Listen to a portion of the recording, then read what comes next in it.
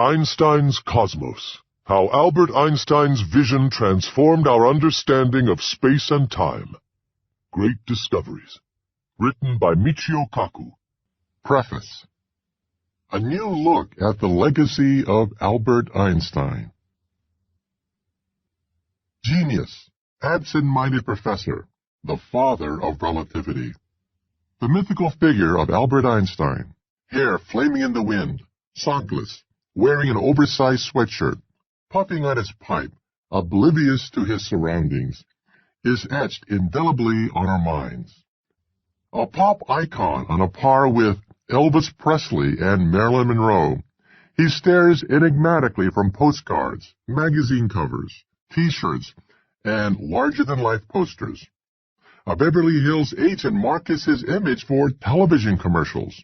He would have hated it all, writes biographer Dennis Bryan. Einstein is among the greatest scientists of all time, a towering figure who ranks alongside Isaac Newton for his contributions. Not surprisingly, Time magazine voted him the person of the century. Many historians have placed him among the 100 most influential people of the last 1,000 years. Given his place in history, there are several reasons for trying to make a fresh, new effort to re-examine his life. First, his theories are so deep and profound that the predictions he made decades ago are still dominating the headlines. So it is vital that we try to understand the roots of these theories. As a new generation of instruments that were inconceivable in the 1920s, for example, satellites, lasers, supercomputers, nanotechnology, gravity wave detectors, probe the outer reaches of the cosmos and the interior of the atom, Einstein's predictions are winning Nobel Prizes for other scientists. Even the crumbs off Einstein's table are opening up new vistas for science. The 1993 Nobel Prize, for example, went to two physicists who indirectly confirmed the existence of gravity waves predicted by Einstein in 1916 by analyzing the motion of double neutron stars in the heavens. Also, the 2001 Nobel Prize went to three physicists who confirmed the existence of Bose-Einstein condensates, a new state of matter existing near absolute zero that Einstein predicted in 1924. Other predictions are now being verified. Black holes, once considered a bizarre aspect of Einstein's theory, have now been identified by the Hubble Space Telescope and the Very Large Array Radio Telescope. Einstein rings and Einstein lenses not only have been confirmed, but are also the key tools astronomers use to measure invisible objects in outer space. Even Einstein's mistakes are being recognized as profound contributions to our knowledge of the universe.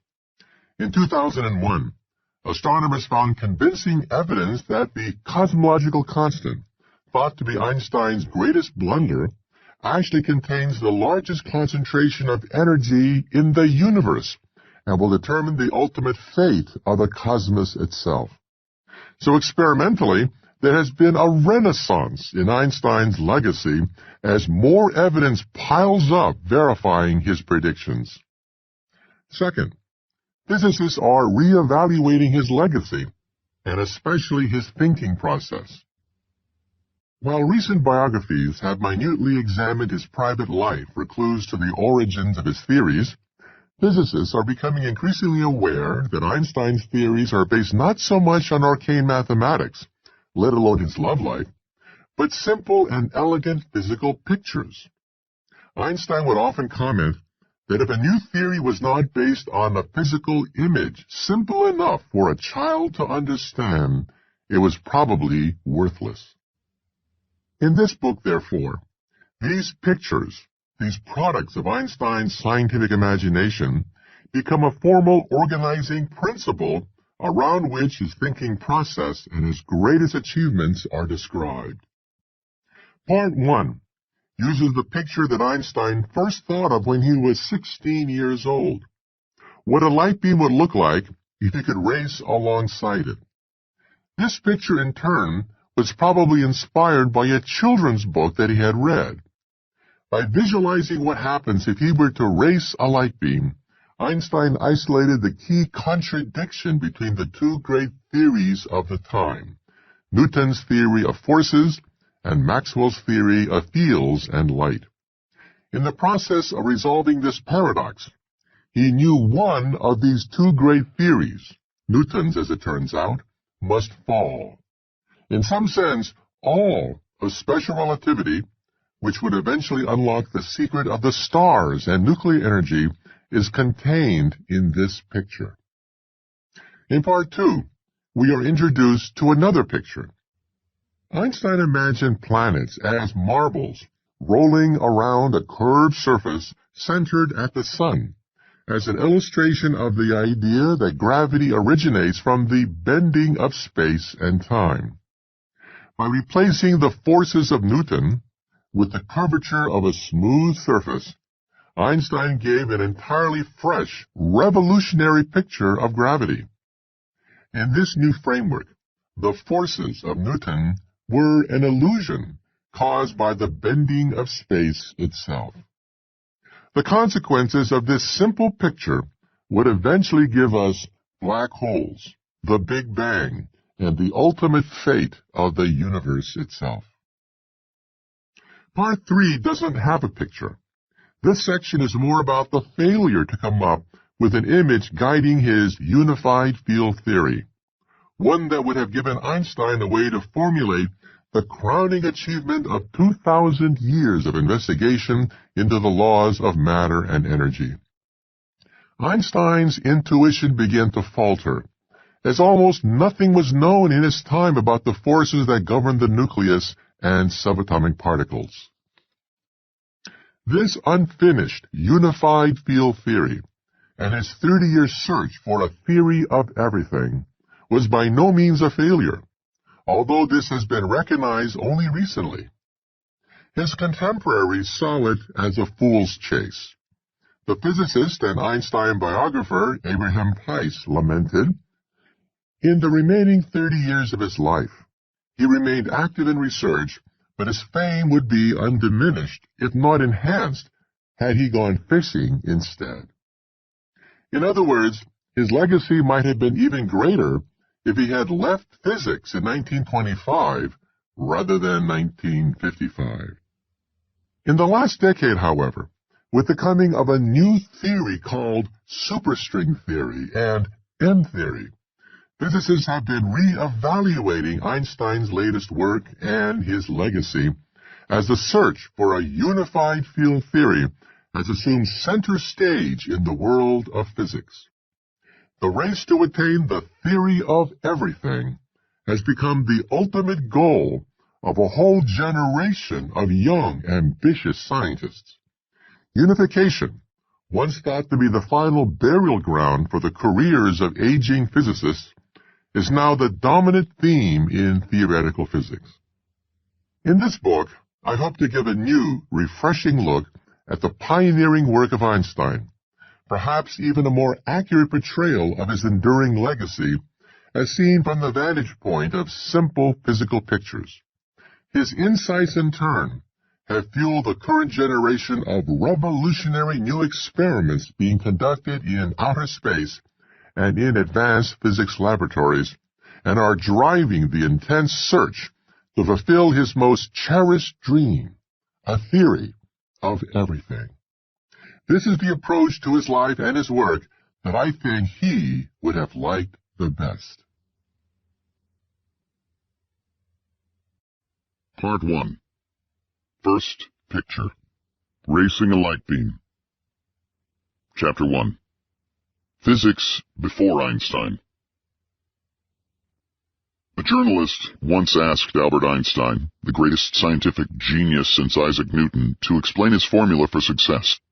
The great thinker thought for a second and then replied, "If A is success, I should say the formula is A equals X plus Y plus Z, X being work and Y being play." "And what is Z?" asked the journalist. "Keeping your mouth shut," he replied. What physicists, kings and queens, and the public found endearing was his humanity, his generosity, and his wit, whether he was championing the cause of world peace or probing the mysteries of the universe. Even children would flock to see the grand old man of physics walk the streets of Princeton, and he would return the favor by wiggling his ears back at them. Einstein liked to chat with a particular 5-year-old boy who would accompany the great thinker on his walks to the Institute for Advanced Study. One day, while they were strolling, Einstein suddenly burst out in laughter. When the boy's mother asked him what they talked about, her son replied, "I asked Einstein if he had gone to the bathroom today." The mother was horrified, but then Einstein replied, "I'm glad to have someone ask me a question I can answer." As physicist Jeremy Bernstein once said, everyone who had real contact with Einstein came away with an overwhelming sense of the nobility of the man. The phrase that recurs again and again is his humanity, the simple, lovable quality of his character. Einstein, who was equally gracious to beggars, children, and royalty alike, was also generous to his predecessors in the illustrious pantheon of science. Although scientists, like all creative individuals, can be notoriously jealous of their rivals and engage in petty squabbles, Einstein went out of his way to trace the origins of the ideas he pioneered back to the giants of physics, including Isaac Newton and James Clerk Maxwell, pictures of whom were prominently displayed on his desk and walls. In fact, the work of Newton on mechanics and gravity, and of Maxwell on light, formed the two pillars of science at the turn of the 20th century. Remarkably, almost the sum total of all physical knowledge at that time was embodied in the achievements of these two physicists. It's easy to forget that before Newton, the motion of our objects on Earth and in the heavens was almost totally unexplained, with many believing that our fates were determined by the malevolent designs of spirits and demons. Witchcraft, sorcery, and superstition were heatedly debated, even at the most learned centers of learning in Europe. Science, as we know it, did not exist. Greek philosophers, and Christian theologians in particular, wrote that objects moved because they acted out of human-like desires and emotions. To the followers of Aristotle, objects in motion eventually slowed down because they got tired. Objects fell to the floor because they longed to be united with the earth, they wrote. The man who would introduce order into this chaotic world of spirits was in a sense the opposite of Einstein in temperament and personality. While Einstein was always generous with his time and quick with a one-liner to delight the press, Newton was notoriously reclusive, with a tendency toward paranoia. Deeply suspicious of others, he had bitter, long-standing feuds with other scientists over priority. His reticence was legendary. When he was a member of the British Parliament during the 1689 to 1690 session, the only recorded incident of his speaking before the august body was when he felt a draft and asked an usher to close the window. According to biographer Richard S. Westphal, Newton was a tortured man, an extremely neurotic personality who teetered always, at least through middle age, on the verge of breakdown. But in matters of science, Newton and Einstein were true masters, sharing many key characteristics. Both could obsessively spend weeks and months in intense concentration to the point of physical exhaustion and collapse, and both had the ability to visualize in a simple picture the secrets of the universe. In 1666, when Newton was 23 years old, he banished the spirits that haunted the Aristotelian world by introducing a new mechanics based on forces. Newton proposed 3 laws of motion in which objects moved because they were being pushed or pulled by forces that could accurately be measured and expressed by simple equations. Instead of speculating on the desires of objects as they moved, Newton could compute the trajectory of everything from falling leaves, soaring rockets, cannonballs, and clouds by adding up the forces acting on them. This was not merely an academic question, because it helped to lay the foundation for the Industrial Revolution, where the power of steam engines driving huge locomotives and ships created new empires. Bridges, dams, and towering skyscrapers could now be built with great confidence, since the stresses on every brick or beam could be computed. So great was the victory of Newton's theory of forces that he was justly lionized during his lifetime, prompting Alexander Pope to acclaim, "Nature and nature's laws lay hid in night. God said, 'Let Newton be,' and all was light." Newton applied his theory of forces to the universe itself by proposing a new theory of gravity. He liked to tell the story of how he returned to the family estate in Woolsthorpe in Lincolnshire after the Black Plague forced the closing of Cambridge University. One day, as he saw an apple fall off a tree on his estate, he asked himself the fateful question, if an apple falls, then does the moon also fall? Can the gravitational force acting on an apple on Earth be the same force that guides the motion of heavenly bodies? This was heresy, since the planets were supposed to lie on fixed spheres that obeyed perfect celestial laws, in contrast to the laws of sin and redemption that governed the wicked ways of humanity. In a flash of insight, Newton realized he could unify both earthly and heavenly physics into one picture.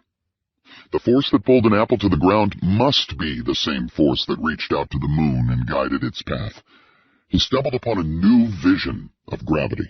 He imagined himself sitting on a mountaintop, throwing a rock. By throwing the rock faster and faster, he realized that he could throw it farther and farther. But then he made the fateful leap. What happens if you throw the rock so fast that it never returns? He realized that a rock falling continually under gravity would not hit the earth, but would circle around it, eventually returning to its owner and hitting him on the back of his head. In this new view, he replaced the rock with the moon, which was constantly falling but never hit the ground because, like the rock, it moved completely around the earth in a circular orbit. The moon was not resting on a celestial sphere, as the church thought, but was continually in free fall, like a rock or apple, guided by the force of gravity. This was the first explanation of the motion of the solar system. 2 decades later, in 1682, all of London was terrified and amazed by a brilliant comet that was lighting up the night sky. Newton carefully tracked the motion of the comet with a reflecting telescope, one of his inventions, and found that its motion fit his equations perfectly if it was assumed to be in free fall and acted on by gravity. With the amateur astronomer Edmund Halley, he could predict precisely when the comet, later known as Halley's Comet, would return, the first prediction made on the motion of comets. The laws of gravity that Newton used to calculate the motion of Halley's Comet and the Moon are the same ones NASA uses today to guide its space probes with breathtaking accuracy past Uranus and Neptune. According to Newton, these forces act instantaneously. For example, if the Sun were to suddenly disappear, Newton believed the Earth would be instantly thrown out of its orbit and would freeze in deep space. Everyone in the universe would know that the Sun had just disappeared at that precise instant of time. Thus, it's possible to synchronize all watches so they beat uniformly anywhere in the universe. A second on Earth has the same length as a second on Mars and Jupiter. Like time, space is also absolute. Meter sticks on Earth have the same length as meter sticks on Mars and Jupiter. Meter sticks do not change in length anywhere in the universe. Seconds and meters are therefore the same, no matter where we journey in space. Newton thus based his ideas on the common-sense notion of absolute space and time. To Newton, space and time formed an absolute reference frame against which we can judge the motion of all objects. If we are traveling on a train, for example, we believe that the train is moving and the Earth is still. However, after gazing at the trees passing our windows, we can speculate that perhaps the train is actually at rest, and the trees are being sent past our windows. Since everything on the train seems motionless, we can ask the question, which is really moving, the train or the trees? To Newton, this absolute reference frame could determine the answer. Newton's laws remained the foundation for physics for nearly 2 centuries. Then, in the late 19th century, as new inventions such as the telegraph and the light bulb were revolutionizing the great cities of Europe, the study of electricity brought about a whole new concept in science. To explain the mysterious forces of electricity and magnetism, James Clerk Maxwell, a Scottish physicist at Cambridge University working in the 1860s, developed a theory of light not based on Newtonian forces, but on a new concept called fields. Einstein wrote that the field concept is the most profound and the most fruitful that physics has experienced since Newton. These fields can be visualized by sprinkling iron filings over a sheet of paper. Place a magnet beneath the sheet of paper and the filings will magically rearrange themselves into a spiderweb-like pattern, with lines spreading from the North Pole to the South Pole. Surrounding any magnet, therefore, is a magnetic field, an invisible array of lines of force penetrating all of space.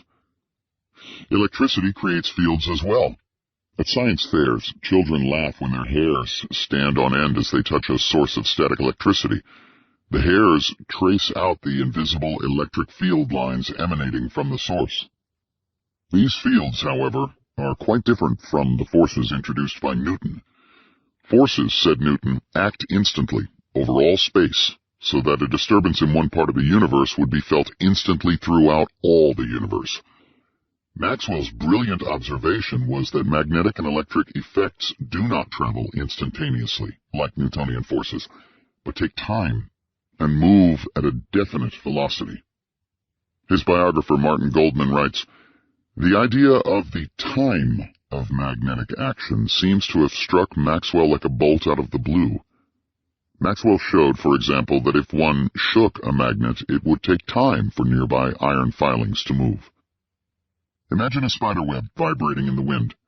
A disturbance like the wind on one part of the web causes a ripple that spreads throughout the entire web. Fields and spider webs, unlike forces, allow for vibrations that travel at a definite speed. Maxwell then set out to calculate the speed of these magnetic and electric effects. In one of the greatest breakthroughs of the 19th century, he used this idea to solve the mystery of light. Maxwell knew from the earlier work of Michael Faraday and others that a moving magnetic field can create an electric field, and vice versa. The generators and motors that electrify our world are direct consequences of this dialectic. This principle is used to light up our homes. For example, in a dam, falling water spins a wheel, which in turn spins a magnet. The moving magnetic field pushes the electrons in a wire, which then travel in a high-voltage wire to the wall sockets in our living rooms. Similarly, in an electric vacuum cleaner, the electricity flowing from our wall sockets creates a magnetic field that forces the blades of the motor to spin. The genius of Maxwell was to put the two effects together. If a changing magnetic field can create an electric field and vice versa, then perhaps both of them can form a cyclical motion with electric fields and magnetic fields continually feeding off each other and turning into each other. Maxwell quickly realized that this cyclical pattern would create a moving train of electric and magnetic fields, all vibrating in unison, each turning into the other in a never-ending wave. Then he calculated the speed of this wave. To his astonishment, he found that it was the speed of light. Further, in perhaps the most revolutionary statement of the 19th century, he claimed that this was light. Maxwell then announced prophetically to his colleagues, "We can scarcely avoid the conclusion that light consists of the transverse undulations of the same medium which is the cause of electric and magnetic phenomenon." After puzzling over the nature of light for millennia, scientists finally understood its deepest secrets. Unlike Newton's forces, which were instantaneous, these fields traveled at a definite speed, the speed of light. Maxwell's work was codified in 8 difficult partial differential equations, known as Maxwell's equations, which every electrical engineer and physicist has had to memorize for the past century and a half. Today one can buy a t-shirt containing all 8 equations in their full glory. The t-shirt prefaces the equations by saying, "In the beginning God said," and ends by saying, "and there was light." By the end of the 19th century, so great were the experimental successes of Newton and Maxwell that some physicists confidently predicted that these 2 great pillars of science had answered all the basic questions of the universe. When Max Planck, founder of the quantum theory, asked his advisor about becoming a physicist, he was told to switch fields because physics was basically finished. There was nothing really new to be discovered, he was told. These thoughts were echoed by the great 19th century physicist Lord Kelvin, who proclaimed that physics was essentially complete, except for a few minor clouds on the horizon that could not be explained. But the deficiencies of the Newtonian world were becoming more and more glaring each year. Discoveries like Marie Curie's isolation of radium and radioactivity were rocking the world of science and catching the public imagination. Even a few ounces of this rare, luminous substance could somehow light up a darkened room. She also showed that seemingly unlimited quantities of energy could come from an unknown source deep inside the atom, in defiance of the laws of conservation of energy, which states that energy cannot be created or destroyed. These small clouds, however, would soon spawn the great twin revolutions of the 20th century, relativity and the quantum theory.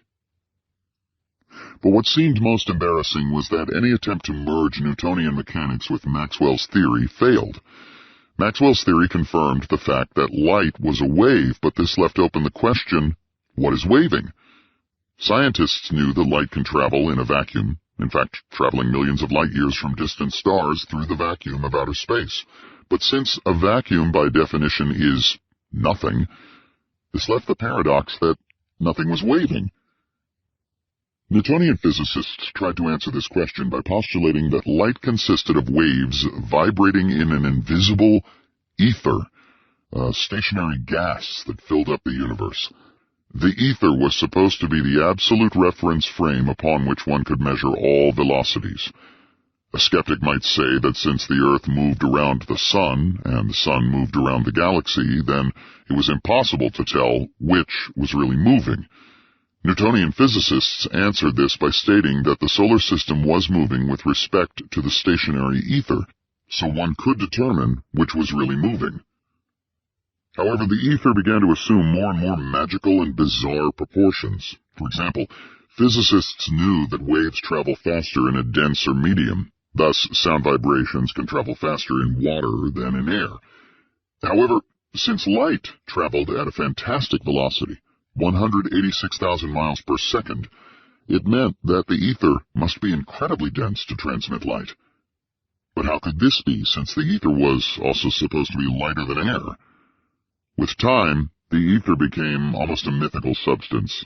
It was absolutely stationary, weightless, invisible, with zero viscosity, yet stronger than steel and undetectable by any instrument.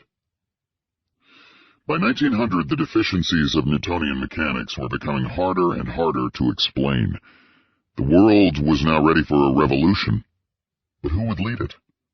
Although other physicists were well aware of the holes in the ether theory, they timidly tried to patch them up within a Newtonian framework.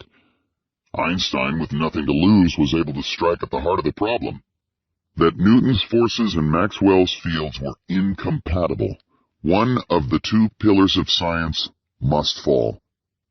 When one of these pillars finally fell, it would overturn more than 200 years of physics, and would revolutionize the way we view the universe and reality itself.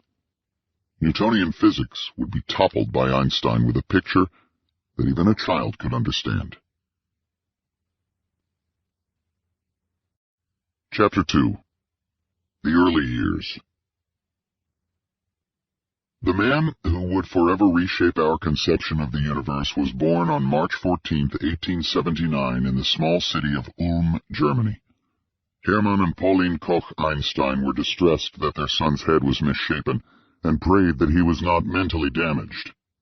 Einstein's parents were middle-class, secularized Jews struggling to provide for their growing family. Pauline was the daughter of a relatively wealthy man. Her father, Julius Dersbacher, who changed his name to Koch, established his fortune by leaving his job as a baker and entering the grain trade. Pauline was the cultured one in the Einstein family, insisting that her children take up music and starting young Albert on his lifelong love affair with the violin. Hermann Einstein, in contrast to his father-in-law, had a lackluster business career, originally starting in the featherbed business. His brother, Jacob, convinced him to switch to the new electrochemical industry, the inventions of Faraday, Maxwell, and Thomas Edison, all of which harnessed the power of electricity, were now lighting up cities around the world, and Hermann saw a future building dynamos and electric lighting. The business would prove precarious, however, leading to periodic financial crises and bankruptcies and forcing the family to relocate several times during Albert's childhood, including to Munich, a year after his birth. The young Einstein was late in learning how to speak, so late that his parents feared that he might be retarded. But when he finally did speak, he did so in complete sentences. Still, even as a 9-year-old, he could not talk very well. His only sibling was his sister Maya, 2 years younger than Albert. At first, young Albert was puzzled by the new presence in the household. One of his first phrases was, "But where are the wheels?" Being the younger sister to Albert was no joy, since he had a nasty tendency to throw objects at her head. She would later lament, "A sound skull is needed to be the sister of a thinker." Contrary to myth, Einstein was a good student in school, but he was only good in the areas he cared about, such as mathematics and science. The German school system encouraged students to give short answers based on rote memorization. Otherwise, they might be punished by painful slaps to the knuckles. Young Albert, however, spoke slowly, hesitantly, choosing his words carefully. He was far from being the perfect student, chafing under a suffocating authoritative system that crushed creativity and imagination, replacing them with mind-numbing drills. When his father asked the headmaster what profession young Albert should pursue, he replied, "It doesn't matter. He'll never make a success of anything." Einstein's demeanor established itself early. He was dreamy, often lost in thought or reading. His classmates used to taunt him by calling him Biedermeier, which translates loosely as nerd. A friend would remember. Classmates regarded Albert as a freak because he showed no interest in sports. Teachers thought him dull-witted because of his failure to learn by rote and his strange behavior. At age 10, Albert entered the Luitpold Gymnasium in Munich, where his most excruciating ordeal was learning classical Greek. He would sit in his chair, smiling blankly to hide his boredom. At one point, his 7th-grade Greek teacher, Herr Joseph Degenhardt, told Albert to his face that it would be better if he simply were not there. When Einstein protested that he did nothing wrong, the teacher replied bluntly, "Yes, that is true, but you sit there in the back row and smile, and that violates the feeling of respect which a teacher needs from his class." Even decades later, Einstein would bitterly nurse the scars left by the authoritarian methods of the day. It is in fact nothing short of a miracle that the modern methods of instruction have not yet entirely strangled the holy curiosity of inquiry. For this delicate little plant, aside from stimulations, stands mainly in need of freedom. Einstein's interest in science started early, beginning with his encounter with magnetism, which he called his first miracle. He was given a compass by his father and was endlessly fascinated by the fact that invisible forces could make objects move. He fondly remembered, "A wonder of such nature I experienced as a child of 4 or 5 years, when my father showed me a compass needle. I can still remember that this experience made a deep and lasting impression upon me. Something deeply hidden had to be behind things." When he was about 11, however, his life took an unexpected turn. He became devoutly religious. A distant relative would come by to tutor Albert in the Jewish faith, and he latched onto it in a surprisingly enthusiastic, almost fanatical way. He refused to eat pork and even composed several songs in praise of God, which he sang on his way to school. This period of intense religious fervor did not last long, however. The further he delved into religious lore and doctrine, the more he realized that the worlds of science and religion collided, with many of the miracles found in religious texts violating the laws of science. Through the reading of popular books, I soon reached the conviction that much in the stories of the Bible could not be true, he concluded. Just as abruptly as he picked religion up, he dropped it. His religious phase, however, would have a profound effect on his later views. His reversal represented his first rejection of unthinking authority, one of the lifelong hallmarks of his personality. Never again would Einstein unquestioningly accept authority figures as the final word. Although he concluded that one could not reconcile the religious lore found in the Bible with science, he also decided that the universe contained whole realms that were just beyond the reach of science, and that one should have profound appreciation for the limitations of science and human thought. His early interest in compasses, science, and religion, however, might have withered had young Albert not found a caring mentor to hone his ideas. In 1889, a poor Polish medical student named Max Talmud was studying in Munich and ate weekly dinners at the Einstein house. It was Talmud who introduced Einstein to the wonders of science beyond the dry, rote memorization of his classes. Years later, Talmud would fondly write, "In all these years I never saw him reading any light literature, nor did I ever see him in the company of schoolmates or other boys of his age. His only diversion was music. He already played Mozart and Beethoven sonatas accompanied by his mother." Talmud gave Einstein a book on geometry which he devoured day and night. Einstein called this his second miracle. He would write, "At the age of 12 I experienced a second wonder of a totally different nature in a little book with Euclidean plane geometry." He called it his Holy Geometry book, which he treated as his new Bible. Here at last Einstein made contact with the realm of pure thought.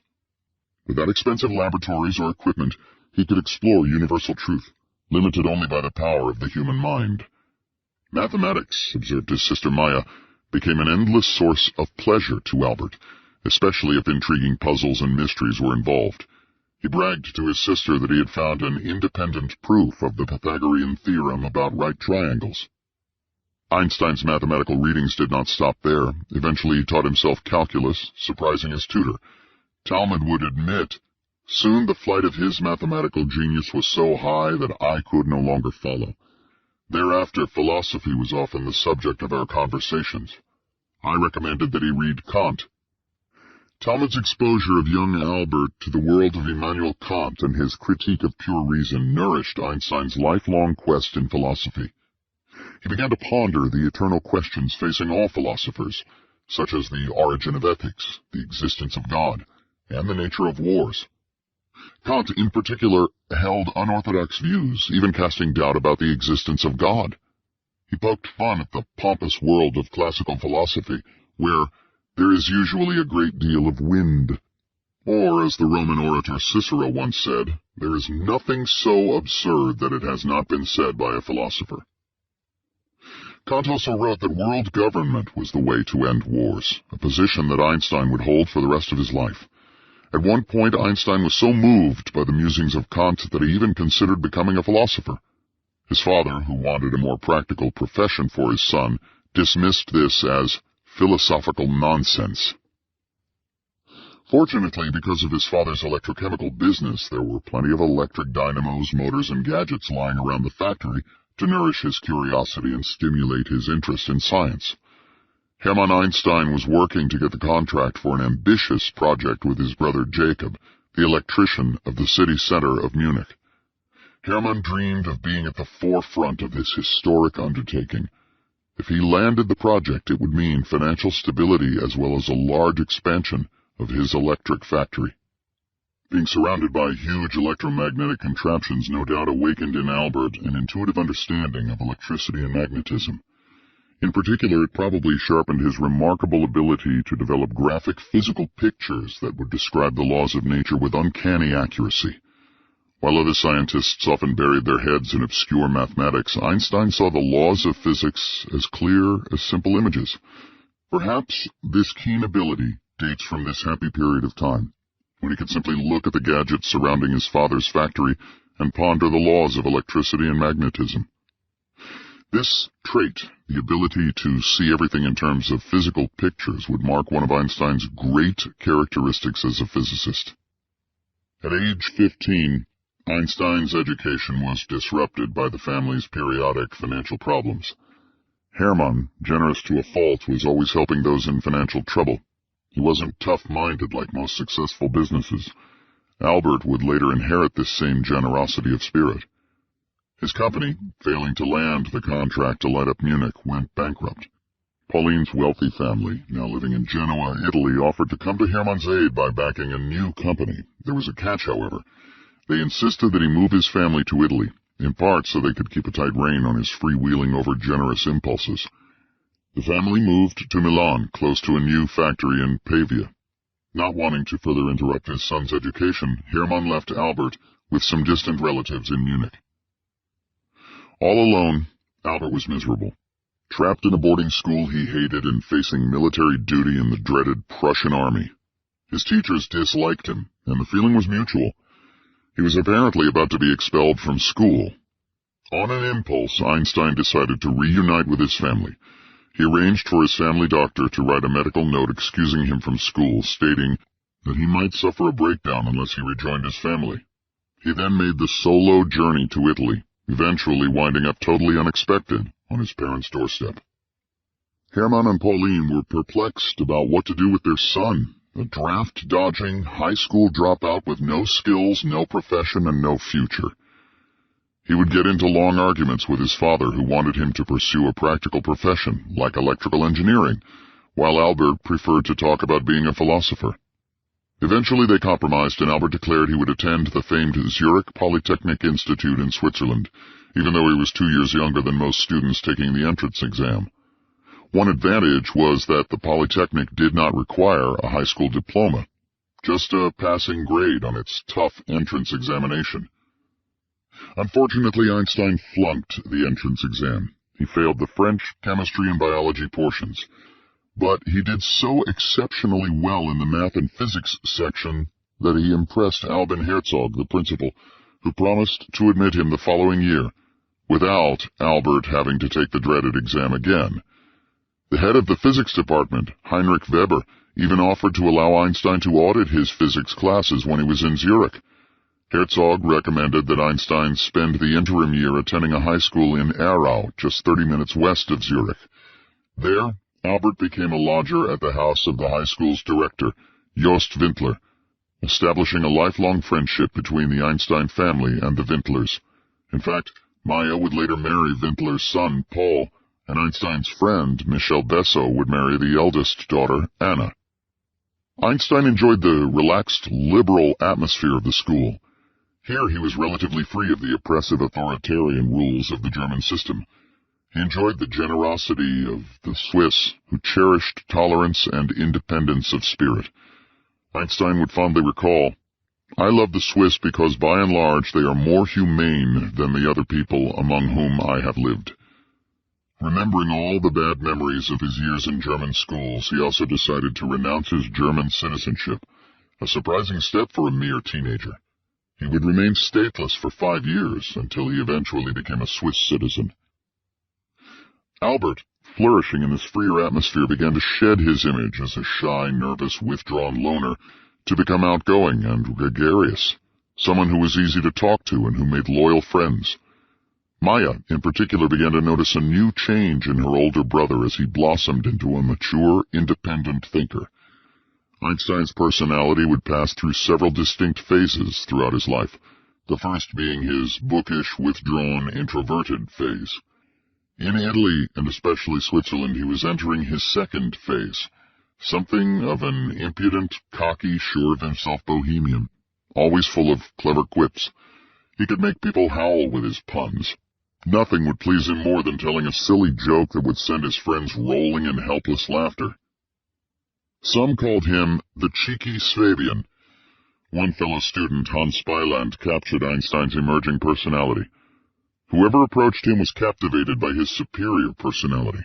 A mocking trait around the fleshy mouth with its protruding lower lip did not encourage the Philistine to tangle with him. Unconfined by conventional restrictions, he confronted the world spirit as a laughing philosopher, and his witty sarcasm mercilessly castigated all vanity and artificiality. By all accounts, this laughing philosopher was also growing up to be popular with the girls. He was a wisecracking flirt, but girls also found him sensitive, easy to confide in, and sympathetic. One friend asked him for advice in love concerning her boyfriend. Another asked him to sign her autograph book, in which he inscribed a piece of silly doggerel. His violin playing also endeared him to many and put him in demand at dinner parties. Letters from that period show that he was quite popular with women's groups who needed strings to accompany the piano.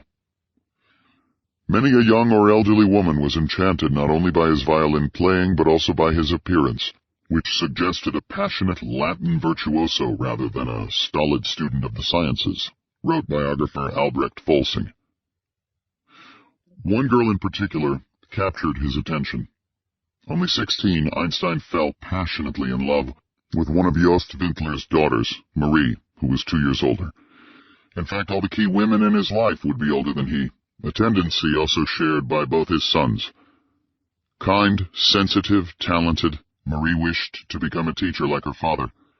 Albert and Marie took long walks together, often bird-watching, a favorite hobby of the Vintler family. He also accompanied her with his violin while she played the piano. Albert confessed to her his true love. "Beloved sweetheart, I have now, my angel, had to learn the full meaning of nostalgia and longing, but love gives much more happiness than longing gives pain. I only now realize how indispensable my dear little sunshine has become to my happiness." Marie returned Albert's affections and even wrote to Einstein's mother, who wrote back approvingly. The Vintlers and the Einsteins, in fact, half expected to see a wedding announcement from the two lovebirds. Marie, however, felt a bit inadequate when speaking about science with her sweetheart and thought this could be a problem in a relationship with such an intense, focused boyfriend. She realized that she would have to compete for Einstein's affections with his first true love, physics. What consumed Einstein's attentions was not only his growing affection for Marie, but also a fascination with the mysteries of light and electricity. In the summer of 1895, he wrote an independent essay about light and the ether entitled An Investigation of the State of the Ether in a Magnetic Field, which he sent to his favorite uncle, César Koch, in Belgium. Only 5 pages long, it was his very first scientific paper, arguing that the mysterious force called magnetism that mesmerized him as a child could be viewed as some kind of disturbance in the ether. Years later, Talmud had introduced Einstein to Aaron Bernstein's popular books on natural science. Einstein would write that it was a work which I read with breathless attention. This book would have a fateful impact on him because the author included a discussion on the mysteries of electricity. Bernstein asked the reader to take a fanciful ride inside a telegraph wire, racing alongside an electric signal at fantastic speeds. At the age of 16, Einstein had a daydream that led him to an insight which would later change the course of human history. Perhaps remembering the fanciful ride taken in Bernstein's book, Einstein imagined himself running alongside a light beam and asked himself a fateful question. What would the light beam look like? Like Newton visualizing throwing a rock until it orbited the Earth like the moon, Einstein's attempt to imagine such a light beam would yield deep and surprising results. In the Newtonian world, you can catch up to anything if you move fast enough. A speeding car, for example, can race alongside a train. If you peer inside the train, you can see the passengers reading their newspapers and drinking their coffee as if they were sitting in their living rooms. Although they might be hurtling at great speed, they look perfectly stationary as we ride alongside at the same speed in the car. Similarly, imagine a police car catching up to a speeding motorist. As the police car accelerates and pulls up alongside the car, the police officer can look into the car and wave to the passenger, asking him to pull over. To the officer, the motorist in the car appears at rest, although both the police officer and the motorist may be traveling at 100 miles an hour. Physicists knew that light consisted of waves, so Einstein reasoned that if you could run alongside a light beam, then the light beam should be perfectly at rest. This means that the light beam, as seen by the runner, would look like a frozen wave, a still photograph of a wave. It would not oscillate in time. To the young Einstein, however, this did not make any sense. Nowhere had anyone ever seen a frozen wave. There was no such description of one in the scientific literature. Light, to Einstein, was special. You could not catch up to a light beam. Frozen light did not exist. He did not understand it then, but he accidentally stumbled upon one of the greatest scientific observations of the century, leading up to the principle of relativity. He would later write that, "Such a principle resulted from a paradox upon which I had already hit at the age of 16. If I pursue a beam of light with the velocity c, velocity of light in a vacuum, I should observe such a beam of light at rest. However, there seems to be no such thing, whether on the basis of experience or according to Maxwell's equations." It was precisely his ability to isolate the key principles behind any phenomena and zero in on the essential picture that put Einstein on the brink of mounting a scientific revolution. Unlike lesser scientists who often got lost in the mathematics, Einstein thought in terms of simple physical pictures: speeding trains, falling elevators, rockets, and moving clocks. These pictures would unerringly guide him through the greatest ideas of the 20th century. He wrote, "All physical theories, their mathematical expression notwithstanding, ought to lend themselves to so simple a description that even a child could understand." In the fall of 1895, Einstein finally entered the Polytechnic and began an entirely new phase in his life. For the first time, he thought he would be exposed to the latest developments in physics that were being debated across the continent. He knew that revolutionary winds were blowing in the world of physics. Scores of new experiments were being performed, seemingly in defiance of the laws of Isaac Newton and classical physics. At the Polytechnic, Einstein wanted to learn new theories about light, especially Maxwell's equations, which he would later write were the most fascinating subject at the time I was a student. When Einstein finally learned Maxwell's equations, he could answer the question that was continually on his mind. As he suspected, he found that there were no solutions of Maxwell's equations in which light was frozen in time. But then he discovered more. To his surprise, he found that in Maxwell's theory, light beams always traveled at the same velocity no matter how fast you moved. Here, at last, was the final answer to the riddle. You could never catch up to a light beam because it always sped away from you at the same speed. This, in turn, violated everything his common sense told him about the world. It would take him several more years to unravel the paradoxes from that key observation, that light always travels at the same velocity. These revolutionary times demanded revolutionary new theories and new, daring leaders. Unfortunately, Einstein did not find these leaders at the Polytechnic. His teachers preferred to dwell on classical physics, prompting Einstein to cut his classes and spend most of his time in the laboratory or learning about new theories by himself. His professors viewed these repeated absences from class as chronic laziness. Once again, Einstein's teachers underestimated him. Among the teachers at the Polytechnic was physics professor Heinrich Weber, the same person who had been impressed with Einstein and offered to let him audit his classes after he failed the entrance exam. He'd even promised Einstein a job as his assistant after graduation. Over time, however, Weber began to resent Einstein's impatience and disregard for authority. Eventually, the professor withdrew his support for Einstein, saying, "You are a smart boy, Einstein, a very smart boy, but you have one great fault. You do not let yourself be told anything." Physics instructor Jean Pernet was also not fond of Einstein. He was insulted when Einstein once threw the lab manual for one of Pernet's classes into the garbage without even looking at it. But Pernet's assistant defended Einstein, stating that although unorthodox, Einstein's solutions were always right. Pernet nevertheless confronted Einstein. "You're enthusiastic, but hopeless at physics. For your own good, you should switch to something else. Medicine, maybe, literature, or law." Once, because Einstein had torn up the lab instructions, he accidentally caused an explosion that severely injured his right hand, requiring stitches to close the wound. His relations with Pernet had degenerated so badly that Pernet gave Einstein a 1, the lowest possible grade in his course. Mathematics professor Hermann Minkowski even called Einstein a lazy dog. In contrast to his professor's disdain, the friends Einstein made in Zurich would stand loyally by him for the rest of his life. There were only 5 students in his physics class that year, and he got to know them all. One was Marcel Grossmann, a student of mathematics who took careful, meticulous notes of all the lectures. His notes were so good, in fact, that Einstein frequently borrowed them rather than go to class, often getting better scores on the exams than Grossmann himself. Even today, Grossmann's notes are preserved at the university. Grossmann confided to Einstein's mother that something very great would someday happen to Einstein. But one person who caught Einstein's attention was another student in his class, Mileva Maric, a woman from Serbia.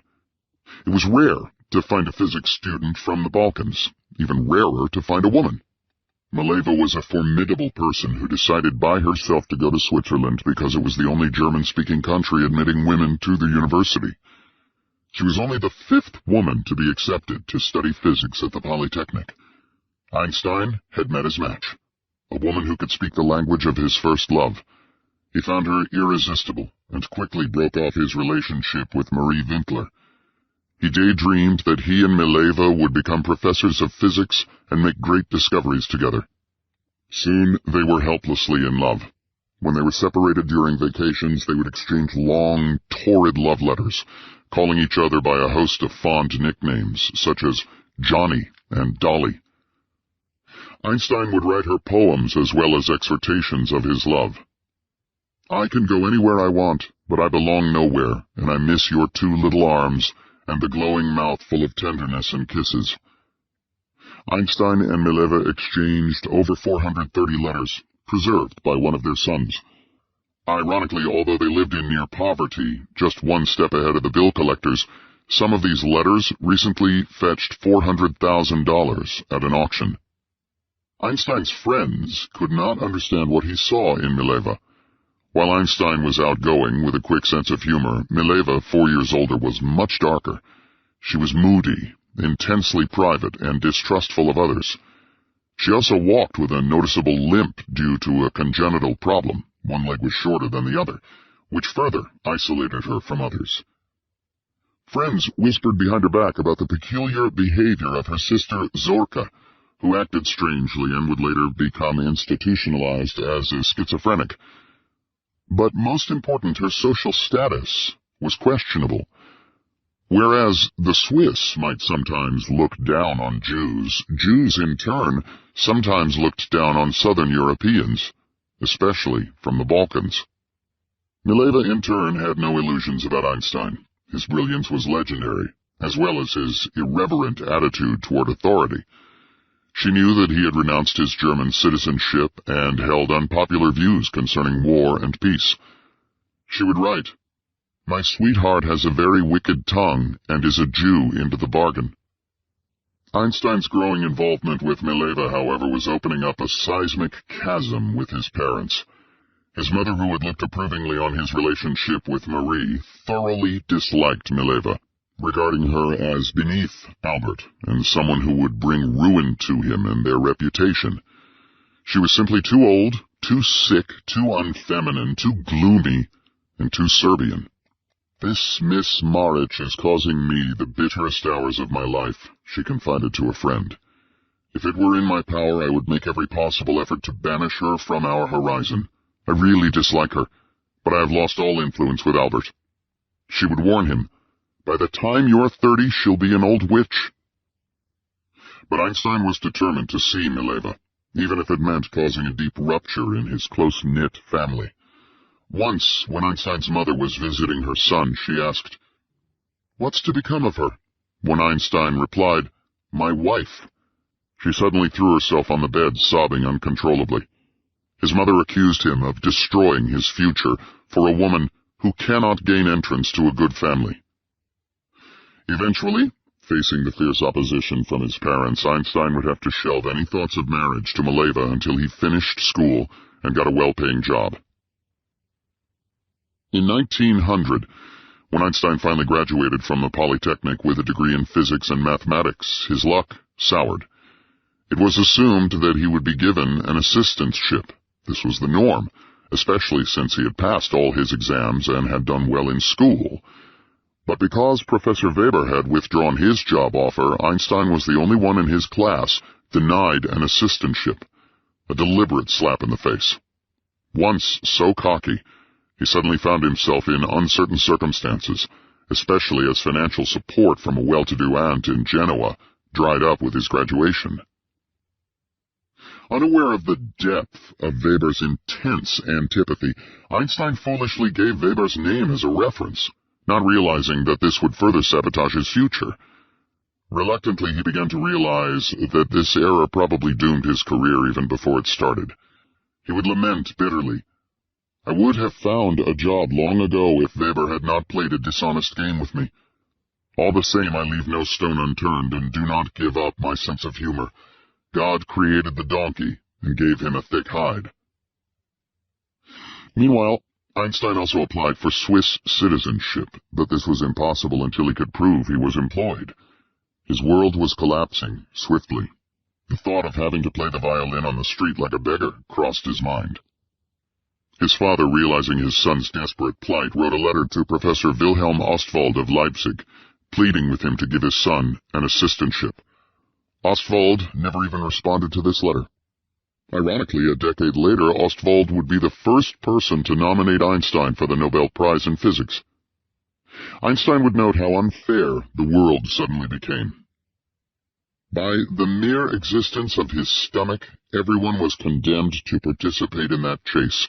He wrote sadly, "I am nothing but a burden to my relatives. It would surely be better if I did not live at all." To make matters worse, just at this time, his father's business once again went bankrupt. In fact, his father spent all of his wife's inheritance and was deeply in debt to her family. Lacking any financial support, Einstein had no choice but to find the most menial teaching position available. Desperate, he began to comb the newspapers for any hint of a job. At one point, he almost gave up hope of ever becoming a physicist and seriously considered working for an insurance company. In 1901, he found a job teaching mathematics at the Winterthur Technical School. Somehow, between exhausting teaching duties, he was able to squeeze enough time to write his first published paper, Deductions from the Phenomena of Capillarity, which Einstein himself realized was not earth-shaking. The next year he took a temporary tutoring position at a boarding school in Schaffhausen. True to form, he could not get along with the authoritarian director of the school, Jakob Neusch, and was summarily fired. The director was so inflamed that he even accused Einstein of fomenting a revolution. Einstein was beginning to think that he would spend the rest of his life forced to eke out a menial existence tutoring indifferent students and scouring the ads in newspapers. His friend Friedrich Adler would recall that at this time, Albert was close to starvation. He was a complete failure. Still, he refused to ask his relatives for a handout. Then, he faced two more setbacks. First, Mileva flunked her final exams at the Polytechnic for the second time. This meant that her career as a physicist was essentially finished. No one would ever accept her into a graduate program with her dismal record. Painfully disheartened, she lost interest in physics. Their romantic dreams of exploring the universe together were over. And then, in November 1901, when Mileva was back home, he received a letter from her telling him that she was pregnant. Einstein, despite his lack of prospects, was still thrilled at the possibility of becoming a father. Being separated from Mileva was torture, but they furiously exchanged letters almost daily. On February 4th, 1902, he finally learned he was a father of a baby girl, born at Mileva's parents' home in Novi Sad and christened Lieserl. Excited, Einstein wanted to know everything about her. He even pleaded with Mileva to please send a photo or a sketch of her. Mysteriously, no one is sure what happened to the child. The last mention of her is in a letter from September 1903, which stated that she was suffering from scarlet fever. Historians believe that she most likely died of the disease or that she was eventually given up for adoption. Just when his fortunes appeared as if they could not sink any lower, Einstein received word from an unexpected source. His good friend Marcel Grossmann had been able to secure a job for him as a minor civil servant at the Bern Patent Office. From that lowly position, Einstein would change the world.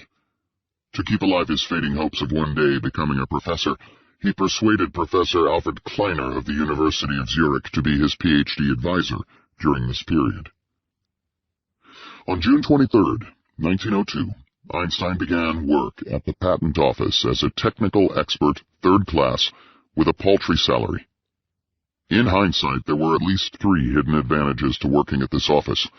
First, his job forced him to find the basic physical principles that underlay any invention.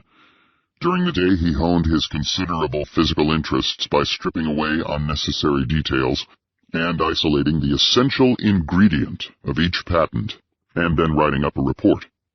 His reports were so long on detail and analysis that he wrote to his friends that he was making a living pissing ink.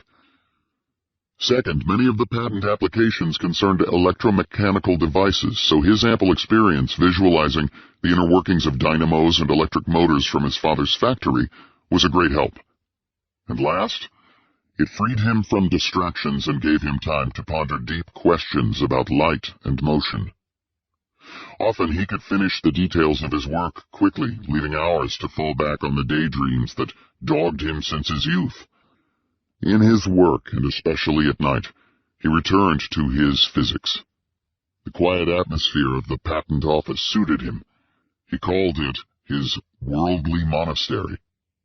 Einstein had barely settled into his new job at the patent office when he learned that his father was dying of heart disease. In October, he had to depart immediately for Milan. On his deathbed, Hermann finally gave Albert his blessing to marry Mileva. The death left Albert with an overpowering sense that he had disappointed his father and family, a feeling that would stay with him forever. His secretary, Helen Dukas, wrote, "Many years later, he still recalled vividly his shattering sense of loss. Indeed, on one occasion he wrote that his father's death was the deepest shock he had ever experienced." Maya, in particular, bitterly noted that sad fate did not permit her father even to suspect that 2 years later his son would lay the foundation of his future greatness and fame. In January of 1903, Einstein finally felt secure enough to marry Mileva. A year later, their son Hans was born. Einstein settled down to the life of a lowly civil servant in Bern, a husband, and a father. His friend, David Reichenstein, vividly remembered visiting Einstein during this period. The door of the flat was open to allow the floor, which had just been scrubbed, and the washing hung up in the hall, to dry. I entered Einstein's room. With one hand he was stoically rocking a bassinet in which there was a child. In his mouth Einstein had a very bad cigar, and in the other hand an open book. The stove was smoking horribly. To raise some extra money, he put an ad in the local newspaper offering private lessons in mathematics and physics. It was the first recorded mention of Einstein's name in any newspaper. Maurice Solovine, a Jewish Romanian student of philosophy, was the first student to answer the ad. To his delight, Einstein found that Solovine was an excellent sounding board for his many ideas about space, time, and light. To prevent himself from becoming dangerously isolated from the main currents in physics, he hit upon the idea of forming an informal study group, which Einstein mockingly called the Olympian Academy, to debate the great issues of the day. In hindsight, the days spent with the Academy group were perhaps the most joyous in Einstein's life. Decades later, tears would come to his eyes when he recalled the vibrant, audacious claims they made as they voraciously devoured all the major scientific works of the day. Their spirited debates and raucous discussions filled the coffee houses and beer halls of Zurich, and anything seemed possible. They would fondly swear, "These words of Epicurus applied to us. What a beautiful thing joyous poverty is." In particular, they pored over the controversial work of Ernst Mach, a Viennese physicist and philosopher who was something of a gadfly, challenging any physicist who spoke of things that were beyond our senses. Mach spelled out his theories in an influential book, The Science of Mechanics. He challenged the idea of atoms, which he thought were hopelessly beyond the realm of measurement. What most riveted Einstein's attention, however, was Mach's scathing criticism of the ether and absolute motion. To Mach, the imposing edifice of Newtonian mechanics was based on sand, as the concepts of absolute space and absolute time could never be measured. He believed relative motions could be measured, but absolute motions could not. No one had ever found the mystical absolute reference frame that could determine the motion of the planets and the stars. And no one had ever found even the slightest experimental evidence for the ether either. One series of experiments that indicated a fatal weakness in this Newtonian picture had been performed in 1887 by Albert Michelson and Edward Morley, who had set out to give the best possible measurement of the proportions of this invisible ether. They reasoned that the Earth moves within this sea of ether, creating an ether wind, and hence the speed of light should change, depending on the direction the Earth took. Think, for example, of running with the wind. If you run in the same direction as the wind, then you feel yourself being pushed along with the wind. With the wind at your back, you travel at a faster speed, and in fact your speed has been increased by the speed of the wind. If you run into the wind, then you slow down. Your speed is now decreased by the speed of the wind. Similarly, if you run sideways, 90 degrees to the wind, you are blown off to the side with yet another speed. The point is that your speed changes depending on which direction you run with respect to the wind. Michelson and Morley devised a clever experiment whereby a single beam of light is split into two distinct beams, each shot in different directions at right angles to each other. Mirrors reflected the beams back to the source, and then the two beams were allowed to mix and interfere with each other. The whole apparatus was carefully placed on a bed of liquid mercury so that it could rotate freely, and it was so delicate that it easily picked up the motion of passing horse carriages. According to the ether theory, the two beams should travel at different speeds. One beam, for example, would move along the direction of the Earth's motion in the ether, and the other beam would move at 90 degrees to the ether wind. Thus, when they returned back to the source, they should be out of phase with each other. Much to their astonishment, Michelson and Morley found that the speed of light was identical for all light beams, no matter in which direction the apparatus pointed. This was deeply disturbing, for it meant that there was no ether wind at all, and the speed of light never changed, even as they rotated their apparatus in all directions. This left physicists with two equally unpleasant choices. One was that the Earth might be perfectly stationary with respect to the ether. This choice seemed to violate everything known about astronomy since the original work of Copernicus, who found that there was nothing special about the location of the Earth in the universe. Second, one might abandon the ether theory and Newtonian mechanics along with it. Huge efforts were made to salvage the ether theory. The closest step toward a resolution to this puzzle was founded by the Dutch physicist Hendrik Lorentz and the Irish physicist George Fitzgerald.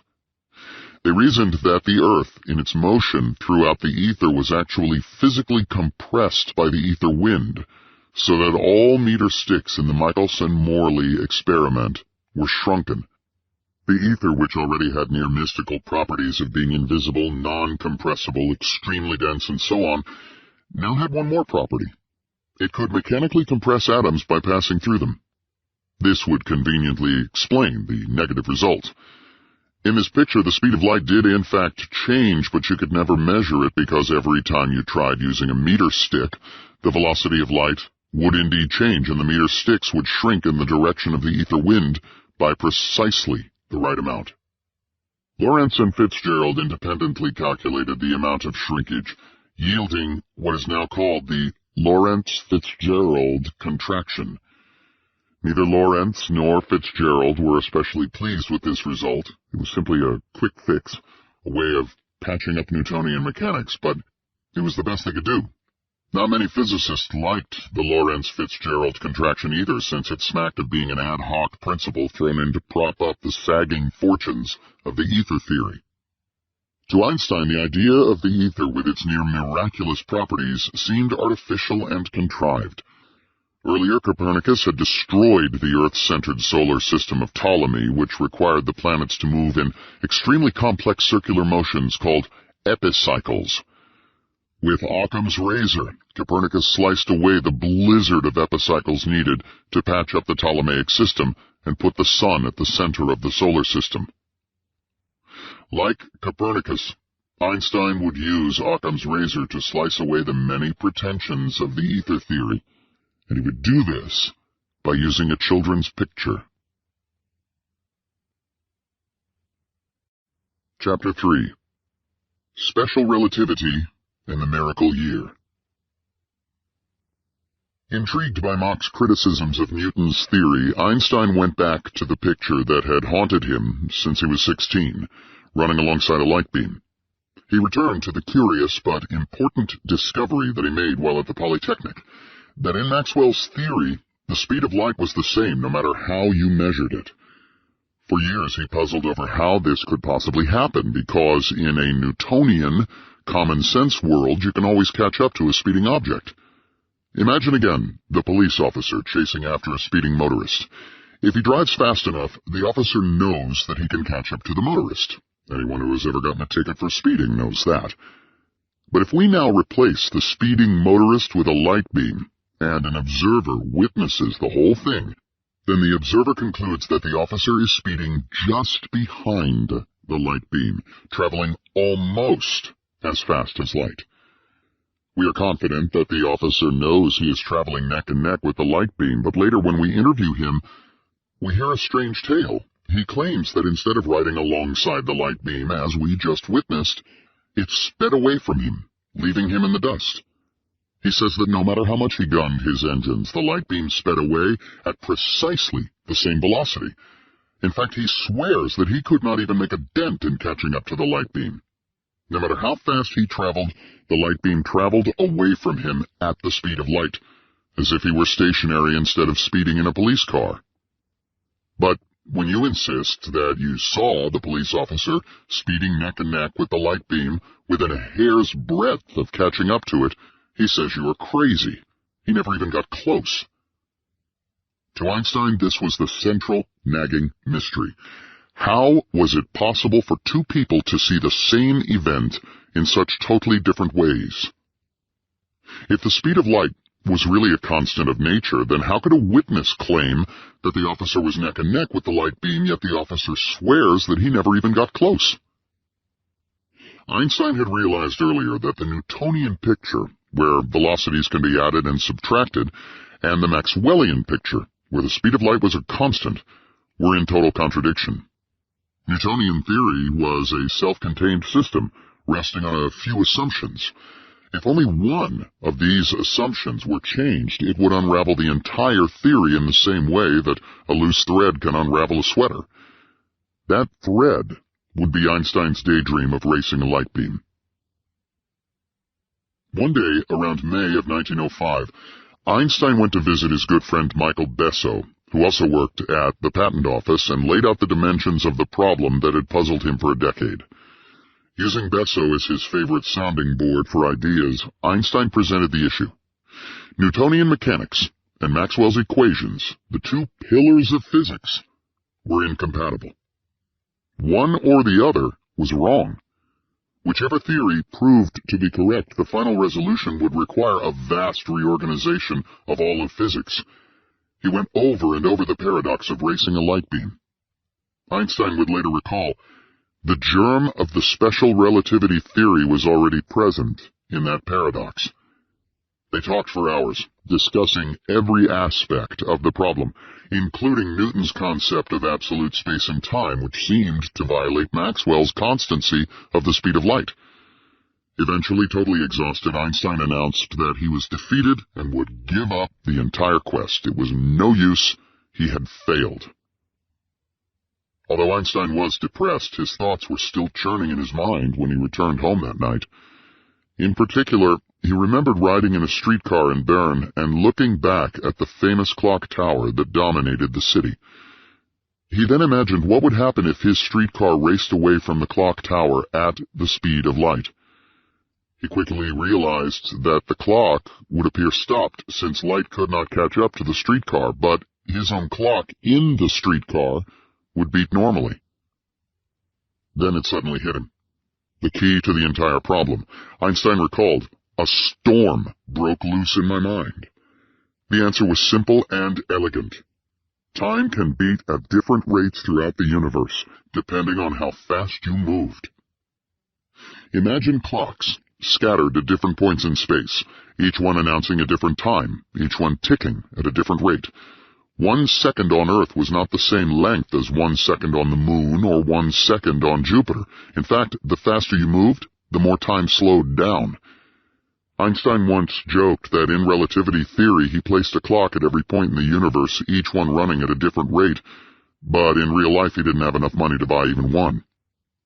This meant that events that were simultaneous in one frame were not necessarily simultaneous in another frame, as Newton thought. He had finally tapped into God's thoughts. He would recall excitedly, "The solution came to me suddenly with the thought that our concepts and laws of space and time can only claim validity insofar as they stand in a clear relation to our experiences. By a revision of the concept of simultaneity into a more malleable form, I thus arrived at the theory of relativity." For example, remember that in the paradox of the speeding motorist, the police officer was traveling neck and neck with the speeding light beam, while the officer himself claimed that the light beam was speeding away from him at precisely the speed of light, no matter how much he gunned his engines. The only way to reconcile these two pictures is to have the brain of the officer slow down. Time slows down for the policeman. If we could have seen the officer's wristwatch from the roadside, we would have seen that it nearly stopped and that his facial expressions were frozen in time. Thus, from our point of view, we saw him speeding neck and neck with the light beam, but his clocks and his brain were nearly stopped. When we interviewed the officer later, we found that he perceived the light beam to be speeding away only because his brain and clocks were running much slower. To complete his theory, Einstein also incorporated the Lorentz-Fitzgerald contraction, except that it was space itself that was contracted, not the atoms, as Lorentz and Fitzgerald thought. The combined effect of space contraction and time dilation is today called the Lorentz transformation. Thus, he could dispense entirely with the ether theory. Summarizing the path that he took to relativity, he would write, "I owe more to Maxwell than to anyone." Apparently, although he was dimly aware of the Michelson-Morley experiment, the inspiration for relativity did not come from the ether wind, but directly from Maxwell's equations. The day after this revelation, Einstein went back to Besso's home, and without even saying hello, he blurted out, "Thank you, I've completely solved the problem." He would proudly recall, "An analysis of the concept of time was my solution. Time cannot be absolutely defined, and there is an inseparable relation between time and signal velocity." For the next 6 weeks, he furiously worked out every mathematical detail of his brilliant insight, leading to a paper that is arguably one of the most important scientific papers of all time. According to his son, he then went straight to bed for 2 weeks after giving the paper to Mileva to check for any mathematical errors. The final paper, on the electrodynamics of moving bodies, was scribbled on 31 handwritten pages. But it changed world history. In the paper, he does not acknowledge any other physicist. He only gives thanks to Michel Besso. Einstein was aware of Lorentz's early work on the subject, but not the Lorentz contraction itself, which Einstein found independently. It was finally published in Annalen der Physik in September 1905 in Volume 17.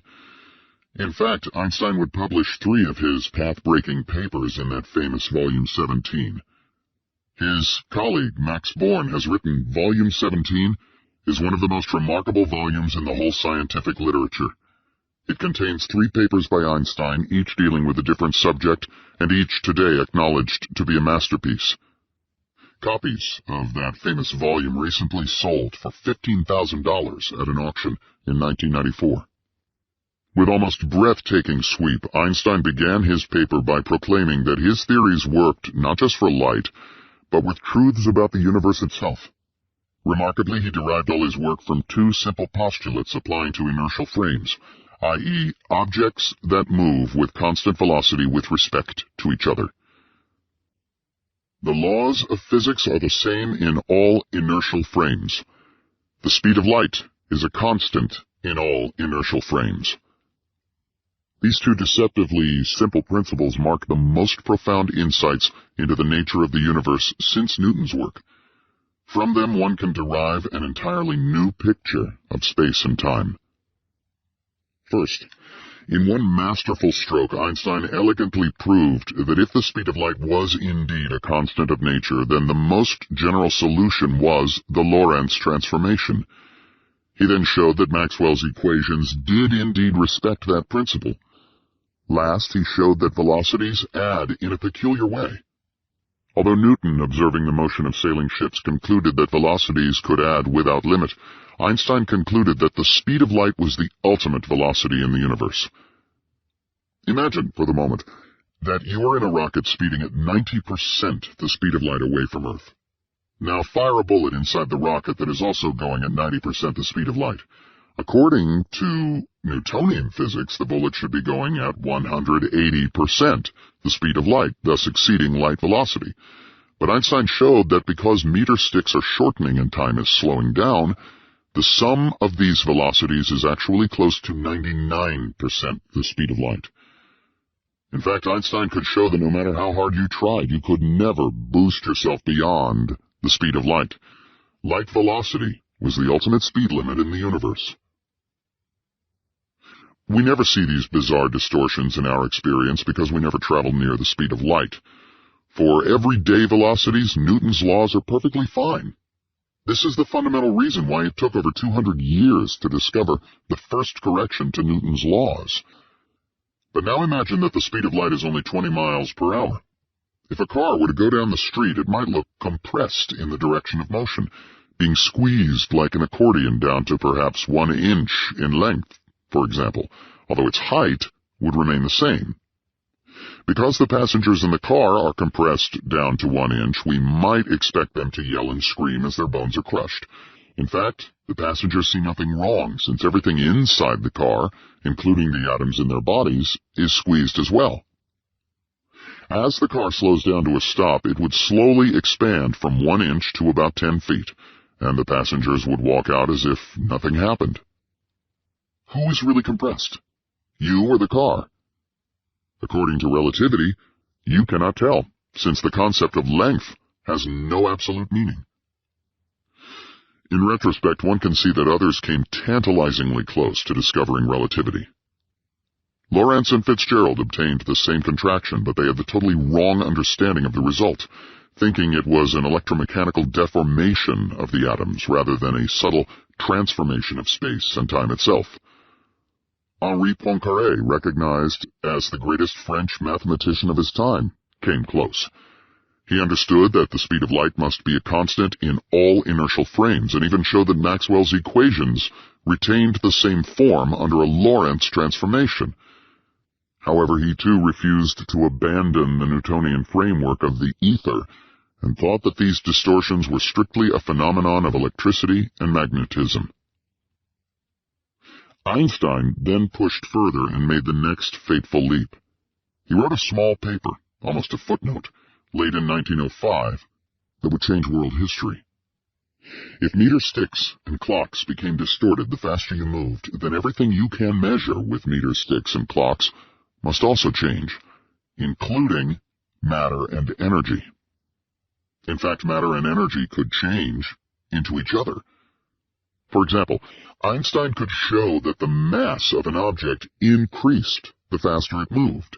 Its mass would in fact become infinite if you hit the speed of light, which is impossible, which proves the unattainability of the speed of light. This meant that the energy of motion was somehow being transformed into increasing the mass of the object. Thus, matter and energy are interchangeable. If you calculated precisely how much energy was being converted into mass, in a few simple lines you could show that E equals mc squared, the most celebrated equation of all time. Since the speed of light was a fantastically large number and its square was even larger, this meant that even a tiny amount of matter could release a fabulous amount of energy. A few teaspoons of matter, for example, has the energy of several hydrogen bombs. In fact, a piece of matter the size of a house might be enough to crack the earth in half. Einstein's formula was not simply an academic exercise because he believed that it might explain a curious fact discovered by Marie Curie, that just an ounce of radium emitted 4,000 calories of heat per hour, indefinitely, seemingly violating the first law of thermodynamics, which states that the total amount of energy is always constant or conserved. He concluded that there should be a slight decrease in its mass as radium radiated away energy, an amount too small to be measured using the equipment of 1905. The idea is amusing and enticing, but whether the Almighty is laughing at it and is leading me up the garden path, that I cannot know, he wrote. He concluded that a direct verification of his conjecture, for the time being, probably lies beyond the realm of possible experience. Why hadn't this untapped energy been noticed before? He compared this to a fabulously rich man who kept his wealth secret by never spending a cent. Banesh Hoffman, a former student, wrote, "Imagine the audacity of such a step. Every clod of earth, every feather, every speck of dust, becoming a prodigious reservoir of untapped energy." There was no way of verifying this at the time. Yet, in presenting his equation in 1907, Einstein spoke of it as the most important consequence of his theory of relativity. His extraordinary ability to see far ahead is shown by the fact that his equation was not verified until some 25 years later. Once again, the relativity principle forced a major revision in classical physics. Before, physicists believed in the conservation of energy, the first law of thermodynamics, which states that the total amount of energy can never be created or destroyed. Now physicists considered the total combined amount of matter and energy as being conserved. Einstein's reckless mind tackled yet another problem that same year, the photoelectric effect. Heinrich Hertz, back in 1887, noticed that if a light beam struck a metal under certain circumstances, a small electric current could be created. This is the same principle that underlies much of modern electronics. Solar cells convert ordinary sunlight into electrical power, which can be used to energize our calculators.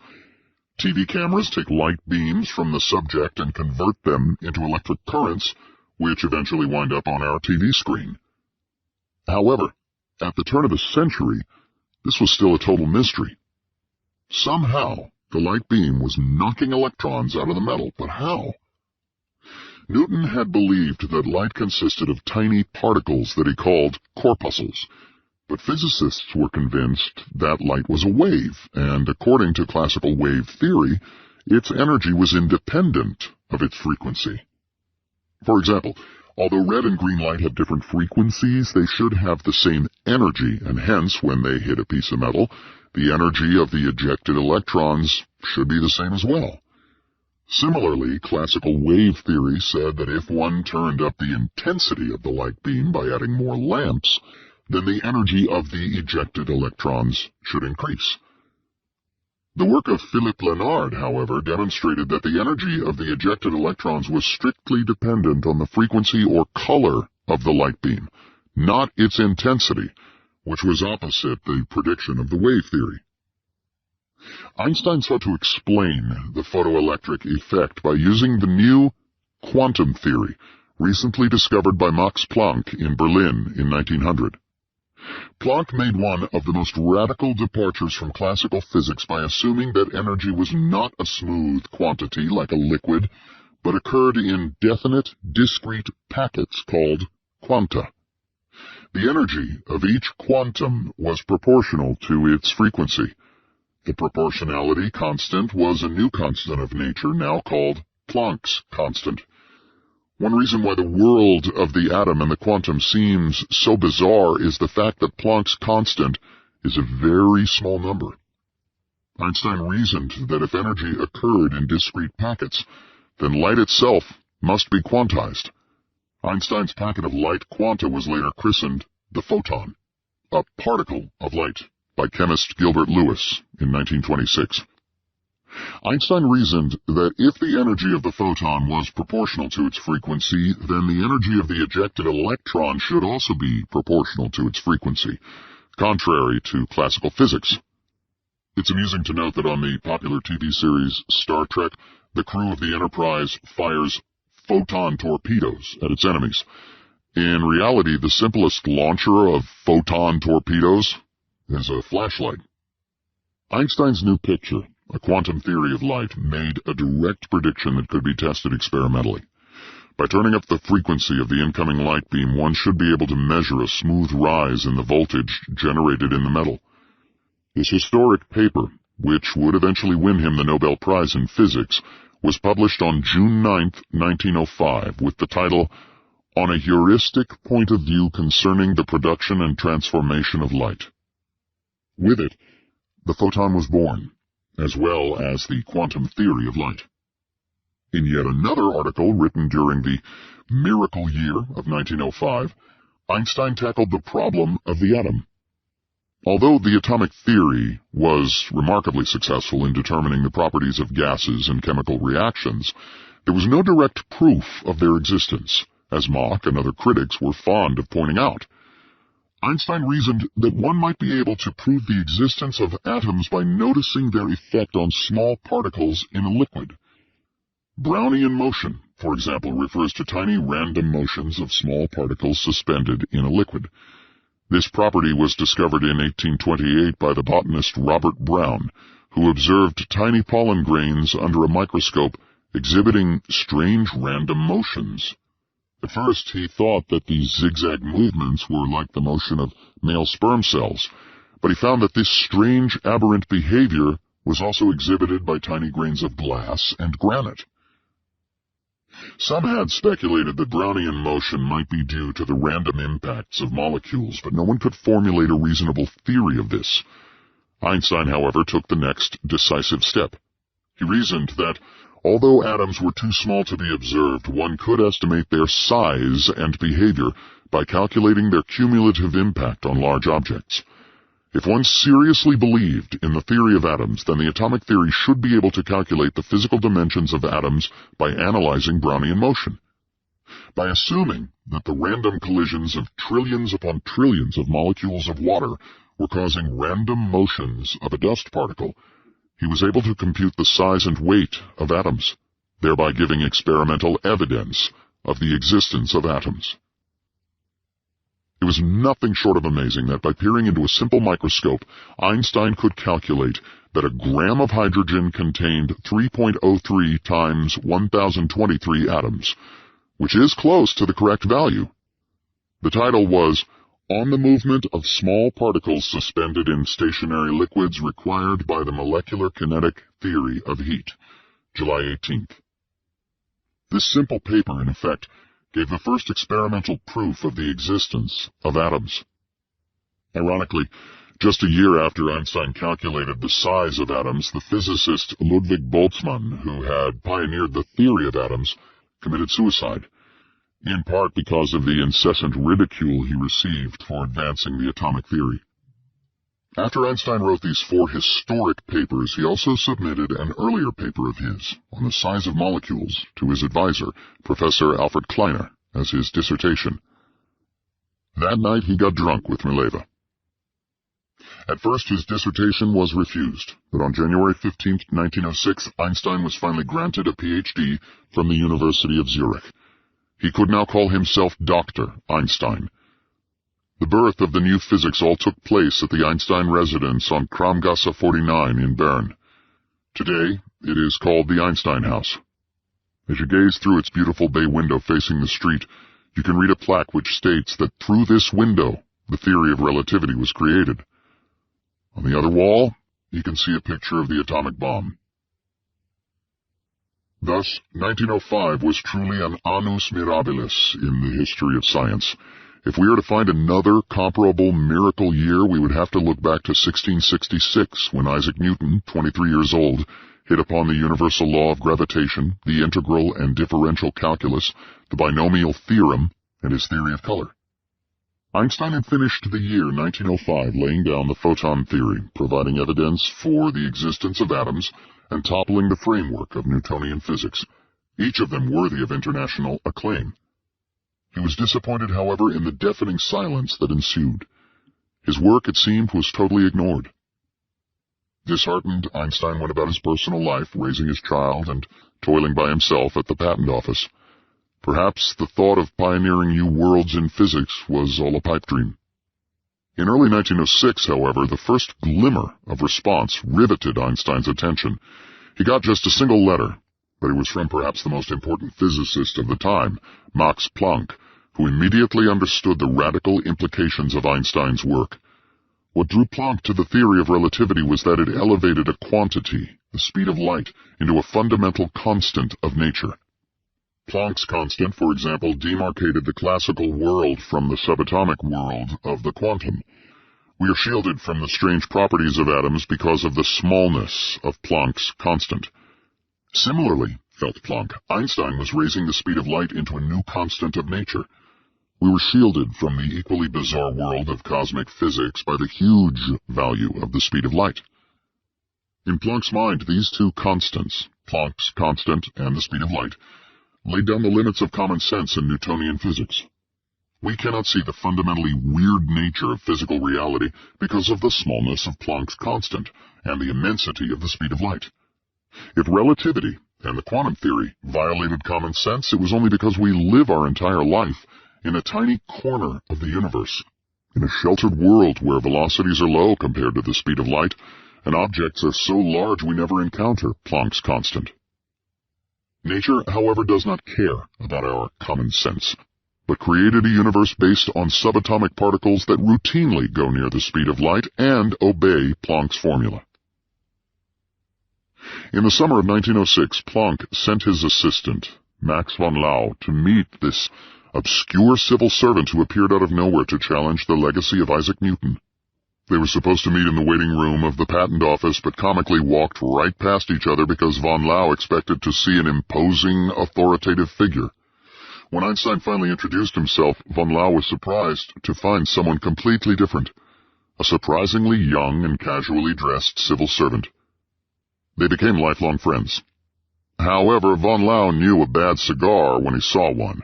When Einstein offered him a cigar, von Laue discreetly threw it into the Aar River when Einstein wasn't looking as they talked and crossed a bridge. With the blessing of Max Planck, the work of Einstein gradually began to attract the attention of other physicists. Ironically, one of Einstein's old professors at the Polytechnic, who had called him a lazy dog for cutting his classes, took a particular interest in the work of his former student. The mathematician Hermann Minkowski plunged ahead and developed the equations of relativity even further, trying to reformulate Einstein's observation that space turns into time and vice versa the faster you move. Minkowski put this into mathematical language and concluded that space and time formed a four-dimensional unity. Suddenly everyone was talking about the fourth dimension. For example, on a map, two coordinates, length and width, are required to locate any point. If you add a third dimension, height, then you can locate any object in space from the tip of your nose to the ends of the universe. The visible world around us is thus three-dimensional.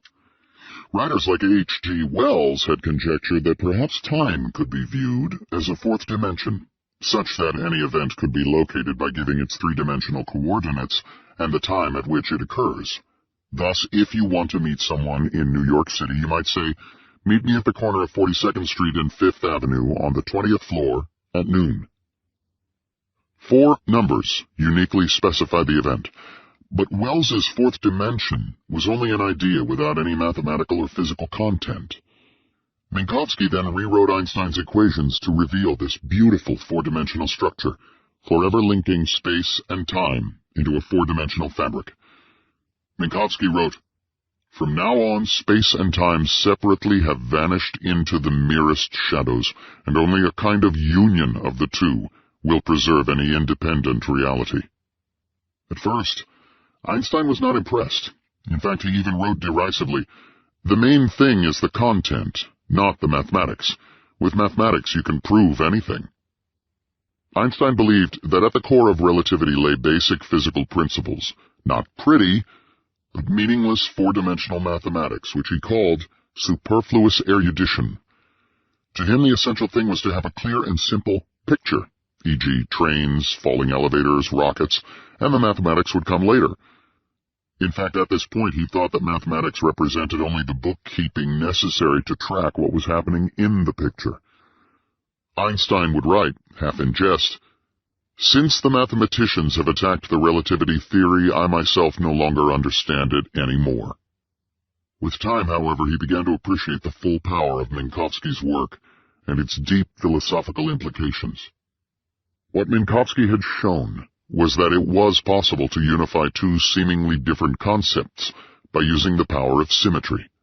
Space and time were now to be viewed as different states of the same subject. Similarly, energy and matter, as well as electricity and magnetism, could be related via the fourth dimension. Unification through symmetry became one of Einstein's guiding principles for the rest of his life. Think of a snowflake, for example.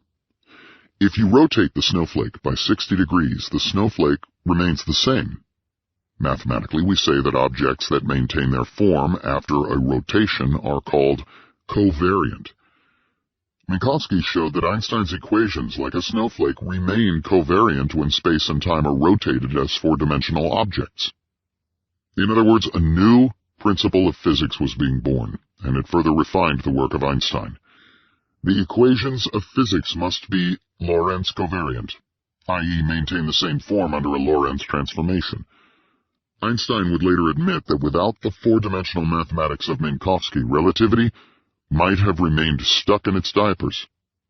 What was remarkable was that this new four-dimensional physics allowed physicists to compress all the equations of relativity into a remarkably compact form. For example, every electrical engineering student and physicist, when first studying Maxwell's series of 8 partial differential equations, finds that they are fiendishly difficult.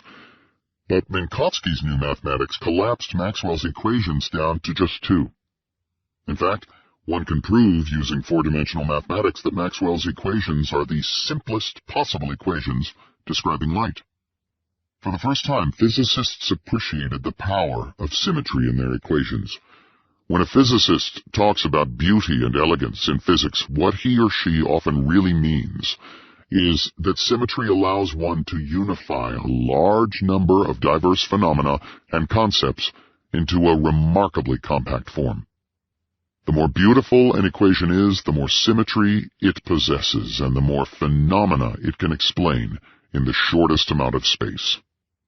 Thus, the power of symmetry allows us to unify disparate pieces into their harmonious, integral whole. Rotations of a snowflake, for example, allow us to see the unity that exists between each point on the snowflake. Rotating in four-dimensional space unifies the concept of space and time, turning one line into the other as the velocity is increased. This beautiful, elegant concept that symmetry unifies seemingly dissimilar entities into a pleasing, harmonious whole guided Einstein for the next 50 years. Paradoxically, as soon as Einstein completed the theory of special relativity, he began to lose interest, preferring to contemplate another deeper question, the problem of gravity and acceleration, which seemed beyond the reach of special relativity. Einstein had given birth to relativity theory, but like any loving parent, he immediately realized its potential faults and tried to correct them. More will be said about this later. Meanwhile, experimental evidence began to confirm some of his ideas, raising his visibility within the physics community. The Michelson-Morley experiment was repeated, each time yielding the same negative result and casting doubt on the entire ether theory. Meanwhile, experiments on the photoelectric effect confirmed Einstein's equations. Furthermore, in 1908, experiments on high-speed electrons seemed to prove that the mass of the electron increased the faster it moved. Buoyed by the experimental successes slowly piling up for his theories, he applied for a lectureship, Privatdozent, position at the nearby University of Bern. This position was below that of a professor, but it offered the advantage that he could simultaneously continue with his job at the patent office. He submitted his relativity thesis as well as other published works. At first he was rejected by the department head, Ime Foster, who declared that relativity theory was incomprehensible. His second try was successful. In 1908, with evidence mounting that Einstein had made major breakthroughs in physics, he was seriously considered for a more prestigious position at the University of Zurich. He faced stiff competition, however, from an old acquaintance, Friedrich Adler. Both top candidates for the position were Jewish, which was a handicap, but Adler was the son of the founder of the Austrian Social Democratic Party, to which many faculty members were sympathetic. So it appeared as if Einstein would be passed over for the position. It was surprising, therefore, that Adler himself argued strongly for Einstein to take the position. He was a shrewd observer of character and sized up Einstein correctly. He wrote eloquently of Einstein's outstanding abilities as a physicist, but noted, as a student he was treated contemptuously by the professors. He has no understanding of how to get on with important people. Due to Adler's extraordinary self-sacrifice, Einstein was awarded the position and began his meteoric climb up the academic ladder. He now returned to Zurich, but this time as a professor, not as a failed, unemployed physicist and misfit. When he found an apartment in Zurich, he was delighted to learn that Adler lived one floor just below his, and they became good friends. In 1909, Einstein gave his maiden lecture at his first major physics conference in Salzburg, where many luminaries, including Max Planck, were in attendance. In his talk, The Development of Our Views on the Nature and Constitution of Radiation, he forcefully brought the equation E equals mc squared to the world. Einstein, used to scrimping on funds for his lunch, marveled at the opulence of this conference. He recalled, "The festivities ended in the Hotel National with the most opulent banquet I have ever attended in my life. It encouraged me to say to the Genevan patrician sitting next to me, 'Do you know what Calvin would have done had he been here? He would have erected an enormous stake and had us burnt for sinful extravagance.' The man never addressed another word to me." Einstein's talk was the first time in history that anyone had clearly presented the concept of duality in physics. The concept that light can have dual properties, either as a wave, as Maxwell had suggested in the previous century, or as a particle, as Newton had suggested. Whether one saw light as a particle or as a wave depended on the experiment. For low-energy experiments, where the wavelength of the light beam is large, the wave picture was more useful. For high-energy beams, where the wavelength of light is extremely small, the particle picture was more suitable. This concept, which decades later would be attributed to Danish physicist Niels Bohr, proved to be a fundamental observation of the nature of matter and energy and one of the richest sources of research on the quantum theory. Although now a professor, Einstein remained just as bohemian as ever. One student vividly recalled his maiden lecture at the University of Zurich. He appeared in class in somewhat shabby attire, wearing pants that were too short and carrying with him a slip of paper the size of a visiting card on which he had sketched his lecture notes. In 1910, Einstein's second son, Eduard, was born. Einstein, ever the restless wanderer, was already looking for a new position, apparently because some professors wanted to remove him from the university. The next year he was offered a position at the German University of Prague's Institute of Theoretical Physics at an increased salary. Ironically, his office was next to an insane asylum. Pondering the mysteries of physics, he often wondered if the inmates were the same ones. That same year, 1911, also marked the meeting of the first Solvay Conference in Brussels, funded by a wealthy Belgian industrialist, Ernest Solvay, which would highlight the work of the world's leading scientists.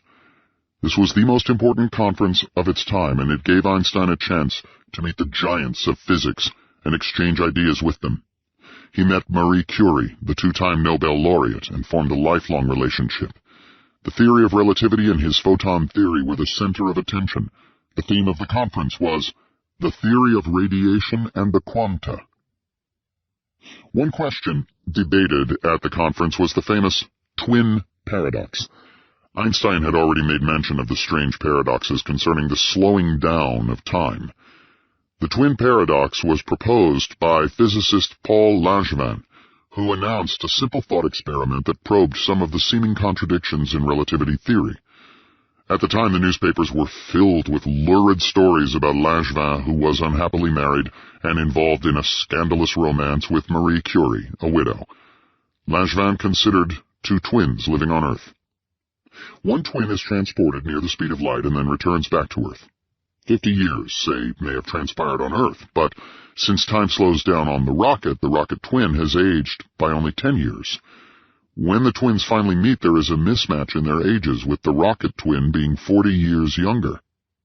Now, view the situation from the point of view of the rocket twin. From his perspective, he is at rest, and it is Earth that is blasted off. So the Earth twins' clocks become slower. When the two twins finally meet, The Earth twin should be younger, not the rocket twin, but since motions should be relative, the question is, which twin is really younger? Since the two situations seem symmetrical, this puzzle even today remains a thorn in the side of any student who has tried to tackle relativity. The resolution of the puzzle, as Einstein pointed out, is that the rocket twin, not the Earth twin, has accelerated. The rocket has to slow down, stop, and then reverse, which clearly causes great stress on the rocket twin. In other words, the situations are not symmetrical because accelerations, which are not covered by the assumptions behind special relativity, only occur for the rocket twin, who is really younger. However, the situation becomes more puzzling if the rocket twin never returns. In this scenario, each sees by telescope the other twin slowing down in time.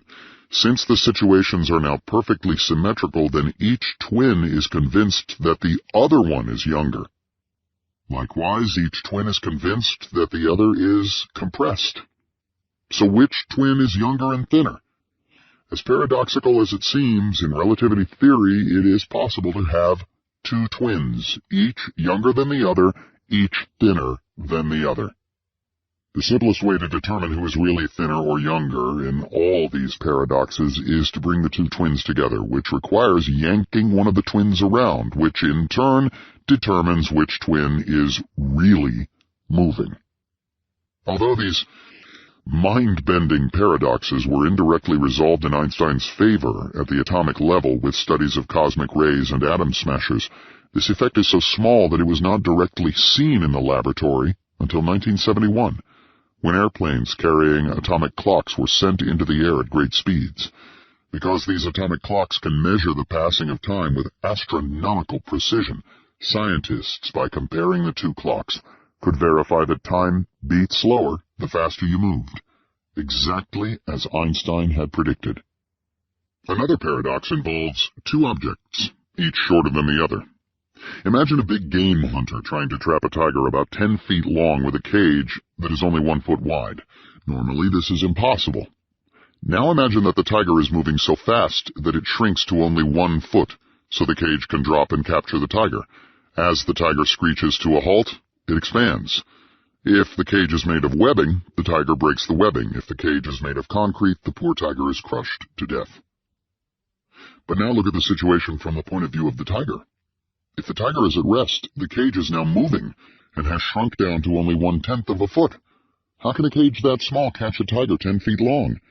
The answer is that as the cage drops, it shrinks in the direction of motion, so it becomes a parallelogram, a squashed square. The two ends of the cage, therefore, do not necessarily hit the tiger simultaneously. What is simultaneous to the big game hunter is not simultaneous to the tiger. If the cage is made of webbing, then the front part of the cage hits the tiger's nose first and begins to rip. As the cage drops, it continues to rip along the tiger's body until the back end of the cage finally hits the tail. If the cage is made of concrete, then the tiger's nose is crushed first. As the cage descends, it continues to crush the length of the tiger's body until the back end of the cage finally captures the tail. These paradoxes even seized the public's imagination with the following limerick running in the humor magazine Punch. There once was a young lady named Bright, who could travel much faster than light. She set out one day in a relative way and came back the previous night. By this time, his good friend Marcel Grossmann was a professor at the Polytechnic, and he sounded out Einstein to see if he wanted a position at his old school, this time as a full professor. Letters of recommendation spoke of Einstein in the highest terms. Marie Curie wrote that mathematical physicists are unanimous in considering his work as being of the first rank. So, just 16 months after arriving in Prague, he returned to Zurich in the old Polytechnic.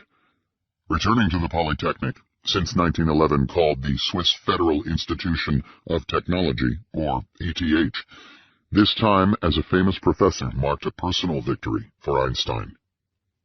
He left the university with his name clouded in disgrace, with professors like Weber actively sabotaging his career. He returned as the leader of the new revolution in physics.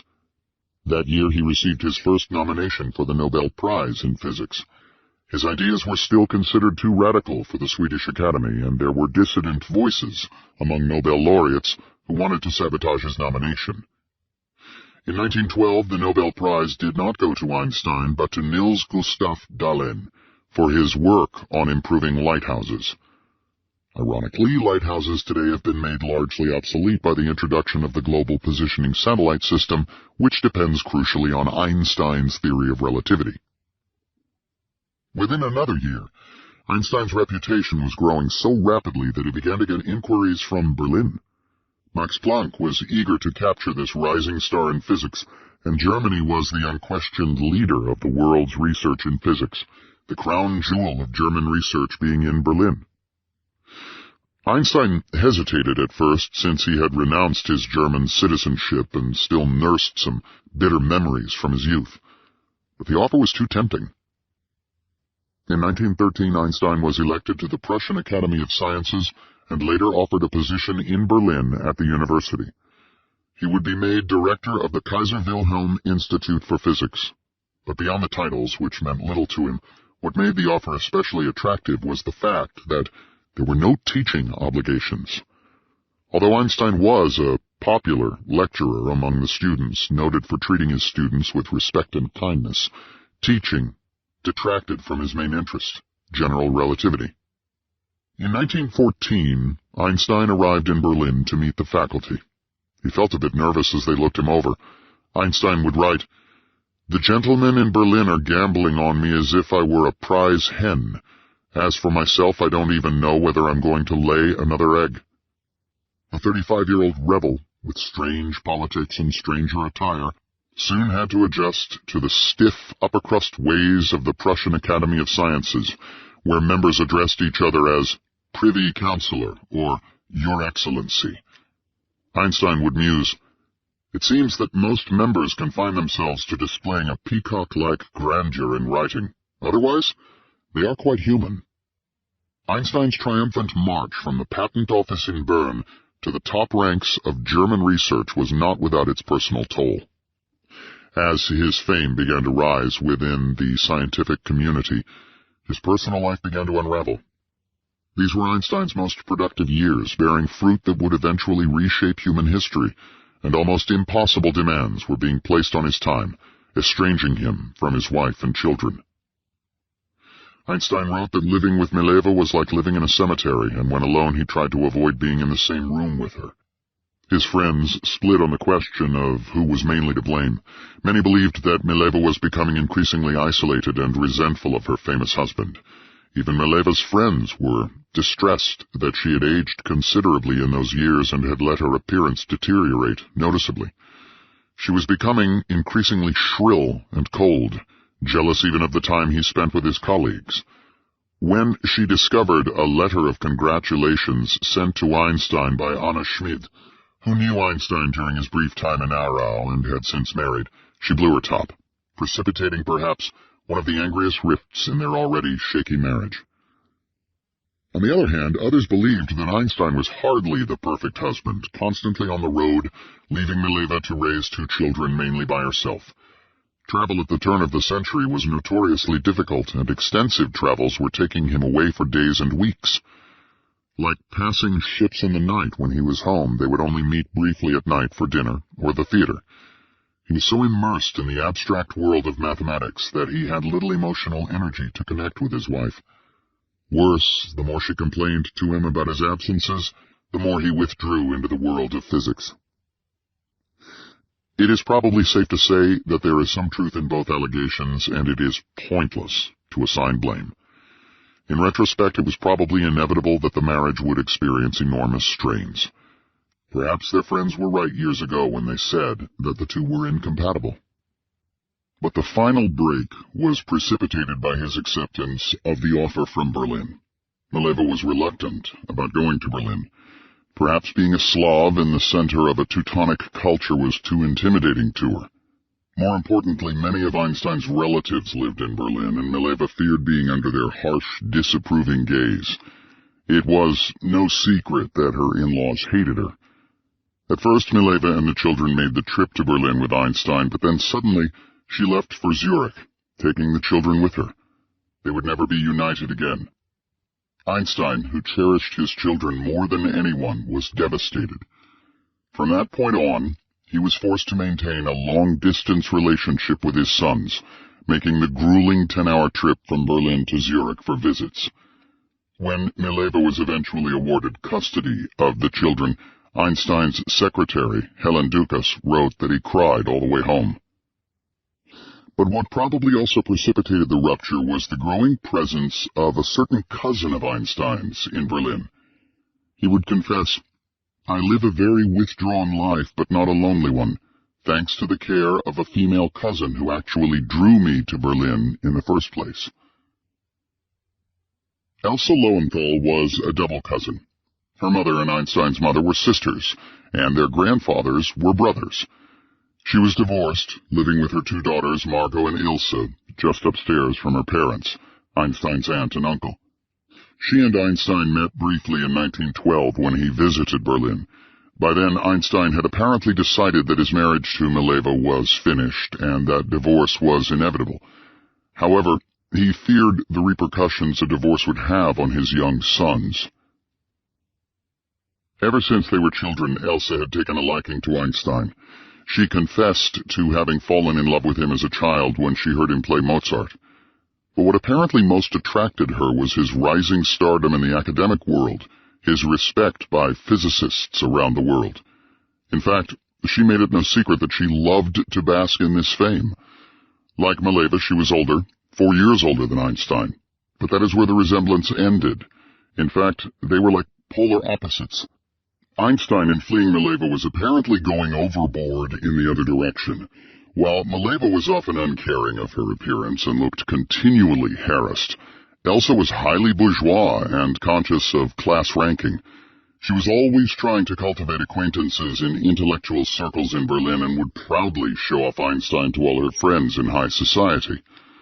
Unlike Mileva, who was laconic, withdrawn, and moody, Elsa was a social butterfly, fluttering between dinner parties and theater openings.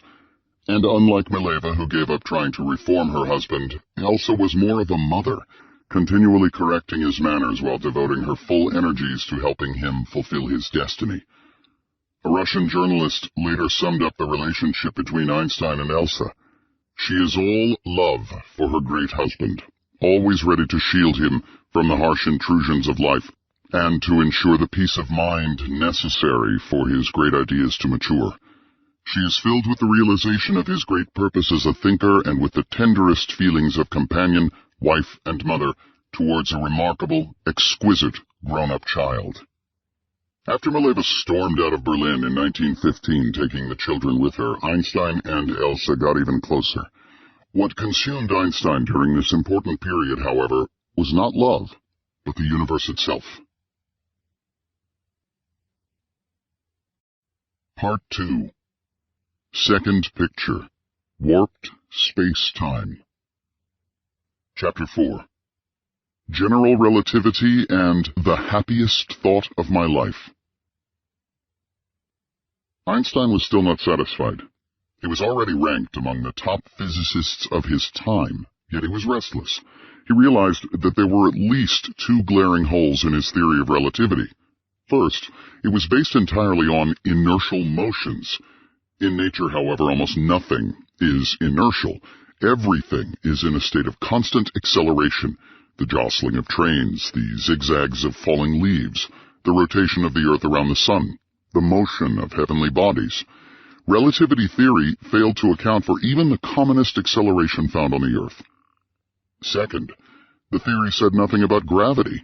It made the sweeping claim that it was a universal symmetry of nature applying to all sectors of the universe, yet gravity seemed beyond its reach. This was also quite embarrassing, because gravity is everywhere. The deficiencies of relativity were obvious. Since the speed of light was the ultimate speed of the universe, relativity theory said that it would take 8 minutes for any disturbance on the Sun to reach the Earth. This, however, contradicted Newton's theory of gravity, which stated that gravitational effects were instantaneous. The speed of Newton's gravity was infinite, since the speed of light does not appear anywhere in Newton's equations. Einstein therefore needed to completely overhaul Newton's equations to incorporate the speed of light. In short, Einstein realized the immensity of the problem of generalizing his relativity theory to include accelerations and gravity. He began to call his earlier theory of 1905 the special theory of relativity, to differentiate it from the more powerful general theory of relativity that was needed to describe gravity. When he told Max Planck of his ambitious program, Planck warned him, "As an older friend, I must advise you against it, for in the first place, you will not succeed, and even if you succeed, no one will believe you."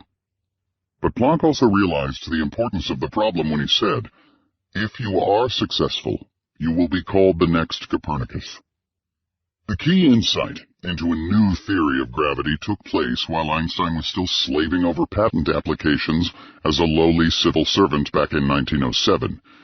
He would recall, "I was sitting in a chair in the patent office at Bern when, all of a sudden, a thought occurred to me. If a person falls freely, he will not feel his own weight." I was startled. This simple thought made a deep impression on me. It impelled me toward a theory of gravitation. In an instant, Einstein realized that if he had fallen over off his chair, he would be momentarily weightless. For example, if you are in an elevator and the cable suddenly breaks, you would be in free fall. You would fall at the same rate as the elevator floor.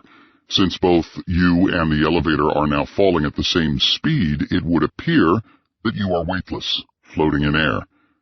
Similarly, Einstein realized that if he fell over off his chair, he would be in free fall, and the effect of gravity would be cancelled perfectly by his acceleration, making him appear weightless. This concept is an old one. It was known to Galileo, who, in an apocryphal story, dropped a small rock and a large cannonball from the Leaning Tower of Pisa. He was the first to show that all objects on Earth accelerate at precisely the same rate under gravity, 32 feet per second squared. Newton also knew this fact when he realized that the planets and the moon were actually in a state of free fall in their orbit around the Sun or the Earth. Every astronaut who has ever been shot into outer space also realizes that gravity can be canceled by acceleration. In a rocket ship, everything inside, including the floor, the instruments, and you, falls at the same rate.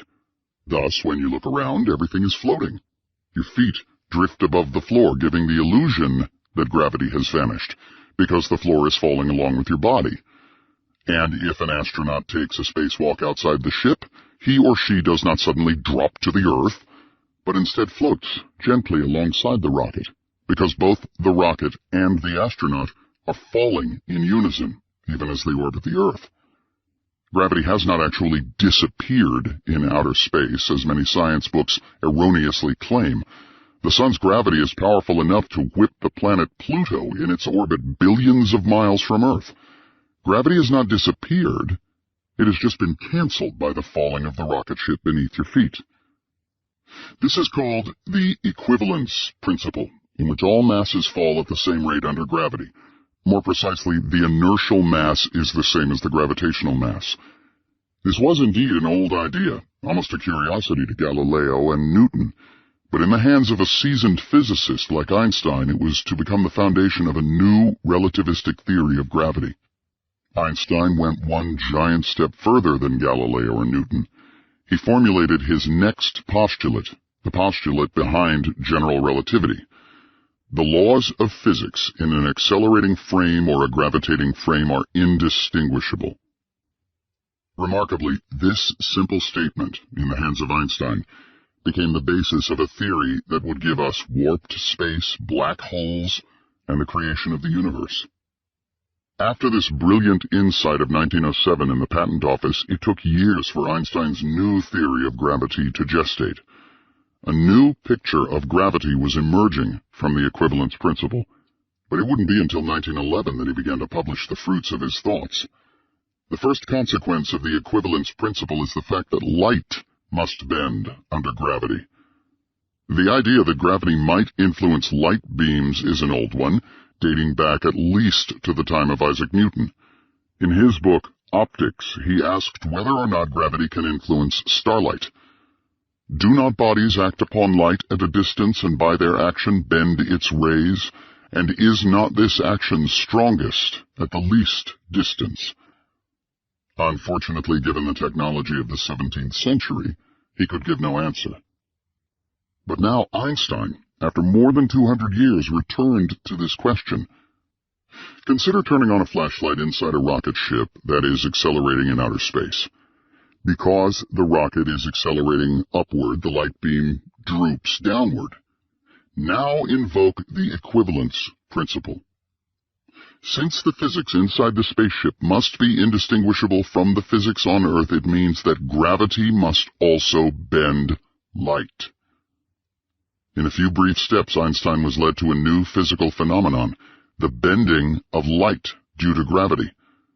He immediately realized that such an effect was calculable. The largest gravitational field in the solar system is generated by the sun, so Einstein asked himself whether the sun was sufficient to bend starlight from distant stars. This could be tested by taking 2 photographs of the same collection of stars in the sky at 2 different seasons. The first photo of these stars would be taken at night when starlight is undisturbed. The second photo would be taken several months later when the sun is positioned directly in front of this same collection of stars. By comparing the 2 photographs, one might be able to measure how the stars have shifted slightly in the sun's vicinity due to the sun's gravity. Because the sun overwhelms the light coming from the stars, any experiment on the bending of starlight would have to be performed during a solar eclipse, when the moon blocks out the light from the sun and the stars become visible during the daytime. Einstein reasoned that photographs of the day sky taken during an eclipse compared to photographs taken of the same sky at night should show a slight distortion in the location of the stars in the vicinity of the sun. The presence of the moon also bends starlight a bit because of the moon's gravity, but this is a very tiny amount compared to the bending of starlight caused by the sun, which is much larger. Thus, the bending of starlight during an eclipse is not affected by the presence of the moon. The equivalence principle could help him to calculate the approximate motion of light beams as they were pulled by gravity, but it still did not tell him anything about gravity itself. What was lacking was a field theory of gravity. Recall that Maxwell's equations describe a genuine field theory in which lines of force are like a spider web that could vibrate and support waves traveling along the lines of force. Einstein sought a gravitational field whose lines of force could support gravitational vibrations that traveled at the speed of light. Around 1912, after years of concentrated thought, he slowly began to realize that he needed to overhaul our understanding of space and time. To do so required new geometries beyond those inherited from the ancient Greeks. The key observation that sent him on the road to curved space-time was a paradox, sometimes referred to as Ehrenfest's paradox, that his friend Paul Ehrenfest once posed to Einstein. Consider a simple merry-go-round or a spinning disk. At rest, we know that its circumference is equal to p times the diameter. Once the merry-go-round is set into motion, however, the outer rim travels faster than the interior, and hence, according to relativity, should shrink more than the interior, distorting the shape of the merry-go-round. This means that the circumference has shrunk and is now less than p times the diameter. That is, the surface is no longer flat. Space is curved. The surface of the merry-go-round can be compared to the area within the Arctic Circle. We can measure the diameter of the Arctic Circle by walking from one point on the circle directly across the North Pole to the opposite point on the circle. Then, we can measure the circumference of the Arctic Circle. If we compare the two, we also find that the circumference is less than p times the diameter because the Earth's surface is curved. But for the last 2,000 years, physicists and mathematicians relied on Euclidean geometry, which is based on flat surfaces. What would happen if they imagined a geometry based on curved surfaces? Once we realize that space can be curved, a startling new picture emerges. Think of a heavy rock placed on a bed. the rock, of course, will sink into the bed. Now, shoot a tiny marble over the bed. The marble will not move in a straight line, but in a curved line around the rock. There are two ways to analyze this effect. From a distance, a Newtonian may say that there is a mysterious force that emanates from the rock to the marble, forcing the marble to change its path. This force, although invisible, reaches out and pulls on the marble. However, a relativist may see an entirely different picture. To a relativist, looking at the bed close up, there is no force that pulls the marble. There is just the depression in the bed, which dictates the motion of the marble. As the marble moves, the surface of the bed pushes the marble until it moves in a circular motion. Now, replace the rock with the sun, the marble with the earth, and the bed with space and time. Newton would say that an invisible force called gravity pulls the earth around the sun. Einstein would reply that there is no gravitational pull at all. The earth is deflected around the sun because the curvature of space itself is pushing the earth. In a sense, gravity does not pull, but space pushes. In this picture, Einstein could explain why it would take 8 minutes for any disturbance on the sun to reach the earth. For example, if we suddenly remove the rock, the bed will spring back to normal, creating ripples that travel at a definite speed across the bed. Similarly, if the sun were to disappear, it would create a shock wave of warped space that would travel at the speed of light. This picture was so simple and elegant that he could explain the essential idea to his second son, Edward, who asked him why he was so famous. Einstein replied, "When a blind beetle crawls over the surface of a curved branch, it doesn't notice that the track it has covered is indeed curved. I was lucky enough to notice what the beetle didn't notice." Newton, in his landmark Philosophiae Naturalis Principia Mathematica, confessed that he was unable to explain the origin of this mysterious pull, which acted instantly throughout the universe. He coined his famous phrase, "Hypotheses non fingo." I frame no hypotheses, because of his inability to explain where gravity came from. With Einstein, we see that gravity is caused by the bending of space and time. Force is now revealed to be an illusion, a byproduct of geometry. In this picture, the reason why we are standing on the Earth is not because the Earth's gravity pulls us down. According to Einstein, there is no gravitational pull. The Earth warps the space-time continuum around our bodies, so space itself pushed us down to the floor. Thus, it is the presence of matter that warps space around it, giving us the illusion that there is a gravitational force pulling on neighboring objects. This bending, of course, is invisible, and from a distance, Newton's picture appears to be correct. Think of ants walking on a crumpled sheet of paper. Trying to follow a straight line, they find that they are constantly being tugged to the left and right as they walk over the folds in the paper. To the ants, it appears as if there is a mysterious force pulling them in both directions. However, to someone looking down on the ants, it is obvious that there is no force. There is just the bending of the paper pushing on the ants, which gives the illusion that there is a force. Recall that Newton thought of space and time as an absolute reference frame for all motions. However, to Einstein, space and time could assume a dynamic role. If space is curved, then anyone moving on this stage would think that mysterious forces were acting on their bodies, pushing them one way or the other. By comparing space-time to a fabric that can stretch and bend, Einstein was forced to study the mathematics of curved surfaces. He quickly found himself buried in a morass of mathematics, unable to find the right tools to analyze his new picture of gravity. In some sense, Einstein, who once scorned mathematics as superfluous erudition, was now paying for the years in which he cut the mathematics courses at the Polytechnic. In desperation, he turned to his friend Marcel Grossmann. "Grossmann, you must help me or else I'll go crazy," Einstein confessed. "Never in my life have I tormented myself anything like this, and that I have become imbued with a great respect for mathematics, the more subtle parts of which I had previously regarded as sheer luxury. Compared to this problem, the original relativity theory is child's play." When Grossman reviewed the mathematical literature, he found that, ironically enough, the basic mathematics that Einstein needed had indeed been taught at the Polytechnic.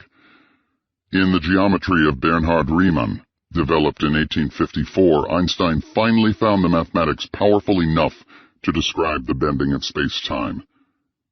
Years later, when looking back at how difficult it was to master new mathematics, Einstein noted to some junior high school students, "Do not worry about your difficulties in mathematics. I can assure you that mine are still greater." Before Riemann, mathematics was based on Euclidean geometry, the geometry of flat surfaces. School children for thousands of years had been grilled in the time-honored theorems of Greek geometry, where the sum of the interior angles of a triangle equals 180 degrees and parallel lines never meet. Two mathematicians, the Russian Nikolai Lobachevsky and the Austro-Hungarian János Bolyai, came extremely close to developing a non-Euclidean geometry, that is, in which the sum of the angles of a triangle can be more or less than 180 degrees. But the theory of non-Euclidean geometry was finally developed by the prince of mathematics, Carl Friedrich Gauss, and especially his student Riemann. Gauss suspected that Euclid's theory might be incorrect even on physical grounds. He had his assistants shine light beams from atop the Harz Mountains, trying to experimentally calculate the sum of the angles of a triangle formed by three mountaintops. Unfortunately, he got a negative result. Gauss was also such a politically cautious individual that he never published his work on this sensitive subject, fearing the ire of conservatives who swore by Euclidean geometry. Riemann discovered entirely new worlds of mathematics, the geometry of curved surfaces in any dimension, not just 2 or 3 spatial dimensions. Einstein was convinced these higher geometries would yield a more accurate description of the universe. For the first time, the mathematical language of differential geometry was working its way into the world of physics. Differential geometry, or tensor calculus, the mathematics of curved surfaces in any dimension, was once considered to be the most useless branch of mathematics, devoid of any physical content. Suddenly, it was transformed into the language of the universe itself. In most biographies, Einstein's theory of general relativity is presented as fully developed in 1915, as if he unerringly found the theory fully formed by magic. However, only in the last decades have some of Einstein's lost notebooks been analyzed, and they fill in the many missing gaps between 1912 and 1915. Now it is possible to construct, sometimes month by month, the crucial evolution of one of the greatest theories of all time. In particular, he wanted to generalize the notion of covariance. Special relativity, as we saw, was based on the idea of Lorentz covariance, that is, that the equations of physics retain the same form under a Lorentz transformation. Now, Einstein wanted to generalize this to all possible accelerations and transformations, not just inertial ones. In other words, he wanted equations that retained the same form, no matter what frame of reference was used, whether it was accelerating or moving with constant velocity. Each frame of reference in turn requires a coordinate system to measure the 3 dimensions of space and the time. What Einstein desired was a theory that retained its form no matter which distance and time coordinates were used to measure the frame. This led him to his famed principle of general covariance. The equations of physics must be generally covariant, i.e., they must maintain the same form under an arbitrary change of coordinates. For example, think of throwing a fishing net over a tabletop. The fishing net represents an arbitrary coordinate system, and the area of the tabletop represents something that remains the same under any distortion of the fishing net. No matter how we twist or curl up the fishing net, the area of the tabletop remains the same. In 1912, aware that Riemann's mathematics was the correct language for gravitation, and guided by the law of general covariance, Einstein searched within Riemannian geometry for objects that are generally covariant. Surprisingly, there were only 2 covariant objects available to him. the volume of a curved space, and the curvature, called the Ricci curvature, of such a space. This was of immense help. By severely restricting the possible building blocks used to construct a theory of gravity, the principle of general covariance led Einstein to formulate the essentially correct theory in 1912, after only a few months of examining Riemann's work, based on the Ricci curvature. For some reason, however, he threw away the correct theory of 1912 and began to pursue an incorrect idea. Precisely why he abandoned the correct theory was a mystery to historians until recently, when the lost notebooks were discovered. That year, when he essentially constructed the correct theory of gravity out of the Ricci curvature, he made a crucial mistake. He thought that this correct theory violated what is known as Mach's principle. One particular version of this principle postulates that the presence of matter and energy in the universe uniquely determines the gravitational field surrounding it. Once you fix a certain configuration of planets and stars, then the gravitation surrounding these planets and stars is fixed. Think, for example, of throwing a pebble into a pond. The larger the pebble, the greater the ripples on the pond. Thus, once we know the precise size of the pebble, the distortion of the pond can be uniquely determined. Likewise, if we know the mass of the sun, we can uniquely determine the gravitational field surrounding the sun. This is where Einstein made his mistake. He thought that the theory based on the Ricci curvature violated Mach's principle because the presence of matter and energy did not uniquely specify the gravitational field surrounding it. With his friend Marcel Grossmann, he tried to develop a more modest theory, one that was covariant just under rotations, but not general accelerations. Because he abandoned the principle of covariance, however, there was no clear path to guide him, and he spent 3 frustrating years wandering in the wilderness of the Einstein-Grossmann theory, which was neither elegant nor useful. For instance, it failed to yield Newton's equations for small gravitational fields. Although Einstein had perhaps the best physical instincts of anyone on Earth, he ignored them. While groping for the final equations, Einstein focused on 3 key experiments that might prove his ideas concerning curved space and gravity: the bending of starlight during an eclipse, the redshift, and the perihelion of Mercury. In 1911, even before his work on curved space, Einstein held out hope that an expedition could be sent to Siberia during the solar eclipse of August 21, 1914, to find the bending of starlight by the sun. The astronomer Erwin Finley Freundlich was to investigate this eclipse, and Einstein was so convinced of the correctness of his work that at first he offered to fund the ambitious project out of his own pocket. "If everything fails, I'll pay for the thing out of my own slight savings, at least the first 2,000 marks, he wrote. Eventually, a wealthy industrialist agreed to provide the funding. Freundlich left for Siberia a month before the solar eclipse, but Germany declared war on Russia, and he and his assistant were taken prisoner and their equipment was confiscated. In hindsight, perhaps it was fortunate for Einstein that the 1914 expedition was unsuccessful. If the experiment had been performed, the results would not, of course, have agreed with the value predicted by Einstein's incorrect theory, and his entire program might have been disgraced. Next, Einstein calculated how gravity would affect the frequency of a light beam.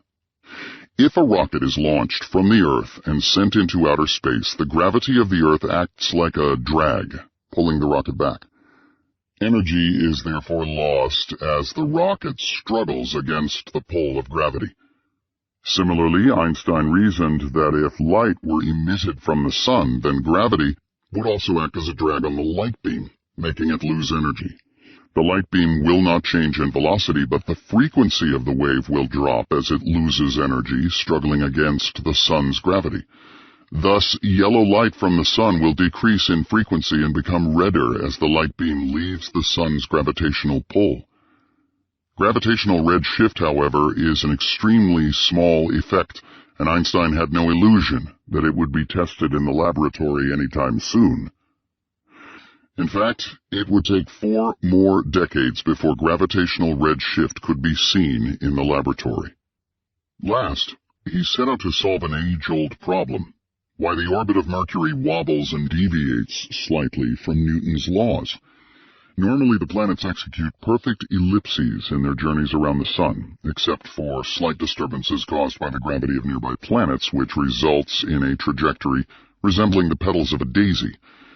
The orbit of Mercury, however, even after subtracting the interference caused by nearby planets, showed a small but distinct deviation from Newton's laws. This deviation, called the perihelion, was first observed in 1859 by astronomer Urbain Le Verrier, who calculated a tiny shift of 43.5 seconds of arc per century that could not be explained by Newton's laws. The fact that there were apparent discrepancies in Newton's laws of motion was not new. In the early 1800s, when astronomers were puzzled by a similar wobbling in the orbit of Uranus, they faced a stark choice: either abandon the laws of motion or postulate that there was another unknown planet tugging on the orbit of Uranus. Physicists breathed a sigh of relief when, in 1846, a new planet, christened Neptune, was discovered just where Newton's laws predicted it should be. But Mercury was the remaining puzzle. Rather than discard Newton, astronomers in time-honored tradition postulated the existence of a new planet called Vulcan, circling the Sun within the orbit of Mercury. In repeated searches of the night sky, however, astronomers could find no experimental evidence for such a planet. Einstein was prepared to accept the more radical interpretation. Perhaps Newton's laws themselves were incorrect, or at least incomplete. In November 1915, after wasting 3 years on the Einstein-Grossmann theory, he went back to the Ricci curvature, which he had discarded back in 1912, and spotted his key mistake.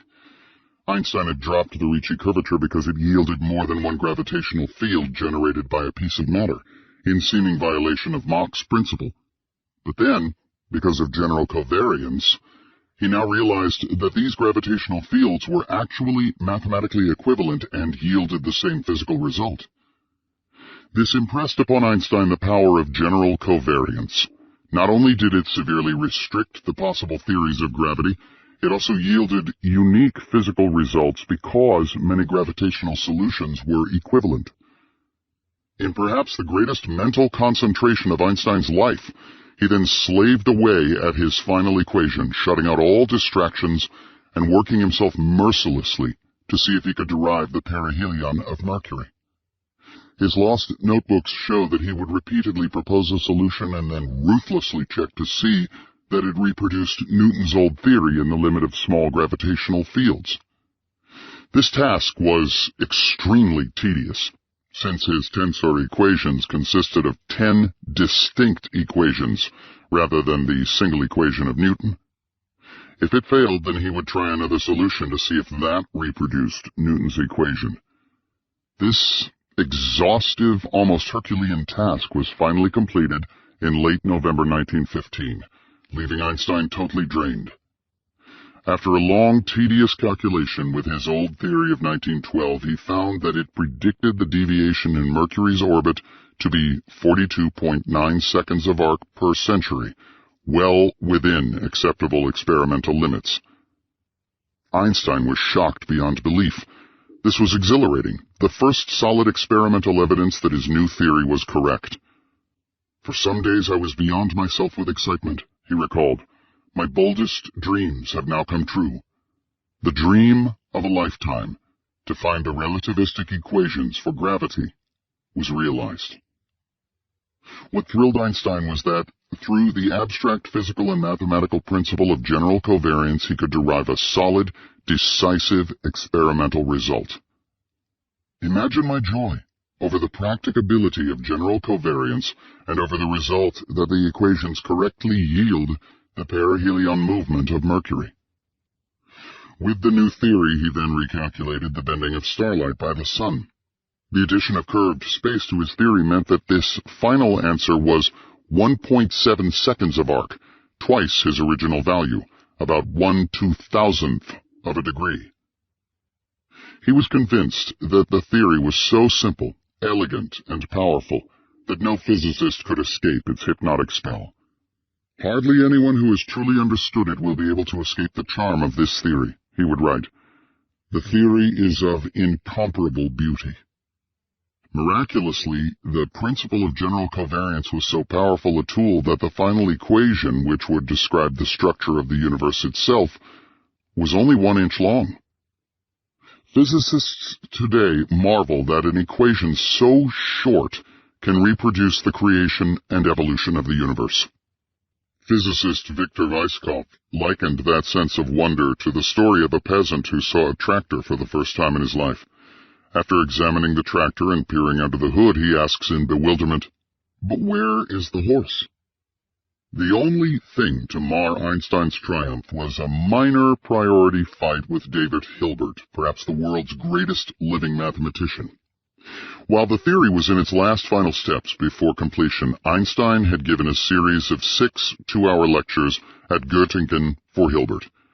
Einstein still lacked certain mathematical tools, called the Bianchi identities, that prevented him from deriving his equations from a simple form, called the action. Later, Hilbert filled in the final step in the calculation, wrote down the action, and then published the final result by himself, just 6 days ahead of Einstein. Einstein was not pleased. In fact, he believed that Hilbert had tried to steal the theory of general relativity by filling in the final step and taking credit. Eventually, the rift between Einstein and Hilbert healed, but Einstein became wary of sharing his results too freely. Today, the action by which one derives general relativity is known as the Einstein-Hilbert action. Hilbert was probably led to finish the last tiny piece of Einstein's theory because, as he often said, physics is too important to be left to the physicists. That is, physicists probably were not mathematically skilled enough to probe nature. This view apparently was shared by other mathematicians.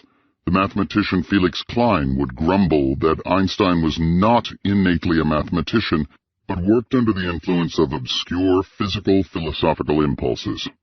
That is probably the essential difference between mathematicians and physicists, and why the former have consistently failed to find new laws of physics. Mathematicians deal exclusively with scores of small, self-consistent domains, like isolated provinces. Physicists, however, deal with a handful of simple physical principles that may require many mathematical systems to solve. Although the language of nature is mathematics, the driving force behind nature seems to be these physical principles. For example, relativity and the quantum theory. News of Einstein's new theory of gravity was interrupted by the outbreak of war. In 1914, the assassination of the heir to the Austro-Hungarian throne touched off the greatest bloodletting of its time, drawing the British, Austro-Hungarian, Russian, and Prussian empires into a catastrophic conflict that would doom tens of millions of young men. Almost overnight, quiet, distinguished professors at German universities became bloodthirsty nationalists. Nearly the entire faculty at the University of Berlin was swept up by the war fever and devoted all their energies to the war effort. In support of the Kaiser, 93 prominent intellectuals signed the notorious Manifesto to the Civilized World, which called for all people to rally around the Kaiser and ominously declared that the German people must defy Russian hordes allied with Mongols and Negroes unleashed against the white race. The manifesto justified the German invasion of Belgium and proudly proclaimed, "The German army and the German people are one. This awareness now binds 70 million Germans without distinction of education, class, or party." Even Einstein's benefactor Max Planck signed the manifesto, as did such distinguished individuals as Felix Klein and physicists Wilhelm Röntgen, the discoverer of X-rays, Walter Nernst, and Wilhelm Ostwald. Einstein, a confirmed pacifist, refused to sign the manifesto. Georg Nicolai, Elsa's physician, was a prominent anti-war activist and asked 100 intellectuals to sign a counter-manifesto, Because of the overwhelming war hysteria gripping Germany, only 4 actually did sign it, among them Einstein. Einstein could only shake his head in disbelief, writing, "Unbelievable what Europe has unleashed in its folly." He added sadly, "At such a time as this, one realizes what a sorry species of animal one belongs to."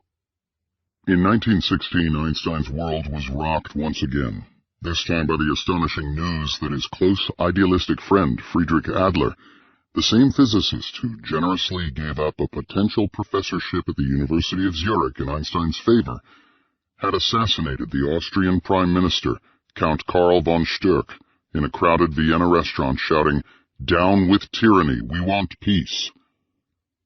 The entire country was riveted by the news that the son of the founder of the Austrian Social Democrats had committed an unspeakable act of murder against the nation.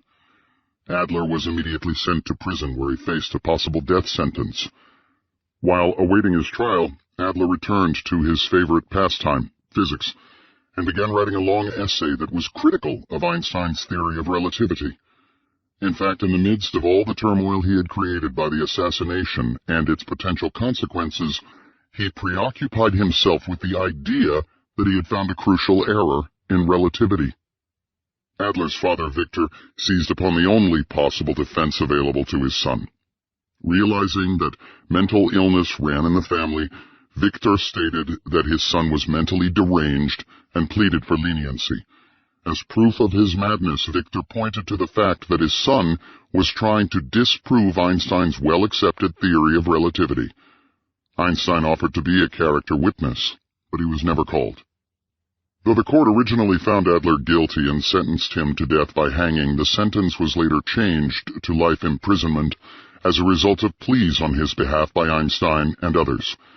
Ironically, with the subsequent collapse of the government after World War I, Adler was freed in 1918 and was even elected to the Austrian National Assembly, becoming one of the most popular figures in the labor movement. The war and the great mental effort necessary to create general relativity inevitably took a toll on Einstein's health, which was always precarious. He finally collapsed in pain in 1917, suffering from a near breakdown. So weakened was he by his Herculean mental feat that he was unable to leave his apartment.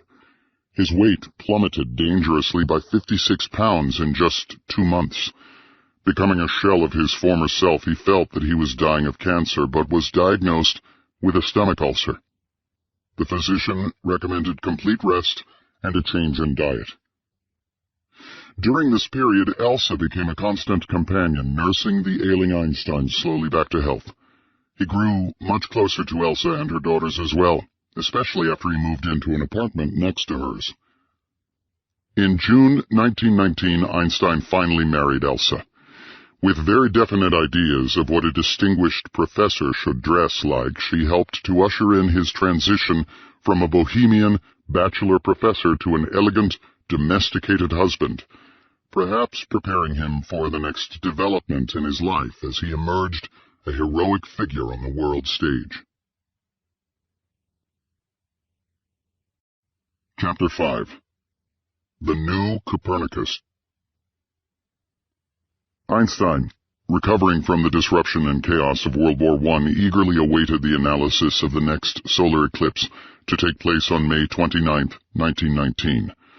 One British scientist, Arthur Eddington, was keenly interested in performing the decisive experiment to test Einstein's theory.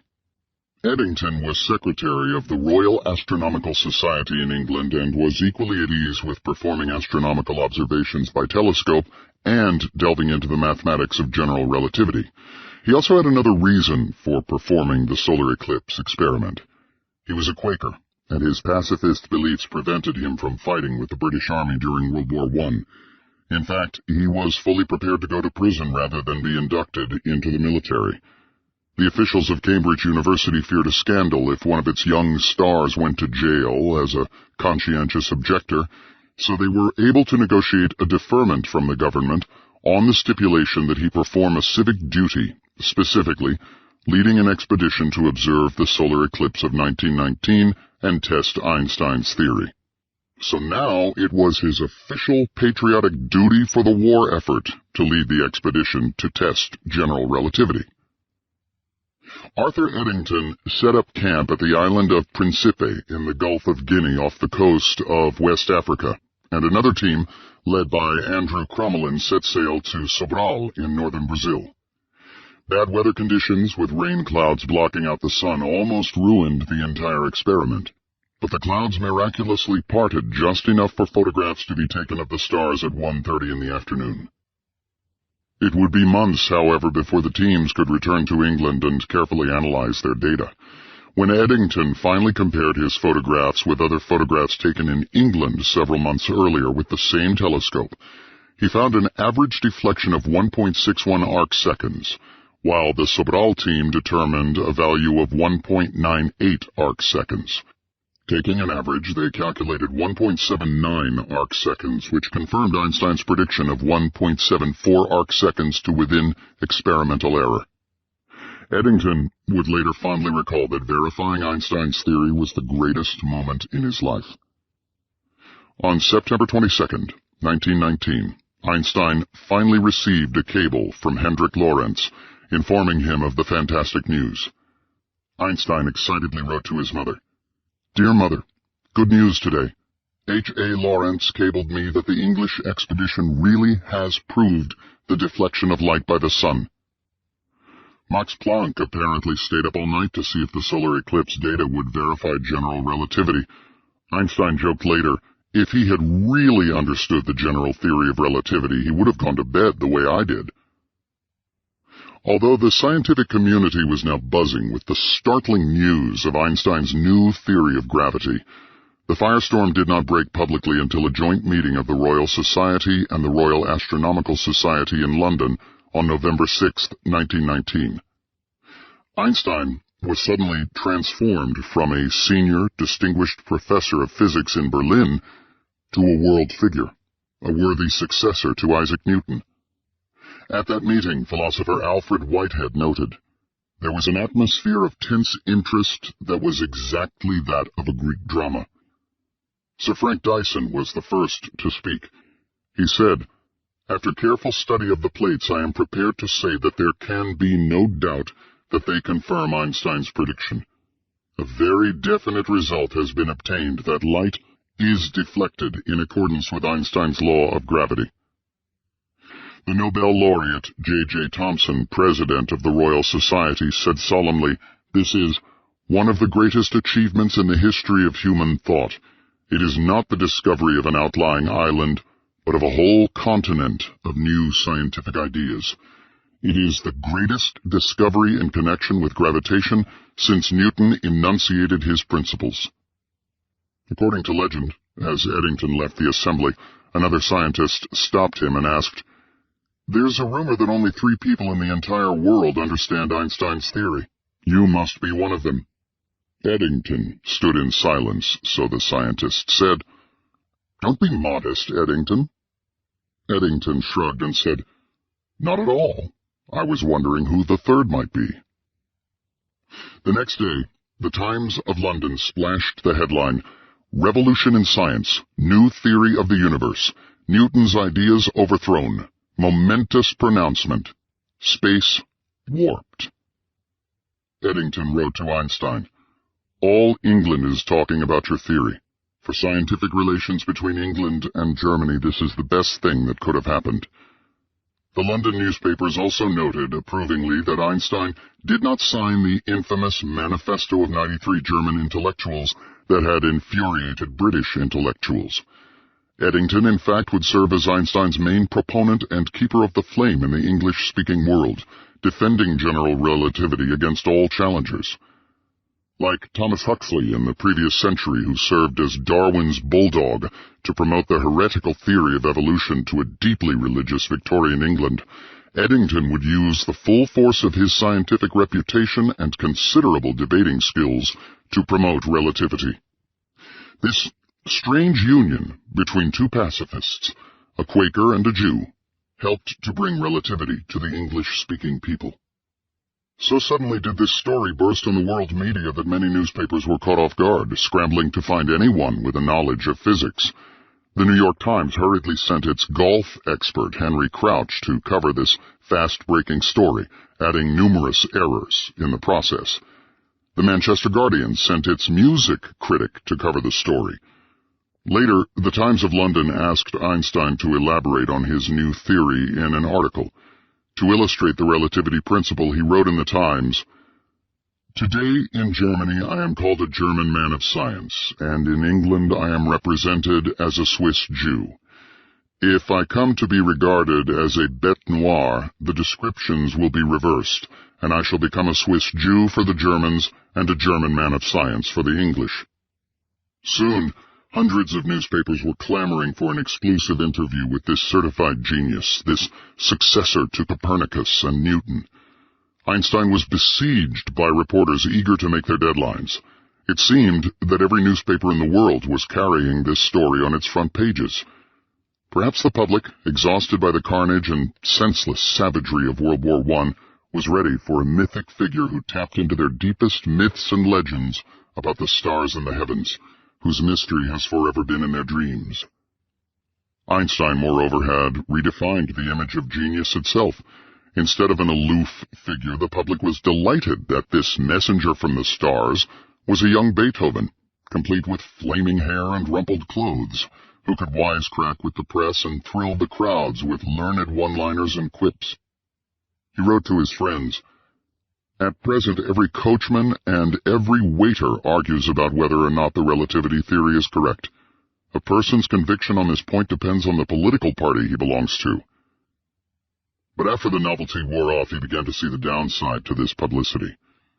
"Since the flood of newspaper articles," he wrote, "I have been so swamped with questions, invitations, challenges, that I dream I am burning in hell and the postman is the devil, eternally roaring at me, throwing new bundles of letters at my head because I have not answered the old ones." He concluded, "This world is a curious madhouse, with him at the center of this relativity circus, as he called it." He lamented, "I feel now something like a whore. Everybody wants to know what I am doing. Curiosity seekers, cranks, circus promoters, all clamored for a piece of Albert Einstein." The Berliner Illustrationszeitung detailed some of the problems faced by the suddenly famous scientist, who declined a generous offer from the London Palladium booking agent to include him on a bill with comedians, tightrope walkers, and fire eaters. Einstein could always politely say no to offers that would make him into a curiosity, but he could do nothing to prevent babies and even cigar brands from being named after him. Anything as momentous as Einstein's discovery inevitably invited armies of skeptics to mount a counterattack. The skeptics were led by the New York Times. After recovering from the initial shock of being scooped by the British press, its editors kidded the British people for being so gullible, for being so quick to accept the theories of Einstein. The New York Times wrote that the British seemed to have been seized with something like intellectual panic when they heard of photographic verification of the Einstein theory. They are slowly recovering as they realize that the sun still rises, apparently in the east. What particularly irked the editors in New York and aroused their suspicion was that so very few people in the world could make any sense of the theory. The editors wailed that this was bordering on being un-American and undemocratic. Was the world being duped by a practical joker?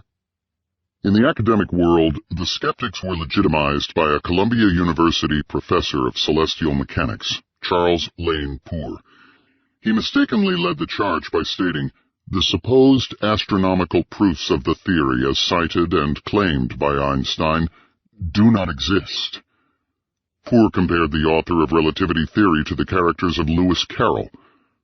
I have read various articles on the fourth dimension, the relativity theory of Einstein, and other psychological speculation on the constitution of the universe.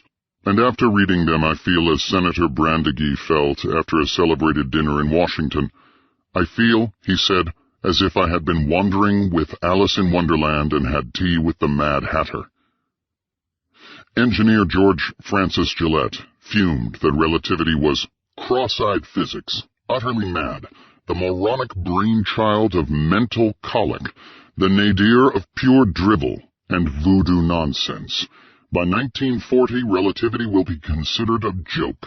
Einstein is already dead and buried alongside Anderson, Grimm, and the Mad Hatter. Ironically, the only reason why historians still remember these individuals is their futile tirades against relativity theory. It is the hallmark of good science that physics is not determined by a popularity contest or by New York Times editorials, but by careful experimentation. As Max Planck once said, referring to the ferocious criticism that he once faced when proposing his quantum theory, a new scientific truth does not as a rule prevail because its opponents declare themselves persuaded or convinced, but because the opponents gradually die out and the younger generation is made familiar with the truth from the start. Einstein himself once remarked, "Great spirits have always encountered violent opposition from mediocre minds."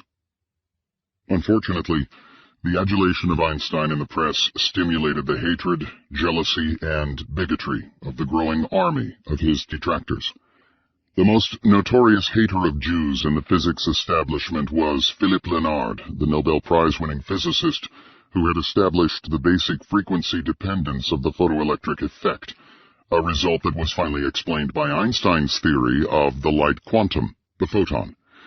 Mileva had even attended Lenard's lectures when she visited Heidelberg. In lurid publications, he decried that Einstein was a Jewish fraud and that relativity could have been predicted from the start if race theory had been more widespread, since Einstein was a Jew. Eventually, he became a leading member of what was called the Anti-Relativity League, devoted to purging Jewish physics from Germany and establishing the purity of Aryan physics. Lenard was by no means alone within the physics world. He was joined by many in the German scientific establishment, including Nobel laureate Johannes Stark and Hans Geiger, inventor of the Geiger counter. In August 1920, this virulent group of detractors booked Berlin's huge Philharmonic Hall strictly for the purpose of denouncing relativity theory. Remarkably, Einstein was in the audience. He braved a non-stop series of angry speakers who denounced him as a publicity hound, plagiarist, and charlatan to his face.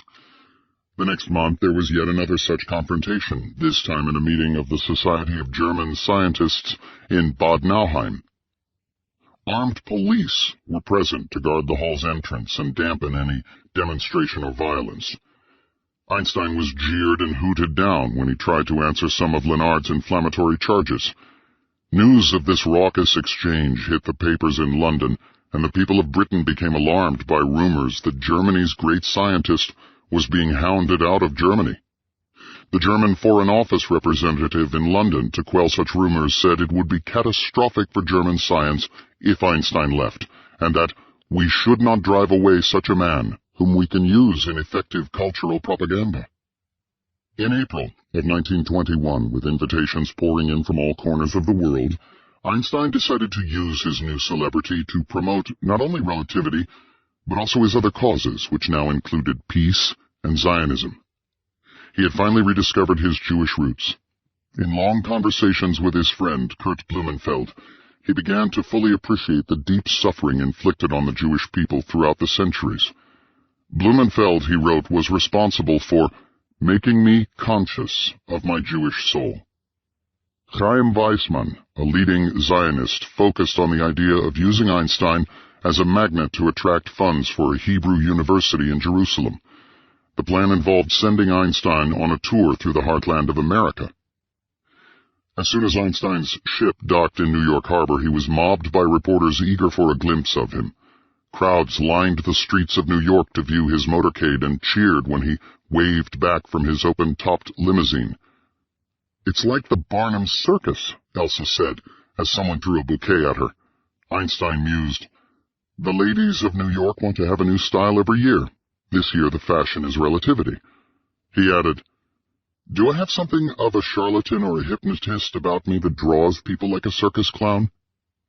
As expected, Einstein aroused intense interest among the public and galvanized the Zionist cause. Well-wishers, curiosity-seekers, and Jewish admirers packed every auditorium he spoke in. A mob of 8,000 squeezed into the 69th Regiment Armory in Manhattan, while 3,000 had to be turned away, eagerly awaiting a glimpse of the genius. Einstein's reception at City College of New York was one of the highlights of the trip. Isidor Isaac Rabi, who would later win a Nobel Prize, took copious notes of Einstein's lecture and marveled that Einstein, unlike other physicists, possessed a crowd-pleasing charisma. Even today, a picture of the entire student body of City College of New York crowding around Einstein hangs in the chairman's office at the school. After leaving New York, Einstein's trip through the United States was like a whistle-stop tour, passing through several major cities. In Cleveland, 3,000 people mobbed him. He escaped from possibly serious injury only by strenuous efforts by a squad of Jewish war veterans who fought the people off in their mad efforts to see him. In Washington, he met with President Warren G. Harding. Unfortunately, they could not communicate since Einstein spoke no English and Harding did not speak German or French. In all, Einstein's whirlwind tour netted almost $1 million, $250,000 alone from a single dinner at the Waldorf Astoria Hotel, speaking before 800 Jewish doctors. His travels in America not only introduced millions of Americans to the mystery of space and time, but also reaffirmed Einstein's deep and heartfelt commitment to the Jewish cause.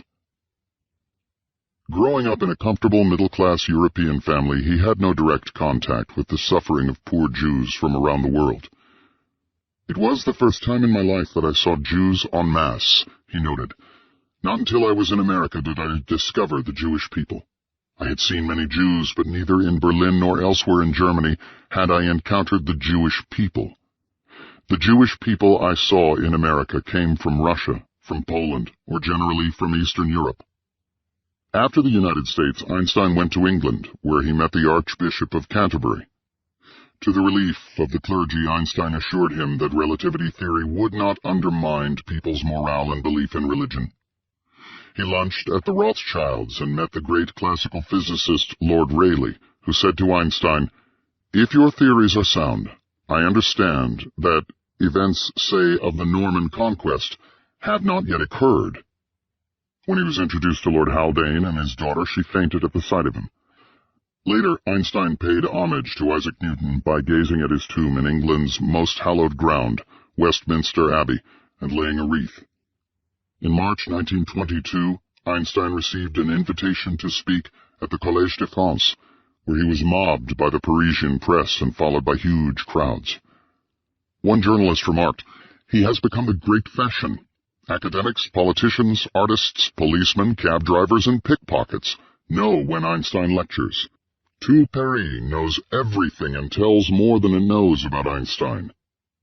Controversy surrounded the trip as some scientists, still nursing the wounds from World War I, boycotted his talk, using the excuse that they could not attend because Germany was not a member of the League of Nations.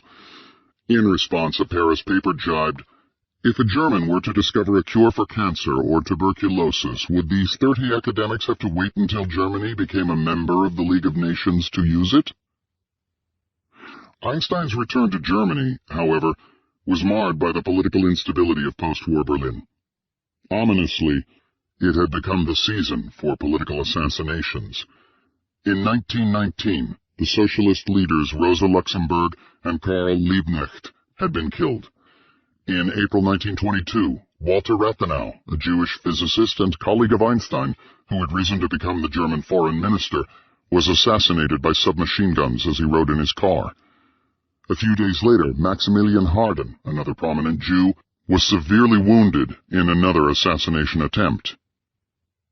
A day of national mourning was declared, with theaters, schools, and universities closing to honor Rathenau. 1 million people stood silently near the Parliament building where the funeral services were being held. However, Philippe Lenard refused to cancel his classes at the Physics Institute in Heidelberg. Previously, he had even advocated killing Rathenau. On the day of national mourning, a group of workers tried to persuade Lenard to cancel his classes, but were drenched with water thrown from the second floor of his building. The workers then broke into the institute and dragged Lenard out. They were about to throw him into the river when the police intervened. That year, a young German, Rudolf Leibniz, was charged in Berlin with offering a reward for the murder of Einstein and other intellectuals, saying that it was a patriotic duty to shoot these leaders of pacifist sentiment. He was found guilty by the courts, but fined only $16. Einstein took these threats seriously, both from anti-Semites as well as deranged individuals. Once, a mentally unbalanced Russian immigrant, Eugenia Dixon, wrote a series of menacing letters to Einstein, raving that he was an imposter masquerading as the real Einstein, and stormed into Einstein's house trying to kill him. But before this crazed woman could attack Einstein, Elsa struggled with her at the door, managing to subdue her and call the police. Einstein, facing this dangerous tide of anti-Semitism, took the opportunity to launch another world tour, this time to the Orient. The philosopher and mathematician Bertrand Russell was on a speaking tour in Japan and was asked by his hosts to nominate some of the most illustrious people of the time to speak in Japan. He immediately nominated Lenin and Einstein. Since Lenin, of course, was unavailable, the invitation went to Einstein. He accepted it and began his odyssey in January 1923. Life is like riding a bicycle. To keep your balance, you must keep moving, he wrote. While en route to Japan and China, Einstein received a message from Stockholm that many thought was long overdue. The telegram confirmed that he had won the Nobel Prize in Physics. But he won the prize not for the relativity theory, his crowning achievement, but for the photoelectric effect. When Einstein finally delivered his Nobel Prize speech the next year, in typical fashion he shocked the audience by not speaking about the photoelectric effect at all, as everyone expected, but about relativity.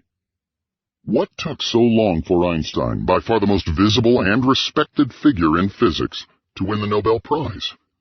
Ironically, he had been rejected 8 times by the Nobel Prize Committee from 1910 to 1921. During that period, numerous experiments had been conducted to verify the correctness of relativity. Sven Hedin, a member of the Nobel nominating committee, later confessed that the problem was Lenard, who had great influence over other judges, including Hedin. The Nobel Prize-winning physicist Robert Millikan also recalled that the Nobel nominating committee, split on the question of relativity, finally gave a committee member the task of evaluating the theory. He spent all his time studying Einstein's theory of relativity. He couldn't understand it, didn't dare to give the prize and run the risk of learning later that the theory of relativity is invalid. As promised, Einstein sent the Nobel Prize money to Mileva as part of their divorce settlement, $32,000 in 1923 dollars. She would eventually use the money to purchase 3 apartment houses in Zurich. By the 1920s and 1930s, Einstein had emerged as a giant on the world stage. Newspapers clamored for interviews. His face smiled from film newsreels. He was flooded with requests beseeching him to speak, and journalists would breathlessly print every trivial tidbit from his life. Einstein quipped that he was like King Midas, except everything he touched turned into a newspaper headline. New York University's class of 1930, asked to name the world's most popular figure, chose Charles Lindbergh first and Albert Einstein second, outranking all of Hollywood's movie stars. Everywhere Einstein went, his mere presence would spark huge crowds. For example, 4,000 people started a near riot trying to crash a film explaining relativity at the American Museum of Natural History in New York.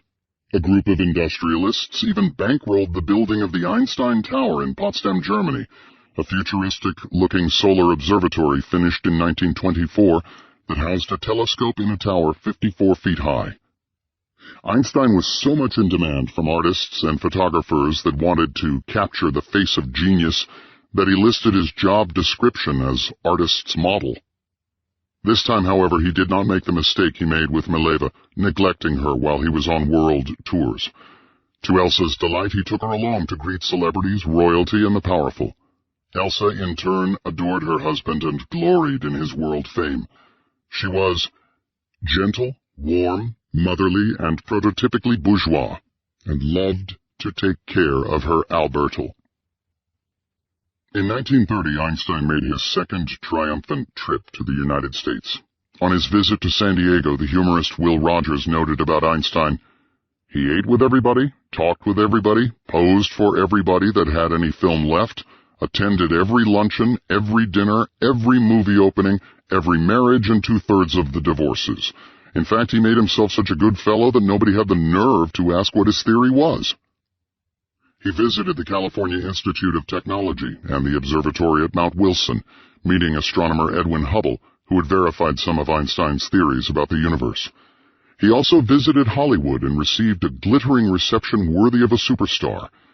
In 1931, he and Elsa attended the world premiere of Charlie Chaplin's film City Lights. The crowds strained to catch a fleeting glimpse of the world-famous scientist surrounded by Hollywood royalty. At the opening, as the audience wildly cheered Chaplin and Einstein, Chaplin remarked, "The people applaud me because everyone understands me, and they applaud you because no one understands you." Einstein, bewildered by the frenzy that celebrities can generate, asked what it all meant. Chaplin wisely replied, "Nothing." When he visited New York's famed Riverside Church, he saw his face on a stained glass window portraying the world's great philosophers, leaders, and scientists. He quipped, "I could have imagined they would make a Jewish saint out of me, but I never thought I would become a Protestant one." Einstein was also sought out for his thoughts on philosophy and religion. His meeting with a fellow Nobel laureate, Indian mystic Rabindranath Tagore, in 1930 attracted considerable press attention. They made quite a pair, with Einstein's flaming white hair and Tagore's equally imposing long white beard.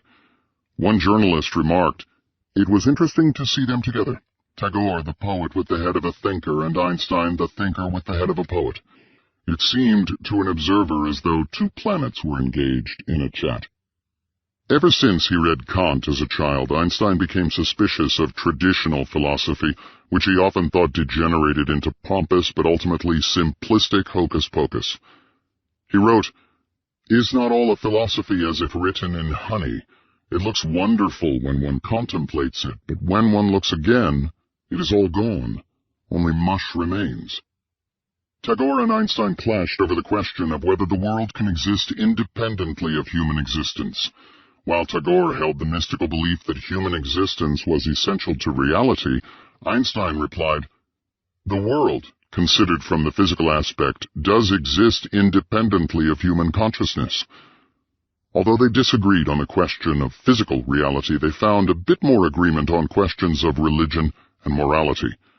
In the area of ethics, Einstein believed that morality was defined by humanity, not by God.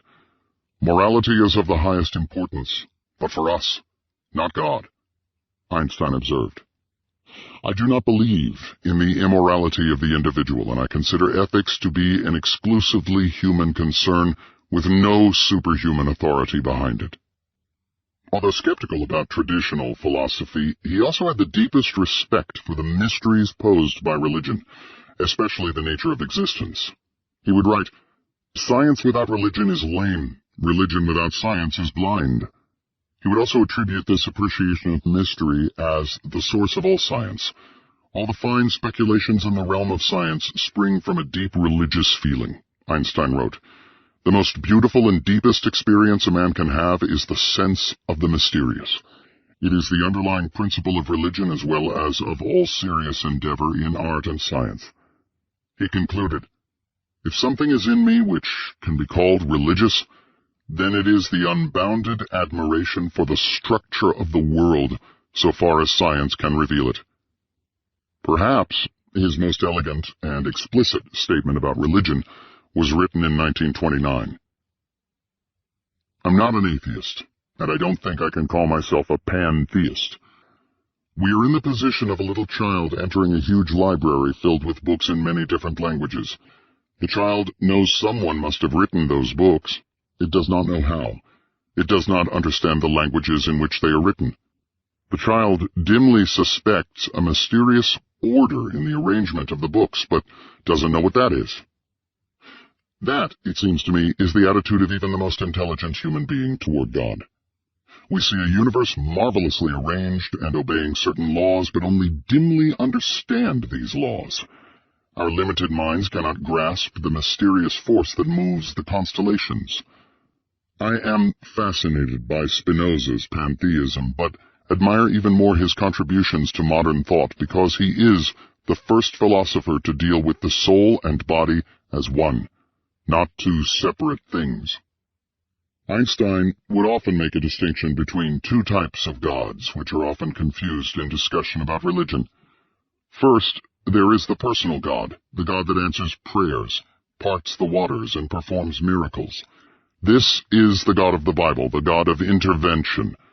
Then there is the God that Einstein believed in, the God of Spinoza, the God that created the simple and elegant laws that govern the universe. Even in the midst of this media circus, Einstein miraculously never lost his focus and devoted his efforts to probing these laws of the universe. While on transatlantic ships or long train rides, he had the discipline to shut out distractions and concentrate on his work. And what intrigued Einstein during this period was the ability of his equations to solve the structure of the universe itself. Chapter 6. The Big Bang and Black Holes. Did the universe have a beginning? Is the universe finite or infinite? Will it have an end? As he began to ask what his theory might say about the cosmos, Einstein, like Newton before him, encountered the same kinds of questions that had puzzled physicists centuries earlier. In 1692, 5 years after Newton completed his masterpiece Philosophiae Naturalis Principia Mathematica, he received a letter from a minister, Richard Bentley, that perplexed him. Bentley pointed out that if gravity was strictly attractive and never repulsive, then any static collection of stars will necessarily collapse in on itself. This simple but potent observation was puzzling, as the universe seemed stable enough, yet his universal gravitation would, given enough time, collapse the entire universe. Bentley was isolating a key problem faced by any cosmology in which gravity was an attractive force. A finite universe must necessarily be unstable and dynamic. After pondering this disturbing question, Newton wrote a letter back to Bentley stating that the universe, to avoid this collapse, must therefore consist of an infinite, uniform collection of stars. If the universe were indeed infinite, then every star would be pulled evenly in all directions, and hence the universe could be stable even if gravity was strictly attractive. Newton wrote, "If the matter was evenly disposed throughout an infinite space, it could never convene into one mass, and thus might the sun and fixed stars be formed." But if one made that assumption, then there arose another deeper problem known as Olber's paradox. It asks, quite simply, why the night sky is black. If the universe is indeed infinite, static, and uniform, then everywhere we look, our eyes should see a star in the heavens. Thus, there should be an infinite amount of starlight hitting our eyes from all directions, and the night sky should be white, not black. So, if the universe was uniform and finite, it would collapse. But if it were infinite, the sky should be on fire. Over 200 years later, Einstein faced the same problems, but in disguised form. In 1915, the universe was a comfortable place, thought to consist of a static solitary galaxy, the Milky Way. This bright swath of light cutting across the night sky consisted of billions of stars. But when Einstein began to solve his equations, he found something disturbing and unexpected. He assumed that the universe was filled with a uniform gas, which approximated the stars and dust clouds. Much to his consternation, he found that his universe was dynamic, that it preferred to expand or contract and was never stable. In fact, he soon found himself in the quicksand of cosmological questions that have puzzled philosophers and physicists like Newton for ages. Finite universes are never stable under gravity. Einstein, forced to confront a contracting or expanding dynamic universe like Newton, was still not ready to throw out the prevailing picture of a timeless, static universe. Einstein the revolutionary was still not revolutionary enough to accept that the universe was expanding or had a beginning. His solution was a rather feeble one. In 1917, he introduced what might be called a fudge factor into his equations, the cosmological constant. This factor posited a repulsive anti-gravity that balanced the attractive force of gravity. The universe was made static by fiat. To perform this sleight of hand, Einstein realized that general covariance, the main guiding mathematical principle behind general relativity, allows for two possible general covariant objects: the Ricci curvature, which forms the foundation of general relativity, and the volume of space-time. It was therefore possible to add a second term to his equations that was consistent with general covariance and proportional to the volume of the universe. In other words, the cosmological constant assigned an energy to empty space. This anti-gravity term, now called dark energy, is the energy of the pure vacuum. It can push galaxies apart or bring them together. Einstein chose the value of the cosmological constant precisely to counteract the contraction caused by gravity, so the universe became static. He was unhappy with this, as it smacked of a mathematical swindle, but he had no choice if he wanted to preserve a static universe. It would take another 80 years before astronomers finally found evidence for the cosmological constant, which is now believed to be the dominant source of energy in the universe. The puzzle deepened in the next few years as more solutions to Einstein's equations were discovered. In 1917, Willem de Sitter, a Dutch physicist, saw that it was possible to find a strange solution to Einstein's equations, a universe that was empty of all matter yet still expanded. All that was needed was the cosmological constant, the energy of the vacuum, to drive an expanding universe. This was unsettling to Einstein, who still believed, like Mach before him, that the nature of space-time should be determined by the matter content of the universe. Here was a universe that expanded without any matter whatsoever, needing only dark energy to propel itself forward. The final radical steps were taken by Alexander Friedmann in 1922 and by a Belgian priest, Georges Lemaitre, in 1927, who showed that an expanding universe emerges naturally from Einstein's equations. Friedmann obtained a solution of Einstein's equations beginning with a homogeneous, isotropic universe in which the radius expands or contracts. Unfortunately, Friedmann died in 1925 of typhoid fever in Leningrad before he could elaborate on his solution. In the Friedmann-Lemaitre picture, there are three possible solutions depending on the density of the universe.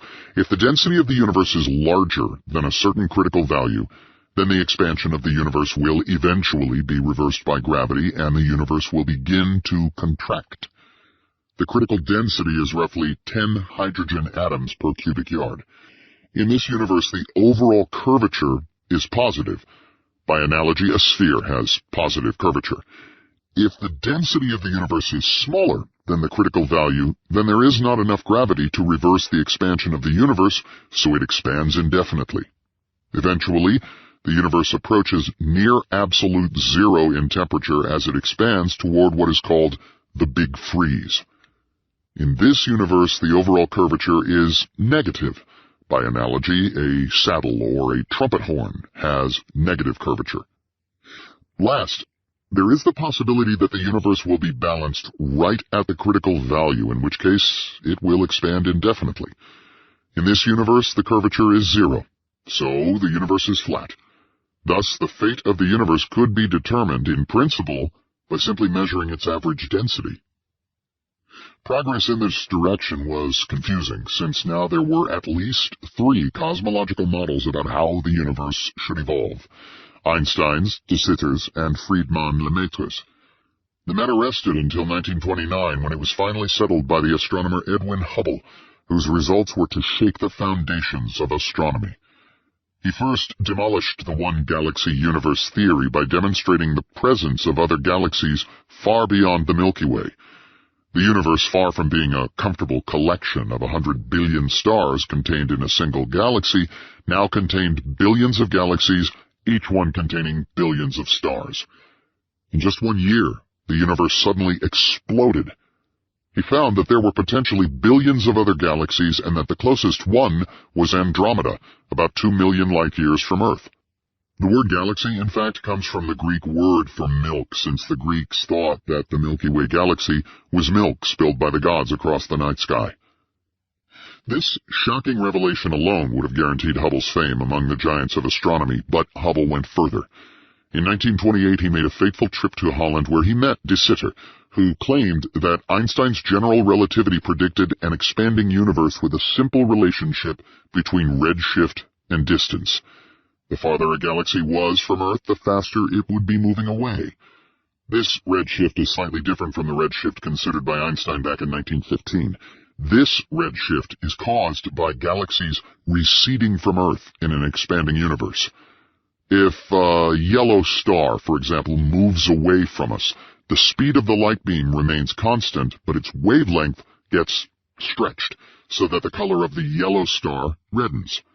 Similarly, if a yellow star approaches Earth, its wavelength is shrunken, squeezed like an accordion, and its color becomes bluish. When Hubble returned to the observatory at Mount Wilson, he began a systematic determination of the redshift of these galaxies to see if this correlation held up. He knew that back in 1912, Vesto Melvin Slipher had shown that some distant nebulae were receding from Earth, creating a redshift. Hubble now systematically calculated the redshift coming from distant galaxies and discovered that these galaxies were receding from Earth.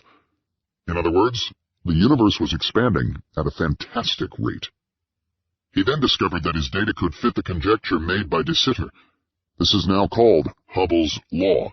The faster a galaxy is receding from Earth, the farther it is, and vice versa.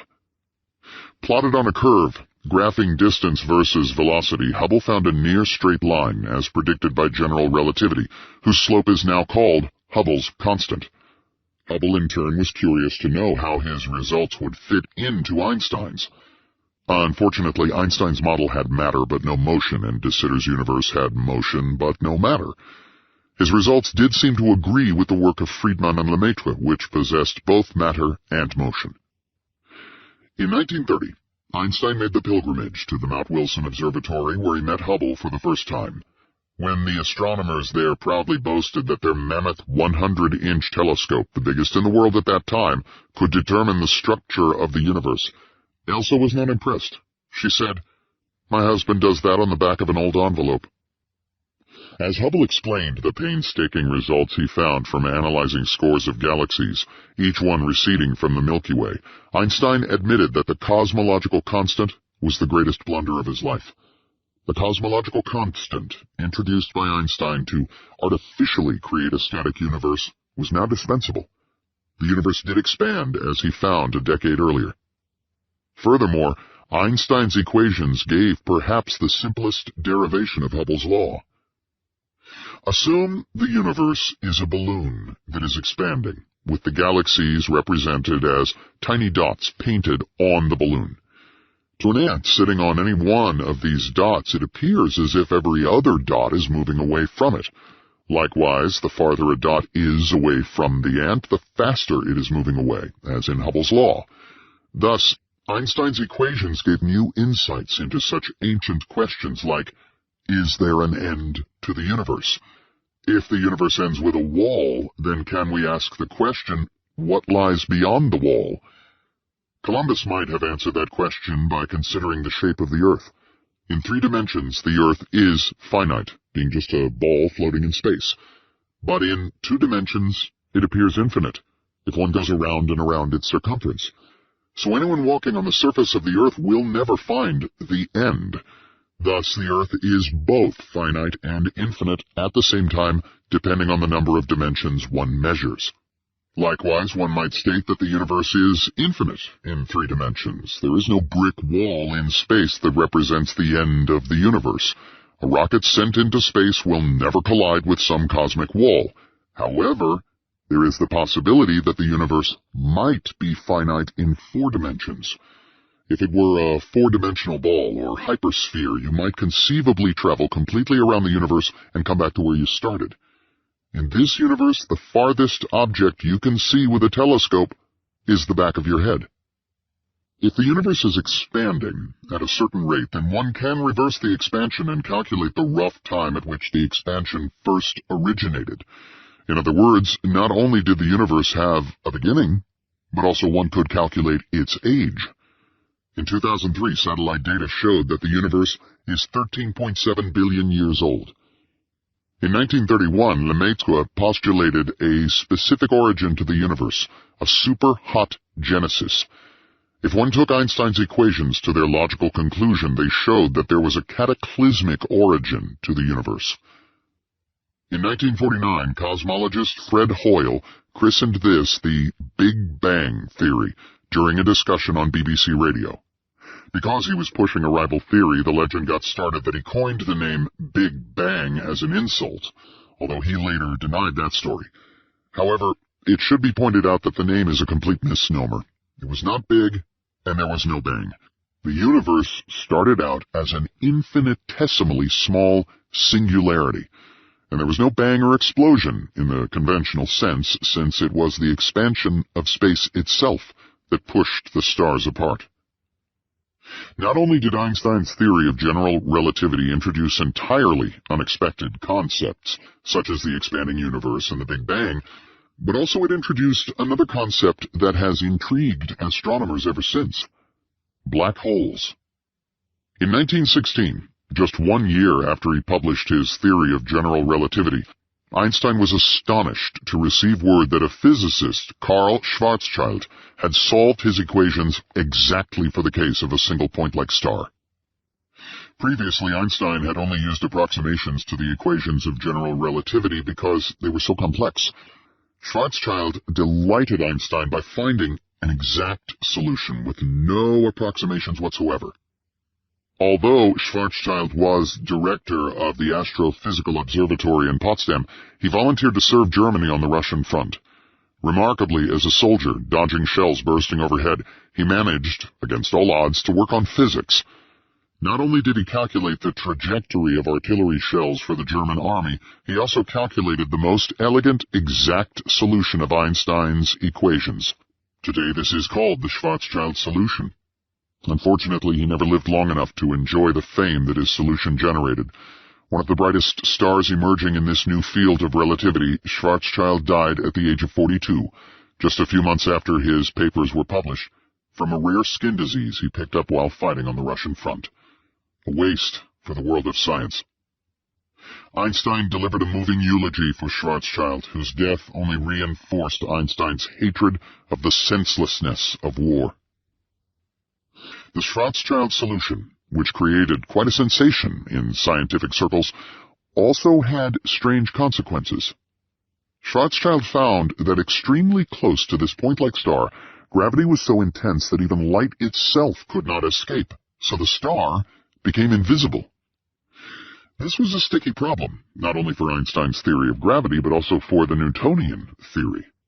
Back in 1783, John Michell, rector of Thornhill in England, posed the question whether a star could become so massive that even light could not escape. His calculations, using only Newtonian laws, could not be trusted because no one knew precisely what the speed of light was, but his conclusions were hard to dismiss. In principle, a star could become so massive that its light would orbit around it. 13 years later, in his famous book, Exposition du Système du Monde, mathematician Pierre-Simon Laplace also asked whether these dark stars were possible, but probably found the speculation so wild that he deleted it from the third edition. Centuries later, the question of dark stars came up again, thanks to Schwarzschild. He found that there was a magic circle surrounding the star, now called the event horizon, at which mind-bending distortions of space-time occur. Schwarzschild demonstrated that anyone unfortunate enough to fall past this event horizon would never return. You would have to go faster than the speed of light to escape, which is impossible. In fact, from inside the event horizon, nothing can escape, not even a light beam. Light emitted from this point-like star would simply orbit around the star forever. From the outside, the star would appear shrouded in darkness. One could use the Schwarzschild solution to calculate how much ordinary matter had to be compressed to reach this magic circle, called the Schwarzschild radius, at which point the star would completely collapse. For the Sun, the Schwarzschild radius was 3 kilometers, or less than 2 miles. For the Earth, it was less than a centimeter. Since this compression factor was beyond physical comprehension in the 1910s, physicists assumed that no one would ever encounter such a fantastic object. But the more Einstein studied the properties of these stars, later christened black holes by physicist John Wheeler, the stranger they became. For example, if you fell into a black hole, it would only take a fraction of a second to fall through the event horizon. As you briefly sailed past it, you would see light orbiting the black hole that was captured perhaps eons, perhaps billions of years ago. The final millisecond would not be a very pleasant one. The gravitational forces would be so great that the atoms of your body would be crushed. Death would be inevitable and horrible. But observers watching this cosmic death take place from a safe distance would see an entirely different picture. The light emitted from your body would be stretched by gravity, so it would appear as if you were frozen in time. To the rest of the universe, you would still be hovering over the black hole, motionless. These stars, in fact, were so fantastic that most physicists thought they could never be found in the universe. Eddington, for example, said, "There should be a law of nature to prevent a star from behaving in this absurd way." In 1939, Einstein tried to show mathematically that such a black hole was impossible. He began by studying a star in formation, that is, a collection of particles circling around in space, gradually pulled in by their gravitational force. Einstein's calculation showed that this circling collection of particles would gradually collapse, but would only come within 1.5 times the Schwarzschild radius, and hence a black hole could never form.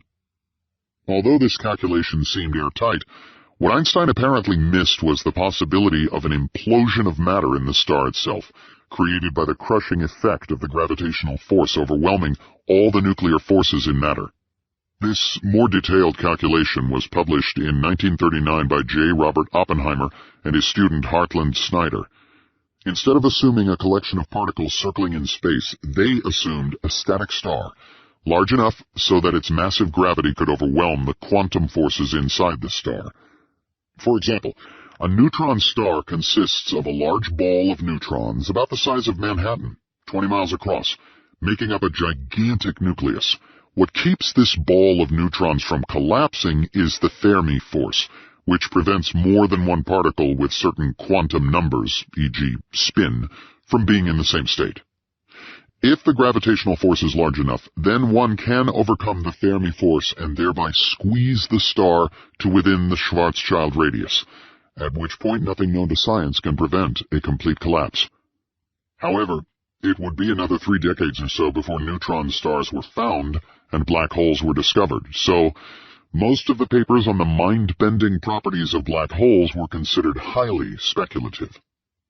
Although Einstein was still rather skeptical about black holes, he was confident that one day yet another of his predictions would come true, the discovery of gravity waves. As we have seen, one of the triumphs of Maxwell's equations was the prediction that vibrating electric and magnetic fields would create a traveling wave that could be observed. Likewise, Einstein wondered if his equations allowed for gravity waves.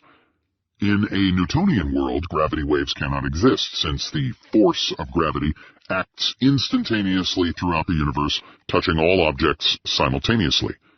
But in general relativity, in some sense, gravity waves have to exist, as vibrations of the gravitational field cannot exceed the speed of light. Thus, a cataclysmic event, such as the collision of 2 black holes, will release a shock wave of gravity, a gravity wave, traveling at the speed of light. As early as 1916, Einstein was able to show that with suitable approximations, his equations did yield wave-like motions of gravity. These waves spread across the fabric of space-time with the speed of light as expected. In 1937, with his student Nathan Rosen, he was able to find an exact solution of his equations that gave gravity waves, with no approximations whatsoever. Gravity waves were now a firm prediction of general relativity. Einstein despaired, however, of ever being able to witness such an event. Calculations showed that it was far beyond the experimental capabilities of scientists at that time. It would take almost 80 years since Einstein first discovered gravity waves in his equations for the Nobel Prize to be awarded to physicists who found the first indirect evidence for gravity waves. The first gravity waves may be directly detected perhaps 90 years after his first prediction. These gravity waves in turn may be the ultimate means by which to probe the Big Bang itself and find the unified field theory. In 1936, a Czech engineer, Rudi Mandl, approached Einstein with yet another idea concerning the strange properties of space and time, asking whether gravity from a nearby star could be used as a lens to magnify the light from distant stars, in the same way that glass lenses can be used to magnify light. Einstein had considered this possibility back in 1912, but, prodded by Mandl, calculated that the lens would create a ring-like pattern to an observer on Earth. For example, consider light from a faraway galaxy passing by a nearby galaxy. The gravity of the nearby galaxy might split the light in half, with each half going around the galaxy in opposite directions. When the light beams pass the nearby galaxy completely, they rejoin. From the Earth, one would see these light beams as a ring of light, an optical illusion created by the bending of light around the nearby galaxy. However, Einstein concluded that there is not much hope of observing this phenomenon directly. In fact, he wrote that this work is of little value, but it makes the poor guy, Mandl, happy. Once again, Einstein was so far ahead of his time that it would take another 60 years before Einstein lenses and rings would be found and eventually become indispensable tools by which astronomers probe the cosmos. As successful and far-reaching as general relativity was, it did not prepare Einstein in the mid-1920s for the fight of his life, to devise a unified field theory to unite the laws of physics, while simultaneously doing battle with the demon, the quantum theory. Part 3. The Unfinished Picture, the Unified Field Theory. Chapter 7. Unification and the Quantum Challenge. In 1905, almost as soon as Einstein worked out the special theory of relativity, he began to lose interest in it because he set his sights on bigger game, general relativity. In 1915, the pattern repeated itself. As soon as he finished formulating his theory of gravity, he began to shift his focus to an even more ambitious project, the unified field theory, which would unify his theory of gravity with Maxwell's theory of electromagnetism. It was supposed to be his masterpiece, as well as the summation of science's 2,000-year investigation into the nature of gravity and light. It would give him the ability to read the mind of God. Einstein was not the first to suggest a relationship between electromagnetism and gravity. Michael Faraday, working at the Royal Institution in London in the 19th century, performed some of the first experiments to probe the relationship between these two pervasive forces. He would, for example, drop magnets from the London Bridge and see if their rate of descent differed from that of ordinary rocks. If magnetism interacted with gravity, perhaps the magnetic field might act as a drag on gravity, making the magnets fall at a different rate. He would also drop pieces of metal from the top of a lecture room to a cushion on the floor, trying to see if the descent could induce an electric current in the metal.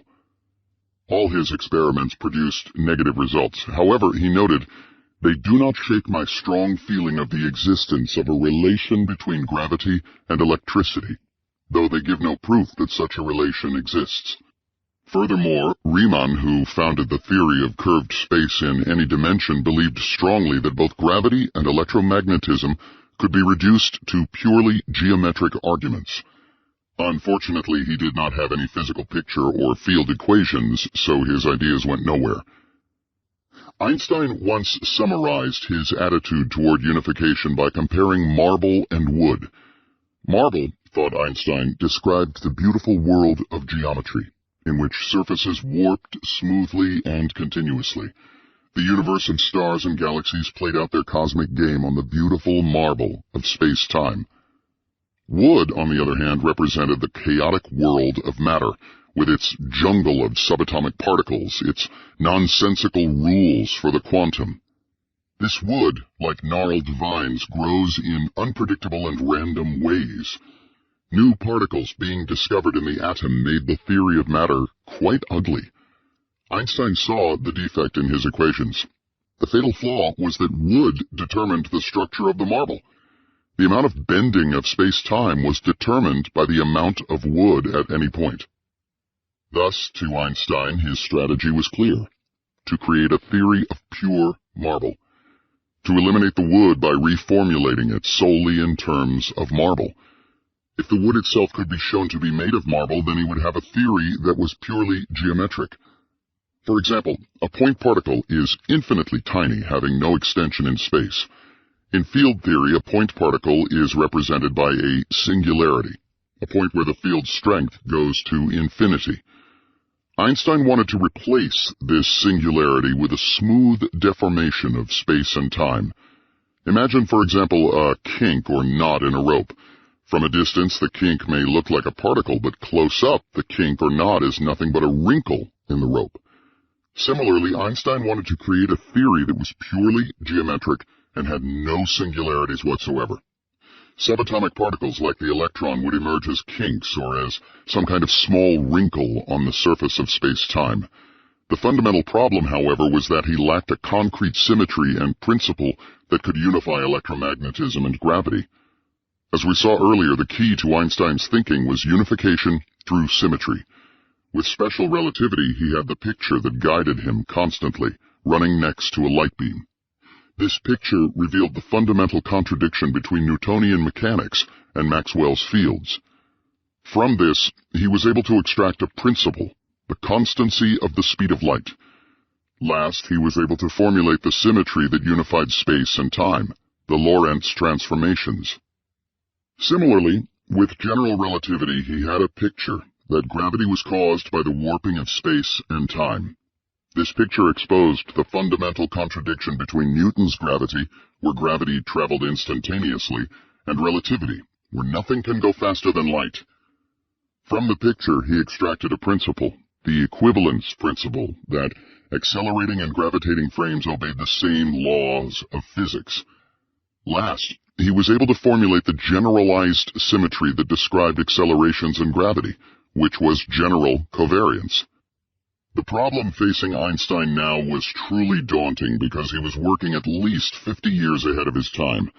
In the 1920s, when he began work on the unified field theory, the only established forces were the gravitational and electromagnetic forces.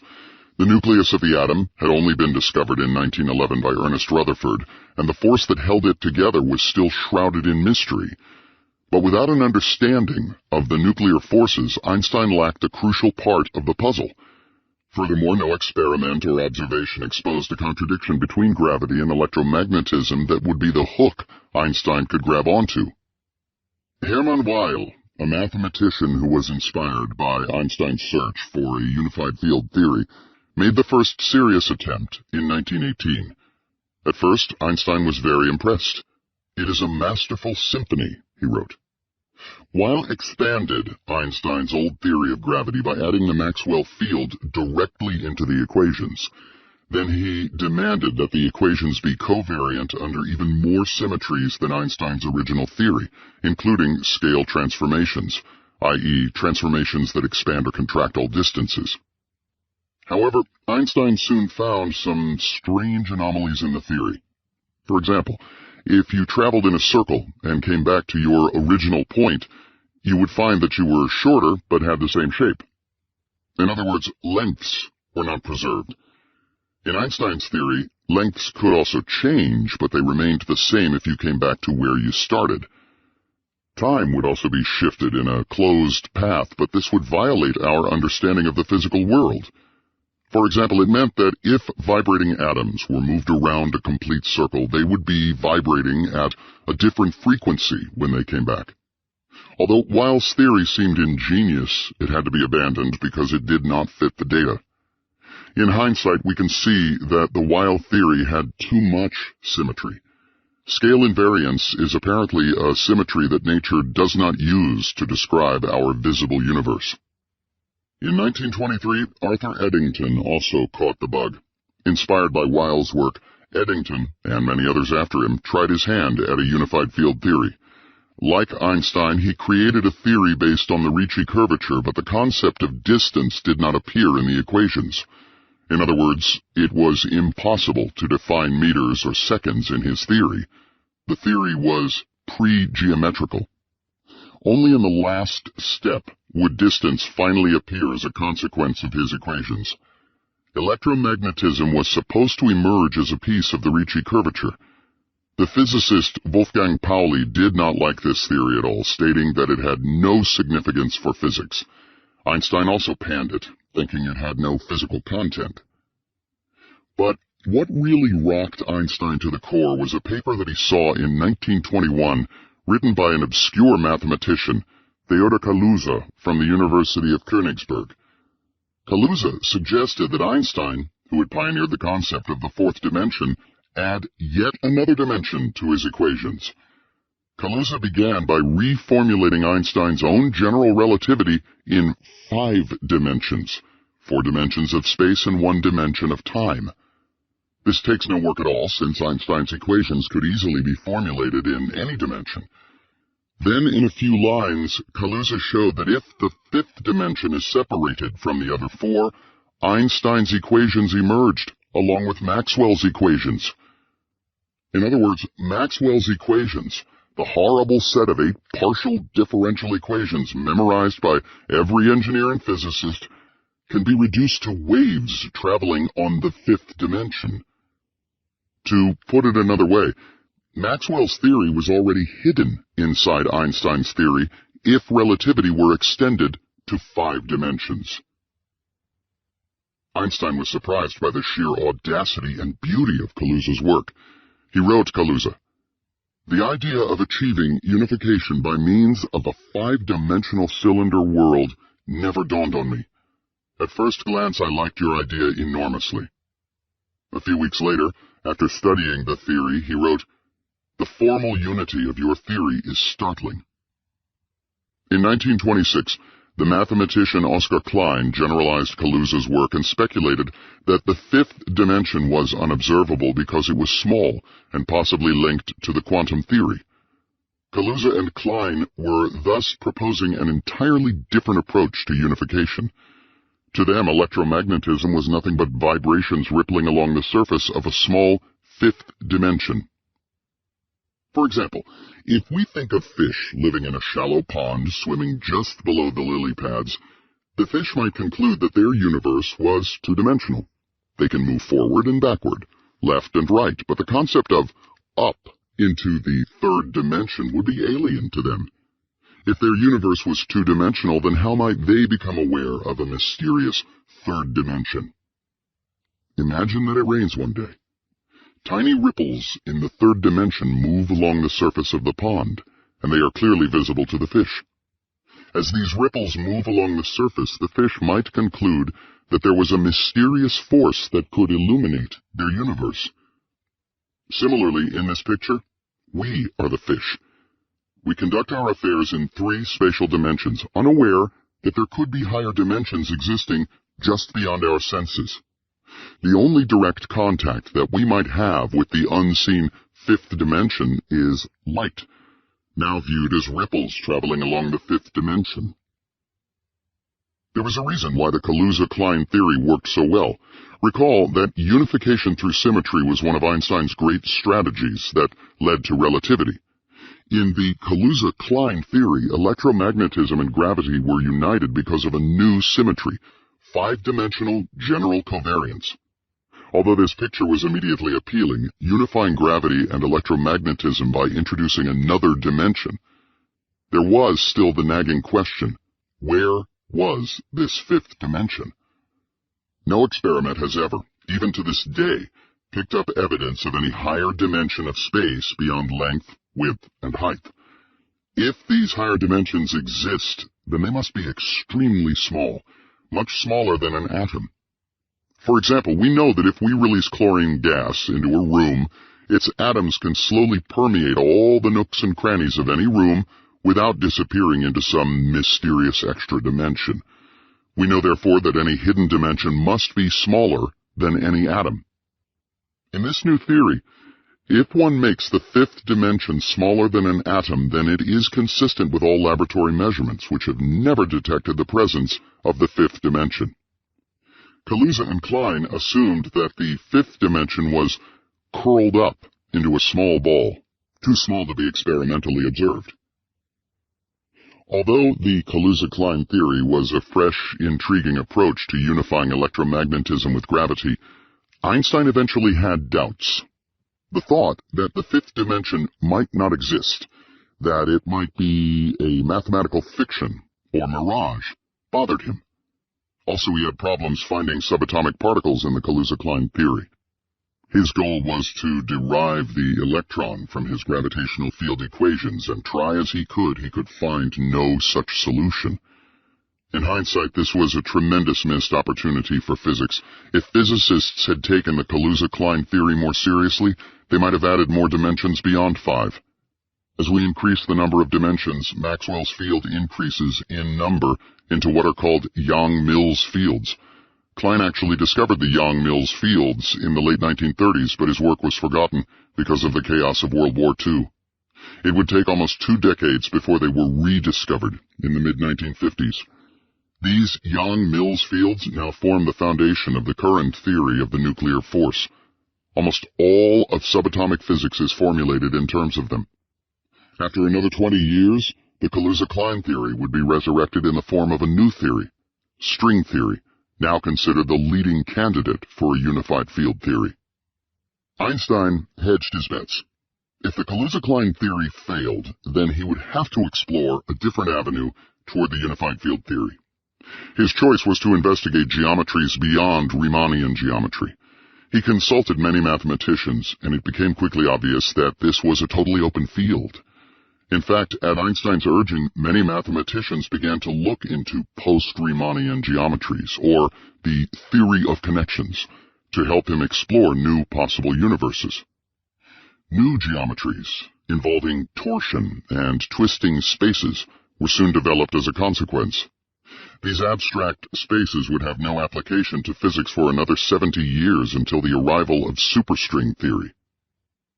Working on post-Riemannian geometries was a nightmare, however. Einstein had no guiding physical principle to help him through the thicket of abstract equations. Previously, he used the equivalence principle and general covariance as compasses.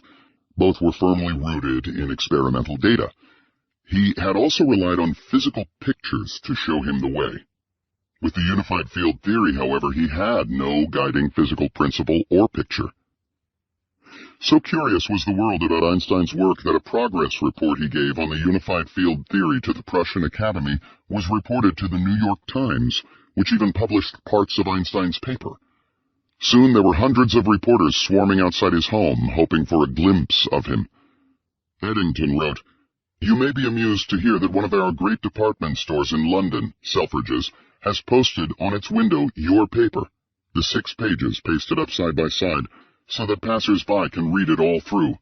Large crowds gather around to read it."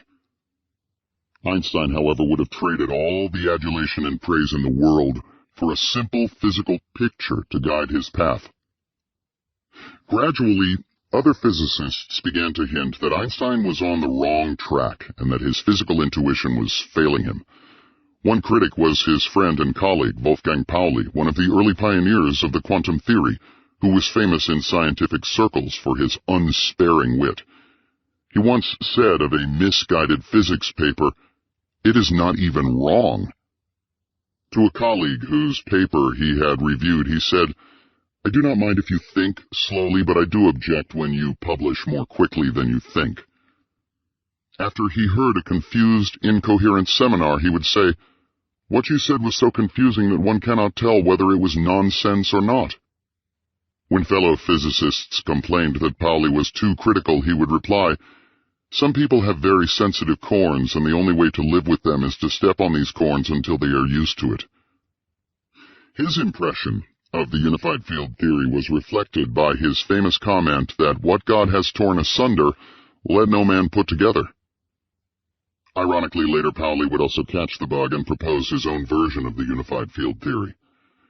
Pauli's view would have been endorsed by many of his fellow physicists who grew increasingly preoccupied with the quantum theory, the other great theory of the 20th century. The quantum theory stands as one of the most successful physical theories of all time. It has had unparalleled success explaining the mysterious world of the atom, and by doing so has unleashed the power of lasers, modern electronics, computers, and nanotechnology. Ironically, however, the quantum theory is based on a foundation of sand. In the atomic world, electrons seemingly appear in two places at the same time, jump between orbits without warning, and disappear into the ghostly world between existence and non-existence. As Einstein remarked as early as 1912, the more success the quantum theory has, the sillier it looks. Some of the bizarre features of the quantum world were made apparent in 1924 when Einstein received a curious letter from an obscure Indian physicist, Satyendra Nath Bose, whose papers on statistical physics were so strange that they were flatly rejected for publication. Bose was proposing an extension of Einstein's earlier work on statistical mechanics, searching for a fully quantum mechanical treatment of a gas, treating the atoms as quantum objects. Just as Einstein had extended Planck's work to a theory of light, Bose was hinting that one could extend Einstein's work into a fully quantum theory of atoms in a gas.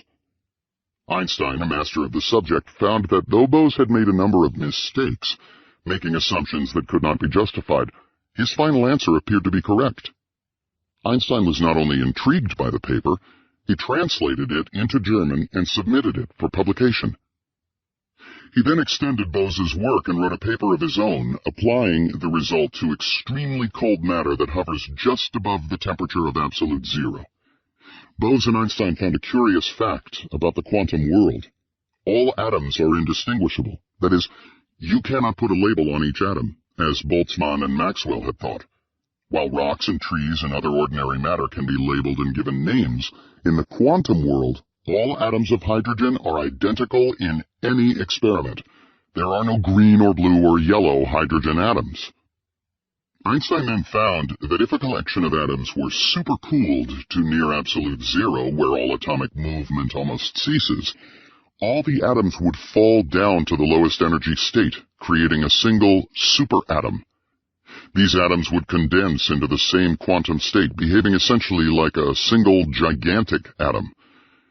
He was proposing an entirely new state of matter, never seen before on Earth. However, before the atoms could tumble down to the lowest energy state, the temperatures would have to be fantastically small, much too small to be experimentally observed, about 1/1,000,000th of a degree above absolute zero. At these extremely low temperatures, the atoms vibrate in lockstep, and subtle quantum effects only seen at the level of individual atoms now become distributed throughout the entire condensate. Like the spectators at a football game who form human waves that sweep across the stands as they stand up and down in unison, the atoms in a Bose-Einstein condensate act as if everything is vibrating in unison. But Einstein despaired of ever observing this Bose-Einstein condensation in his lifetime, since the technology of the 1920s did not permit experiments near temperatures of absolute zero. In fact, Einstein was so ahead of his time that it would be about 70 years before that prediction could be tested. In addition to Bose-Einstein condensation, Einstein was interested in whether his principle of duality could be applied to matter as well as light. In his 1909 lecture, Einstein had showed that there was a dual nature to light, that it can simultaneously have both particle and wave-like properties. Although it was a heretical idea, it was supported fully by experimental results. Inspired by the duality program initiated by Einstein, a young graduate student, Prince Louis de Broglie, then speculated in 1923 that even matter itself can have both particle and wave-like properties. This was a bold, revolutionary concept, since it was a deep-seated prejudice that matter consisted of particles. Stimulated by Einstein's work on duality, de Broglie could explain away some of the mysteries of the atom by introducing the concept that matter had wave-like properties. Einstein liked the audacity of de Broglie's matter waves and promoted his theory. De Broglie would eventually be awarded the Nobel Prize for this seminal idea. But if matter had wave-like properties, then what was the equation that the waves obeyed? Classical physicists had plenty of experience writing down the equations of ocean waves and sound waves, so an Austrian physicist, Erwin Schrödinger, was inspired to write down the equation of these matter waves. While Schrödinger, a well-known ladies' man, was staying with one of his innumerable girlfriends in the Villa Herwig in Arosa during the Christmas holidays in 1925, he managed to divert himself long enough to formulate an equation that would soon be known as one of the most celebrated in all quantum physics, the Schrödinger wave equation. Schrödinger's biographer, Walter Moore, wrote, "Like the dark lady who inspired Shakespeare's sonnets, the Lady of Arosa may remain forever mysterious." Unfortunately, because Schrödinger had so many girlfriends and lovers in his life, as well as illegitimate children, it is impossible to determine precisely who served as the muse for this historic equation. Over the next several months, in a remarkable series of papers, Schrödinger showed that the mysterious rules found by Niels Bohr for the hydrogen atom were simple consequences of his equation. For the first time, physicists had a detailed picture of the interior of the atom, by which one could, in principle, calculate the properties of more complex atoms, even molecules. Within months, the new quantum theory became a steamroller, obliterating many of the most puzzling questions about the atomic world, answering the greatest mysteries that had stumped scientists since the Greeks. The dance of electrons as they moved between orbits, releasing pulses of light or binding molecules together, suddenly became calculable, a matter of solving standard partial differential equations. One young, brash quantum physicist, Paul Adrien Maurice Dirac, even boasted that all of chemistry could be explained as solutions of Schrödinger's equation, reducing chemistry to applied physics. Thus, Einstein, who was the father of the old quantum theory of the photon, became the godfather of the new quantum theory, based on these Schrödinger waves. Today, when high school chemistry students have to memorize the funny football-shaped orbitals that surround the nucleus with strange labels and quantum numbers, they are actually memorizing the solutions to the Schrödinger wave equation. The breakthroughs in quantum physics now accelerated enormously. Realizing that the Schrödinger equation did not incorporate relativity, just 2 years later Dirac generalized the Schrödinger equation to a fully relativistic theory of electrons, and once again the world of physics was dazzled. While Schrödinger's celebrated equation was non-relativistic and only applied to electrons moving at slow velocities compared to light, Dirac's electrons obeyed the full Einstein symmetry. Furthermore, Dirac's equation could automatically explain some obscure properties of the electron, including something called spin. It was known from earlier experiments by Otto Stern and Walter Gerlach that the electron acted like a spinning top in a magnetic field, with angular momentum given by 1/2 in units of Planck's constant. The Dirac electron yielded precisely the spin 1/2 given by the Stern-Gerlach experiment. The Maxwell field representing the photon has spin 1, and Einstein's gravity waves have spin 2. With Dirac's work, it became clear that the spin of a subatomic particle would be one of its important properties. Then Dirac went one step further. By looking at the energy of these electrons, he found that Einstein had overlooked a solution to his own equations. Usually when taking the square root of a number, we introduce both positive and negative solutions. For example, the square root of 4 can either be +2 or -2. Because Einstein ignored a square root in his equations, his famous equation E = mc² was not quite correct. The correct equation was E = ± mc². This extra minus sign, argued Dirac, made possible a new kind of mirror universe, one in which particles could exist with a new form of antimatter. Strangely, just a few years earlier in 1925, Einstein himself had entertained the idea of antimatter when he showed that by reversing the sign of the electron charge in a relativistic equation, one can get identical equations if one also reverses the orientation of space. He showed that for every particle of a certain mass, there must exist another particle with opposite charge but identical mass. Relativity theory not only gave us the fourth dimension, it was now giving us a parallel world of antimatter.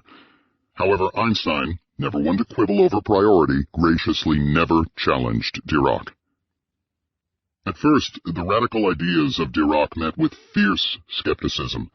The idea of an entire universe of mirror particles that arose from E equals plus or minus mc squared seemed like an outlandish idea. Quantum physicist Werner Heisenberg, who with Niels Bohr had independently found a formulation of the quantum theory equivalent to Schrödinger's, wrote, "The saddest chapter of modern physics is and remains the Dirac theory. I regard the Dirac theory as learned trash which no one can take seriously." However, physicists had to swallow their pride when the anti-electron, or positron, was finally discovered in 1932, for which Dirac later received the Nobel Prize. Heisenberg finally admitted, "I think that this discovery of antimatter was perhaps the biggest jump of all the big jumps in our century." Once again, the theory of relativity yielded unexpected riches, this time giving us an entirely new universe made of antimatter. It seems strange that Schrödinger and Dirac, who developed the two most important wave functions in the quantum theory, were such polar opposites in their personalities. While Schrödinger was always accompanied by some lady friend, Dirac was painfully shy with women and was a man of remarkably few words. After Dirac's death, the British, honoring his contributions to the world of physics, had the relativistic Dirac equation engraved into stone in Westminster Abbey, not far from Newton's grave. Soon, physicists at every institute on this planet struggled to learn the strange, beautiful properties of the Schrödinger and Dirac equations. However, for all their undeniable successes, quantum physicists still had to grapple with a troubling philosophical question. If matter is a wave, then precisely what is waving? This is the same question that had haunted the wave theory of light, which gave birth to the incorrect theory of the ether. A Schrödinger wave is like an ocean wave and eventually spreads out if left by itself. With enough time, the wave function eventually dissipates over the entire universe, but this violated everything that physicists knew about electrons. Subatomic particles were believed to be point-like objects that made definite, jet-like streaks which could be photographed on film. Thus, although these quantum waves had near miraculous success in describing the hydrogen atom, it did not seem possible that the Schrödinger wave could describe an electron moving in free space. In fact, if the Schrödinger wave really represented an electron, it would slowly dissipate, and the universe would dissolve. Something was terribly wrong. Finally, Einstein's lifelong friend, Max Born, proposed one of the most controversial solutions to this puzzle. In 1926, Born took the decisive step, claiming that the Schrödinger wave did not describe the electron at all, but only the probability of finding the electron. He declared that the motion of particles follows probability laws, but probability itself propagates in conformity with the laws of causality. In this new picture, matter indeed consisted of particles, not waves. The markings captured on photographic plates are the tracks left by point-like particles, not waves. But the chance of finding the particle at any given point was given by a wave. More precisely, the absolute square of the Schrödinger wave represents the probability of finding the particle at a specific point in space and time.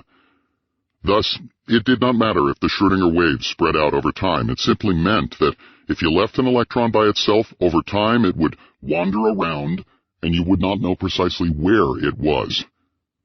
All the paradoxes were now solved. The Schrödinger wave was not the particle itself, but represented the chance of finding it. Werner Heisenberg took this one step further. He had agonized endlessly with Bohr over the puzzles of probability infesting this new theory, often getting into heated arguments with his older colleague. One day, After a frustrating night of grappling with the question of probabilities, he took a long stroll down Philed Park behind his university, constantly asking himself how it was possible that one could not know the precise location of an electron. How can the location of an electron be uncertain, as claimed by Born, if you can simply measure where it is? Then it suddenly hit him. Everything became clear. In order to know where an electron was, you had to look at it. This meant shining a light beam at it. But the photons in the light beam would collide with the electron, making its position uncertain. In other words, the act of observation necessarily introduced uncertainty. He reformulated this question into a new principle of physics, the uncertainty principle, which states that one cannot determine both the location and the velocity of a particle at the same time.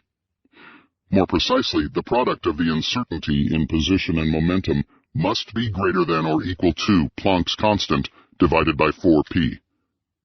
This was not just a byproduct of the crudeness of our instruments. It was a fundamental law of nature. Even God could not know both the precise position and momentum of an electron. This was the decisive moment when the quantum theory plunged into deep, totally uncharted waters. Up to then, one could argue that quantum phenomena were statistical, representing the average motions of trillions of electrons. Now, even the motions of a single electron could not be definitively determined. Einstein was horrified. He almost felt betrayed, knowing that his good friend Max Born was abandoning determinism, one of the most cherished ideas in all of classical physics. Determinism states, in essence, that you can determine the future if you know everything about the present. For example, Newton's great contribution to physics was that he could predict the motion of comets, moons, and planets via his laws of motion once he knew the present state of the solar system. For centuries, physicists had marveled at the precision of Newton's laws, that they could predict the position of celestial bodies, in principle, millions of years into the future. In fact, up to that time, all of science was based on determinism.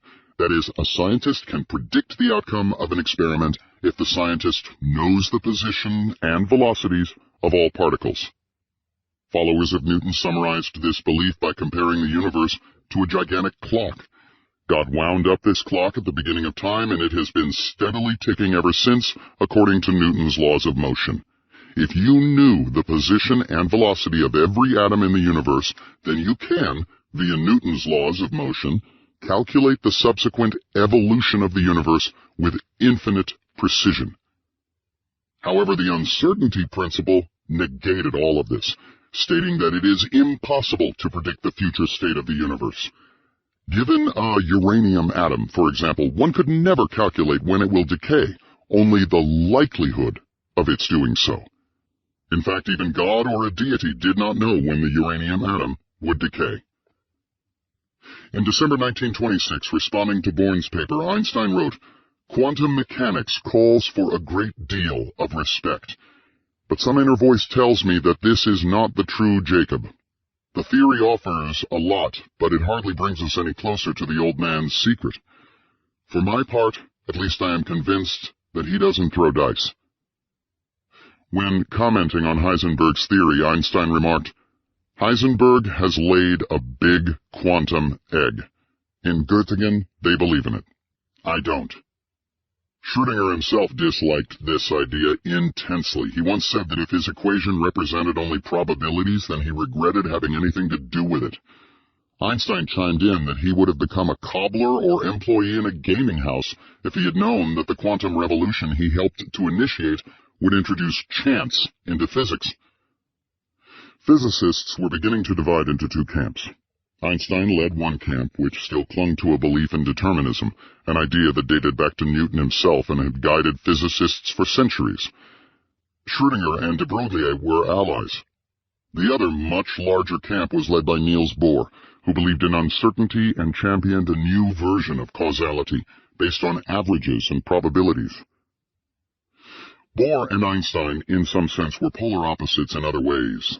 While Einstein as a child shunned sports and was glued to books on geometry and philosophy, Bohr was renowned throughout Denmark as a soccer star.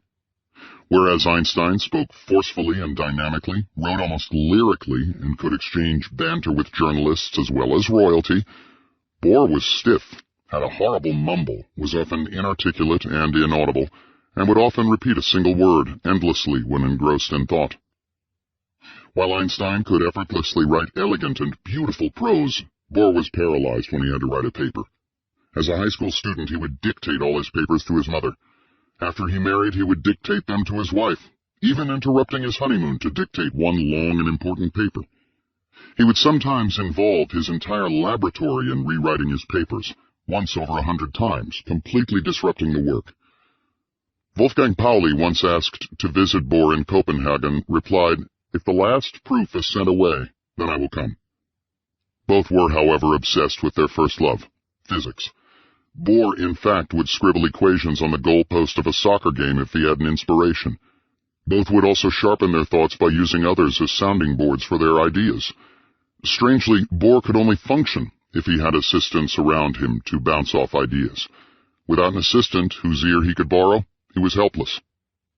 The showdown finally came at the 6th Solvay Conference in Brussels in 1930. What was at stake was nothing less than the nature of reality itself. Einstein hammered incessantly at Bohr, who reeled under the constant attacks but managed to ably defend his positions. Finally, Einstein presented an elegant thought experiment which he thought would demolish the demon, the uncertainty principle. Imagine a box containing radiation. There is a hole in the box with a shutter. When the shutter is opened briefly, it can release a single photon from the box. Thus we can measure with great certainty the precise time at which the photon was emitted. Much later the box can be weighed. Because of the release of the photon, the box weighs less. Because of the equivalence of matter and energy, we can now tell how much total energy the box contains, also to great accuracy. Thus, we now know both the total energy and the time of opening of the shutter to arbitrary accuracy without any uncertainty, and hence the uncertainty principle is wrong. Einstein thought he had finally found the tool to demolish the new quantum theory. Paul Ehrenfest, one of the participants to this conference and a witness to this fierce battle, would write, "To Bohr this was a heavy blow. At the moment he saw no solution. He was extremely unhappy all through the evening, walked from one person to another, trying to persuade them all that this could not be true, because if E was right, this would mean the end of physics. But he could think of no refutation. And I'll never forget the sight of the two opponents leaving the university club. Einstein, a majestic figure walking calmly with a faint ironical smile, and Bohr trotting along by his side, extremely upset. When he talked to Ehrenfest later that evening, all Bohr could mumble was one word, over and over again. Einstein, Einstein, Einstein. But after an intense, sleepless night, Bohr finally found the defect in Einstein's argument, and he used Einstein's own theory of relativity to defeat him. Bohr noted that because the box weighed less than before, it would rise slightly in the Earth's gravity. But according to general relativity, time speeds up as gravity gets weaker, so that time beats faster on the moon, for example. Thus, any minuscule uncertainty in measuring the time of the shutter would be translated into an uncertainty in measuring the position of the box. You cannot therefore measure the position of the box with absolute certainty. Furthermore, any uncertainty in the weight of the box will be reflected in an uncertainty in its energy and also its momentum, and hence, you cannot know the momentum of the box with absolute certainty. When everything is put together, the two uncertainties identified by Bohr, the uncertainty in position and uncertainty in momentum, agree precisely with the uncertainty principle. Bohr had successfully defended the quantum theory. When Einstein complained that God does not play dice with the world, Bohr reportedly fired back, "Stop telling God what to do." Ultimately, Einstein had to admit that Bohr had successfully refuted his arguments. Einstein would write, "I am convinced that this theory undoubtedly contains a piece of definitive truth." Commenting on the historic Bohr-Einstein debate, John Wheeler said it was the greatest debate in intellectual history that I know about.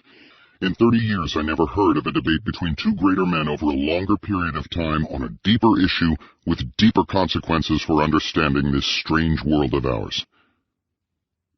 Schrödinger, who also hated this new interpretation of his equations, proposed his celebrated problem of the cat to poke holes into the uncertainty principle. Schrödinger wrote about quantum mechanics. I don't like it, and I'm sorry I had anything to do with it. The most ridiculous problem, he wrote, was that of a cat sealed in a box, inside which there is a bottle of hydrocyanic acid, a poisonous gas, connected to a hammer, triggered by a Geiger counter that is connected to a piece of radioactive substance. There is no question that radioactive decay is a quantum effect. If the uranium does not decay, then the cat is alive, but if an atom decays, it will set off the counter, trigger the hammer, break the glass, and kill the cat. But according to the quantum theory, we cannot predict when the uranium atom will decay. In principle, it may exist in both states simultaneously, both intact and decayed. But if the uranium atom can exist simultaneously in both states, then it means that the cat must also exist in both states.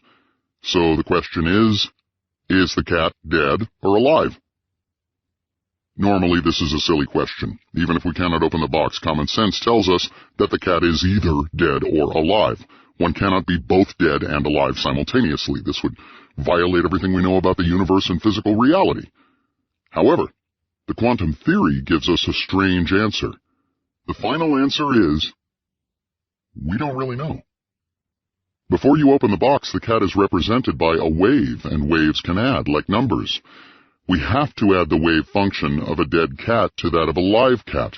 Thus, the cat is neither dead nor alive before you open the box. Sealed inside the box, all you can say is that there are waves that represent the cat being both dead and alive at the same time. Once we finally open the box, we can make a measurement and see for ourselves if the cat is dead or alive. The measurement process, by an outside observer, allows us to collapse the wave function and determine the precise state of the cat. Then we know if the cat is dead or alive. The key is the measurement process by an outside observer. By shining a light inside the box, the wave function has collapsed and the object suddenly assumes a definitive state. In other words, the process of observation determines the final state of an object. The weakness of Bohr's Copenhagen interpretation lies in the question, do objects really exist before you make a measurement? To Einstein and Schrödinger, all this seemed preposterous. For the rest of his life, Einstein would grapple with these deep philosophical questions, which even today are still the subject of intense debate. Several upsetting aspects of this puzzle shook Einstein to the core. First, before a measurement is made, we exist as the sum of all possible universes. We cannot say for certain if we are dead or alive, or whether dinosaurs are still alive, or whether the Earth was destroyed billions of years ago. All events before a measurement is made are possible. Second, it would seem that the process of observation creates reality. Thus we have a new twist to the old philosophical puzzle of whether a tree really falls in the forest if no one hears it. A Newtonian would argue that the tree can fall independent of observation, but someone from the Copenhagen school would say that the tree can exist in all possible states, fallen, upright, sapling, mature, burnt, rotten, etc., until it is observed, at which point it suddenly springs into existence. Thus, the quantum theory adds a totally unexpected interpretation. Observing the tree determines the state of the tree, that is, whether it fell or not. Einstein, from his days at the patent office, always had an uncanny knack for isolating the essence of any problem. He would, therefore, ask visitors to his home the following question. Does the moon exist because a mouse looks at it? If the Copenhagen school is correct, then yes, in some sense, the moon springs into existence when a mouse observes it, and the moon's wave function collapses. Over the decades, a number of solutions have been offered to the cat problem, none of them totally satisfactory. Although almost no one challenges the validity of quantum mechanics itself, these questions still remain as some of the greatest philosophical challenges in all of physics. I have thought 100 times as much about the quantum problems as I have about general relativity theory, wrote Einstein about how he endlessly grappled with the foundations of the quantum theory. After much deep thought, Einstein fired back with what he thought was the definitive critique of the quantum theory. In 1933, with his students Boris Podolsky and Nathan Rosen, he proposed a novel experiment that even today is causing headaches to many quantum physicists as well as philosophers. The EPR experiment may not have demolished quantum theory as Einstein had hoped it would, but it succeeded in proving that the quantum theory, which was already pretty bizarre, gets weirder and weirder. Suppose that an atom emits two electrons in opposite directions. Each electron is spinning like a top, pointing either up or down. Suppose further that they are spinning in opposite ways, so the total spin is 0, although you don't know which way they are spinning. For example, one electron may be spinning up while the other is spinning down. If you wait long enough, these electrons could be separated by billions of miles. Before any measurement is made, you don't know the spins of the electrons. Now, suppose that you finally measure the spin of one electron. It is, for example, found to be spinning up. Then instantly you know the spin of the other electron, although it is many light years away, since its spin is the opposite of its partner. It must be spinning down. This means that a measurement in one part of the universe instantly determined the state of an electron on the other side of the universe, seemingly in violation of special relativity. Einstein called this spooky action at a distance. The philosophical implications of this are rather startling. It means that some atoms in our body may be connected with an invisible web to atoms on the other side of the universe, such that motions in our body can instantly affect the state of atoms billions of light years away, in seeming violation of special relativity.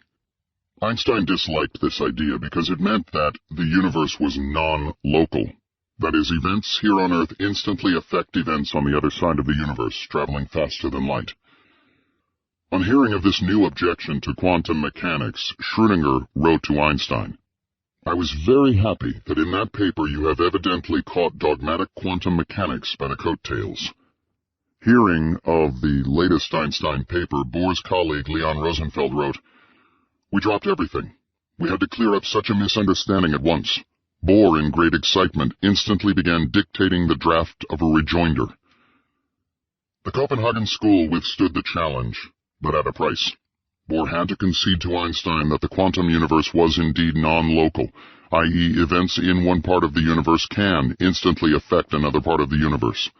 Everything in the universe is somehow meshed together in a cosmic entanglement.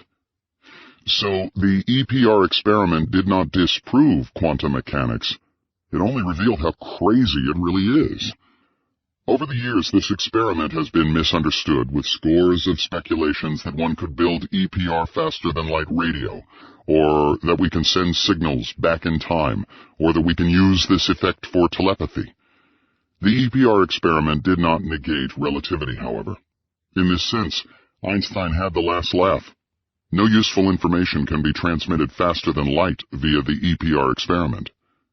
For example, you cannot send Morse code faster than light via the EPR apparatus. Physicist John Bell used this example to explain the problem. He described a mathematician called Bertelsmann who always wore a pink sock and a green sock. If you knew that one foot had the green sock, you knew immediately that the other sock was pink. Yet no signal went from one foot to the other. In other words, knowing something is entirely different from sending that knowledge. There is a world of difference between the possession of information and its transmission. By the late 1920s, there were now two towering branches of physics, relativity and the quantum theory. The sum total of all human knowledge about the physical universe could be summarized by these two theories. One theory, relativity, gave us a theory of the very large, a theory of the Big Bang and black holes. The other theory, the quantum theory, gave us a theory of the very small, the bizarre world of the atom.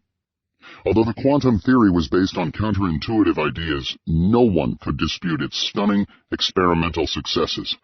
Nobel Prizes were practically flying off the wall for young physicists willing to apply the quantum theory. Einstein was too seasoned a physicist to ignore the breakthroughs being made almost daily in the quantum theory.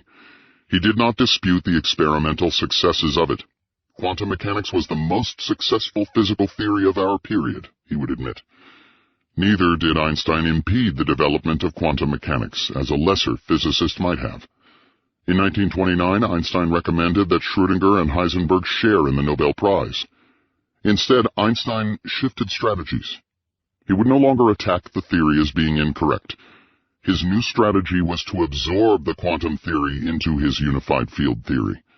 When the army of critics in Bohr's camp accused him of ignoring the quantum world, he fired back that his real goal was nothing short of cosmic in scope, to swallow up the quantum theory in its entirety in his new theory.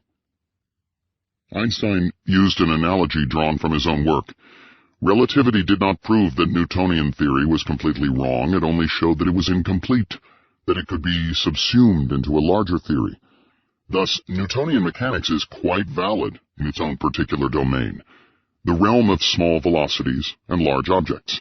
Similarly, Einstein believed that the quantum theory's bizarre assumptions about cats being dead and alive simultaneously could be explained in a higher theory. In this respect, legions of Einstein's biographers have missed the point. Einstein's goal was not to prove the quantum theory incorrect, as many of his critics have claimed. He has too often been painted as the last dinosaur of classical physics, the aging rebel who found himself becoming the voice of reaction. Einstein's true goal was to expose the quantum theory's incompleteness and to use the unified field theory to complete it. In fact, one of the criteria for the unified field theory was that it reproduced the uncertainty principle in some approximation. Einstein's strategy was to use general relativity and his unified field theory to explain the origin of matter itself, to construct matter out of geometry. In 1935, Einstein and Nathan Rosen investigated a novel way in which quantum particles, such as the electron, would emerge naturally as a consequence of his theory, rather than as fundamental objects. In this way, he hoped to derive the quantum theory without ever having to face the problem of probabilities and chance. In most theories, elementary particles emerge as singularities, that is, regions where the equations blow up. Think of Newton's equations, for example, where the force is given by the inverse square of the distance between two objects. When this distance goes to zero, the force of gravity goes to infinity, giving us a singularity. Because Einstein wanted to derive the quantum theory from a deeper theory, he reasoned that he needed a theory totally free of singularities. Examples of this exist in simple quantum theories. They are called solitons and resemble kinks in space. That is, they are smooth, not singular, and they can bounce off each other and maintain their same shape. Einstein and Rosen proposed a novel way to achieve such a solution. They started with two Schwarzschild black holes defined on two parallel sheets of paper. By using scissors, one could cut out each black hole singularity and glue the two sheets back together. Thus, one obtains a smooth, singularity-free solution, which Einstein thought might represent a subatomic particle. Thus, quantum particles can be viewed as tiny black holes. This idea was actually revived in string theory 60 years later, where there are mathematical relations that can turn subatomic particles into black holes, and vice versa. This Einstein-Rosen bridge, however, can be viewed in another way. It represents the first mention in the scientific literature of a wormhole that connects two universes. Wormholes are shortcuts through space and time, like a gateway or portal that connects two parallel sheets of paper. The concept of wormholes was introduced to the public by Charles Dodgson, otherwise known as Lewis Carroll, the Oxford mathematician, and most famously the author of Alice in Wonderland and Through the Looking Glass. When Alice puts her hand through the looking glass, she is in effect entering a kind of Einstein-Rosen bridge connecting two universes, the strange world of Wonderland and the countryside of Oxford. It was realized, of course, that anyone who fell through an Einstein-Rosen bridge would be crushed to death by the intense gravitational force, enough to rip their atoms apart. Passage through the wormhole to a parallel universe was impossible if the black hole was stationary. It would take another 60 years before the concept of wormholes would occupy a key role in physics. Eventually, Einstein gave up this idea, in part because he could not explain the richness of the subatomic world. He could not entirely explain all the curious properties of wood in terms of marble. There were simply too many features of subatomic particles, e.g., mass, spin, charge, quantum numbers, etc., that failed to emerge from his equations. His goal was to find the picture that would reveal the unified field theory in all its splendor. But one crucial problem was that not enough was known at that time about the properties of the nuclear force. Einstein was working decades before data from powerful atom smashers would clarify the nature of subatomic matter. As a result, the picture never came. Chapter 8. War, Peace, and E equals mc squared. In the 1930s, with the world caught in the vice-like grip of the Great Depression, chaos was once again stalking the streets of Germany. With the collapse of the currency, hard-working middle-class citizens suddenly found their life savings wiped out almost overnight. The rising Nazi Party fed upon the misery and grievances of the German people, focusing their anger at the most convenient scapegoat, the Jews. Soon, with the backing of powerful industrialists, they became the strongest force in the Reichstag. Einstein, who had resisted the anti-Semites for years, realized that this time the situation was life-threatening. Although a pacifist, he was also realistic, adjusting his views in light of the meteoric rise of the Nazi Party. This means that I am opposed to the use of force under any circumstances, except when confronted by an enemy who pursues the destruction of life as an end in itself, he wrote. This flexibility would be put to the test. In 1931, a book called 100 Authorities Against Einstein was published, containing all kinds of anti-Semitic slander directed against the famous physicist. The purpose of this publication is to oppose the terror of the Einsteinians with an account of the strength of their opposition, the document fumed. Einstein later quipped that they did not really need 100 authorities to destroy relativity. If it were incorrect, one small fact would have been sufficient. In December 1932, Einstein, unable to resist the rising tide of Nazism, left Germany for good. He told Elsa to look at their country house in Kaputh and said sadly, "Turn around. You will never see it again." The situation deteriorated dramatically on January 30th, 1933, when the Nazis, already the largest bloc in the parliament, finally seized power, and Adolf Hitler was appointed as Chancellor of Germany. The Nazis confiscated Einstein's property and his bank account, leaving him officially penniless, and took over his cherished Kaputh vacation house, claiming to have found a dangerous weapon there. It was later found to be a bread knife. The Kaputh house was used during the Third Reich by the Nazi Bund Deutsches Mädel, the League of German Girls. On May 10th, the Nazis held a public burning of banned books, Einstein's works among them.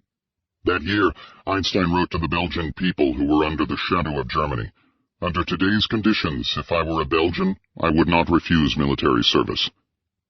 His remarks were carried by the international media and earned him immediate scorn from both Nazis and fellow pacifists, many of whom believed that the only way to confront Hitler was with peaceful means. Einstein, realizing the true depths of the brutality of the Nazi regime, was unmoved. "The anti-militarists are falling on me as on a wicked renegade. Those fellows simply wear blinders." Forced to flee Germany, Einstein, the world traveler, was once again a person without a home. On his trip to England in 1933, he stopped by to see Winston Churchill at his estate. Under address in Churchill's guest book, Einstein wrote, "None." Now, near the top of the Nazis' hate list, he had to be careful of his personal security. A German magazine listing the enemies of the Nazi regime showed Einstein's picture on the front cover with the caption, "Not yet hanged." Anti-Semites were proud to say that if they could drive Einstein out of Germany, they could drive all Jewish scientists out. Meanwhile, the Nazis passed a new law requiring the dismissal of all Jewish officials, which was an immediate disaster for German physics. 9 Nobel laureates had to leave Germany because of the new civil service law, and 1,700 faculty members were dismissed in the first year, causing a vast hemorrhaging of German science and technology. The mass exodus out of Nazi-controlled Europe was staggering, virtually depleting the cream of the scientific elite. Max Planck, ever the conciliator, refused all efforts by his colleagues to oppose Hitler publicly. He preferred to use private channels and even met personally with Hitler in May 1933, making one last final plea to prevent the collapse of German science. Planck would write, "I had hoped to convince him that he was doing enormous damage by expelling our Jewish colleagues, to show how senseless and utterly immoral it was to victimize men who had always thought of themselves as Germans and who had offered up their lives for Germany like everyone else. At that meeting, Hitler said that he had nothing against Jews, but they were all communists. When Planck tried to reply, Hitler shouted back to him, "People say that I get attacks of nervous weakness, but I have nerves of steel." He then slapped his knee and continued his tirade against Jews. Planck would regret, "I failed to make myself understood. There is simply no language in which one can talk to such men." Einstein's Jewish colleagues all fled Germany for their lives. Leo Szilard left with his life savings stuffed in his shoes. Fritz Haber fled Germany in 1933 for Palestine. Ironically, as a loyal German scientist, he had helped to develop poison gas for the German army, producing the notorious Zyklon B gas. Later, his own gas was used to kill many members of his family at the Auschwitz concentration camp. Erwin Schrödinger, who was not Jewish, was also swept up by the hysteria. On March 31, 1933, when the Nazis declared a national boycott of all Jewish stores, he happened to be in front of Berlin's large Jewish department store, Wertheim's, when he suddenly witnessed gangs of stormtroopers with Nazi swastikas beating up Jewish shopkeepers as the police and the crowd stood by and laughed. Schrödinger was incensed and went up to one of the stormtroopers and berated him. Then the stormtroopers turned and began to beat him instead. He could have been seriously hurt by this ferocious beating, but a young physicist wearing a Nazi swastika instantly recognized Schrödinger and was able to get him to safety. Badly shaken, Schrödinger would leave Germany for England and Ireland. In 1943, the Nazis occupied Denmark, and Bohr, who was part Jewish, was targeted for extinction. He managed to escape just one step ahead of the Gestapo via neutral Sweden and then fly to Britain, although he almost died of suffocation on the plane because of an ill-fitting oxygen mask. Planck, a loyal patriot who never left Germany, also suffered horribly. His son was arrested for trying to assassinate Hitler, for which he was tortured by the Nazis and later executed. Einstein, although in exile, was besieged with job offers from around the world. Leading universities in England, Spain, and France wished to capture this world-famous figure. Previously, he had been a guest professor at Princeton University. He had spent his winters in Princeton and his summers in Berlin. Abraham Flexner, representing a new institute to be formed at Princeton, largely with a $5 million fund from the Bamberger fortune, had met several times with Einstein and approached him about the possibility of moving to the new institute. What appealed to Einstein was the fact that he would be free to travel and free of teaching duties. Although he was a popular lecturer, regularly breaking up audiences with his antics and enchanting royalty with amusing anecdotes, teaching and lecturing duties were taking time away from his beloved physics. One colleague warned Einstein that coming permanently to the United States was like committing suicide. The United States, before the sudden influx of Jewish scientists fleeing Nazi Germany, was considered a quiet backwater of science with almost no institutions of higher learning capable of competing with Europe's. Defending his choice, Einstein wrote to Queen Elizabeth of Belgium, "Princeton is a wonderful little spot, a quaint, ceremonious village of puny demigods on stilts. By ignoring certain special conventions, I have been able to create for myself an atmosphere conducive to study and free of distraction." The news that Einstein had settled in the United States was heard around the world. The Pope of Physics had left Europe. The new Vatican would be the Institute for Advanced Study at Princeton. When Einstein was shown his office for the first time, he was asked what he needed. Besides a desk and a chair, he said he needed a large wastebasket so I can throw away all my mistakes. The Institute also apparently made an offer to Erwin Schrödinger, but the latter, it is said, who was often accompanied by his wife and mistress and practiced an open marriage with a long list of lovers, found the atmosphere too stifling and conservative. The American people were fascinated by the new arrival in New Jersey, who instantly became the country's most famous scientist. Soon he was a familiar figure to all. 2 Europeans on a bet sent a letter to Dr. Einstein, America, to see if it would reach him. It did. The 1930s were hard on Einstein personally. It seemed as if his worst fears about his son, Edward, fondly nicknamed Tedl, were confirmed when Edward finally suffered a nervous breakdown in 1930 after a failed romance with an older woman. He was taken to the Bergholzli Psychiatric Hospital in Zurich, the same hospital where Mileva's sister had been institutionalized. Diagnosed as schizophrenic, he was never to leave the care of an institution for the rest of his life, except for short visits. Einstein, who always suspected that one of his sons might inherit mental problems from his wife, blamed grave heredity. "I have seen it coming slowly but irresistibly ever since Tedel's youth," he wrote sadly. In 1933, his close friend Paul Ehrenfest, who helped to stimulate the early development of general relativity but suffered from depression, eventually committed suicide, shooting and killing his young mentally retarded son in the process. After a prolonged, painful illness, Elsa, who had been with Einstein for about 20 years, died in 1936. According to friends, Einstein was utterly ashen and shaken. Her death severed the strongest tie he had with a human being. He took it hard, but managed to slowly recuperate. He would write, "I have got used extremely well to life here. I live like a bear in my den. The bearishness has been further enhanced by the death of my woman comrade, who was better with other people than I am." After Elsa's death, he would live with his sister Maya, who had fled the Nazis, his stepdaughter Margot, and his secretary, Helen Dukas. He had started the final phase of his life. During the 1930s and 1940s, he aged rapidly, and without Elsa to constantly harp about his appearance, the dashing, charismatic figure who dazzled kings and queens in his tuxedo reverted back into the old bohemian ways of his youth. He now became the white-haired figure remembered most dearly by the public, the sage of Princeton, who would good-humoredly greet both children and royalty alike. For Einstein, however, there was no rest. While at Princeton, he faced yet another challenge, the quest to build an atomic bomb. Back in 1905, Einstein had speculated that his theory might be able to explain how a small amount of radium could glow ferociously in the dark, its atoms releasing large quantities of power without apparent limit. In fact, the amount of energy locked in the nucleus could easily be 100 million times greater than that stored in a chemical weapon. By 1920, Einstein had grasped the enormous practical implications of the energy locked in the nucleus of the atom when he wrote, "It might be possible, and it is not even improbable, that novel sources of energy of enormous effectiveness will be opened up. But this idea has no direct support from the facts known to us so far. It is very difficult to make prophecies, but it is within the realm of the possible." In 1921, he even speculated that at some point far in the future, the current economy based on coal might eventually be replaced by nuclear energy.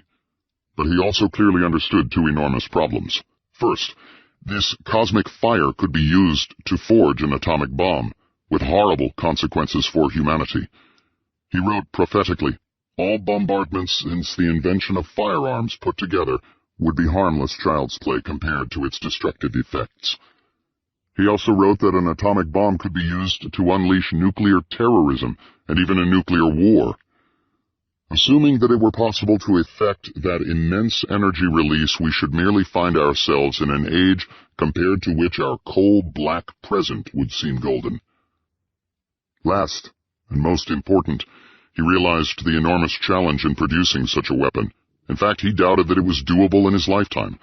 The practical problems of taking the terrible power locked in a single atom and magnifying it trillions of times was beyond anything possible in the 1920s. He wrote that it was as difficult as firing at birds in the dark in a neighborhood that has few birds. Einstein realized that the key might be to somehow multiply the power of a single atom. If one could take the energy of an atom and then trigger the subsequent release of energy from nearby atoms, then one might be able to magnify this nuclear energy. He hinted that a chain reaction might happen if the rays released are in turn able to produce the same effects. But in the 1920s he had no idea how such a chain reaction might be produced. Others, of course, also toyed with the idea of nuclear energy, not to benefit humanity, but for malevolent reasons. In April 1924, Paul Hartek and Wilhelm Groth informed the German Army Ordnance Department that the country that exploits it first will have an incalculable advantage over the others. The problem of releasing this energy is as follows. The nucleus of the atom is positively charged and hence repels other positive charges.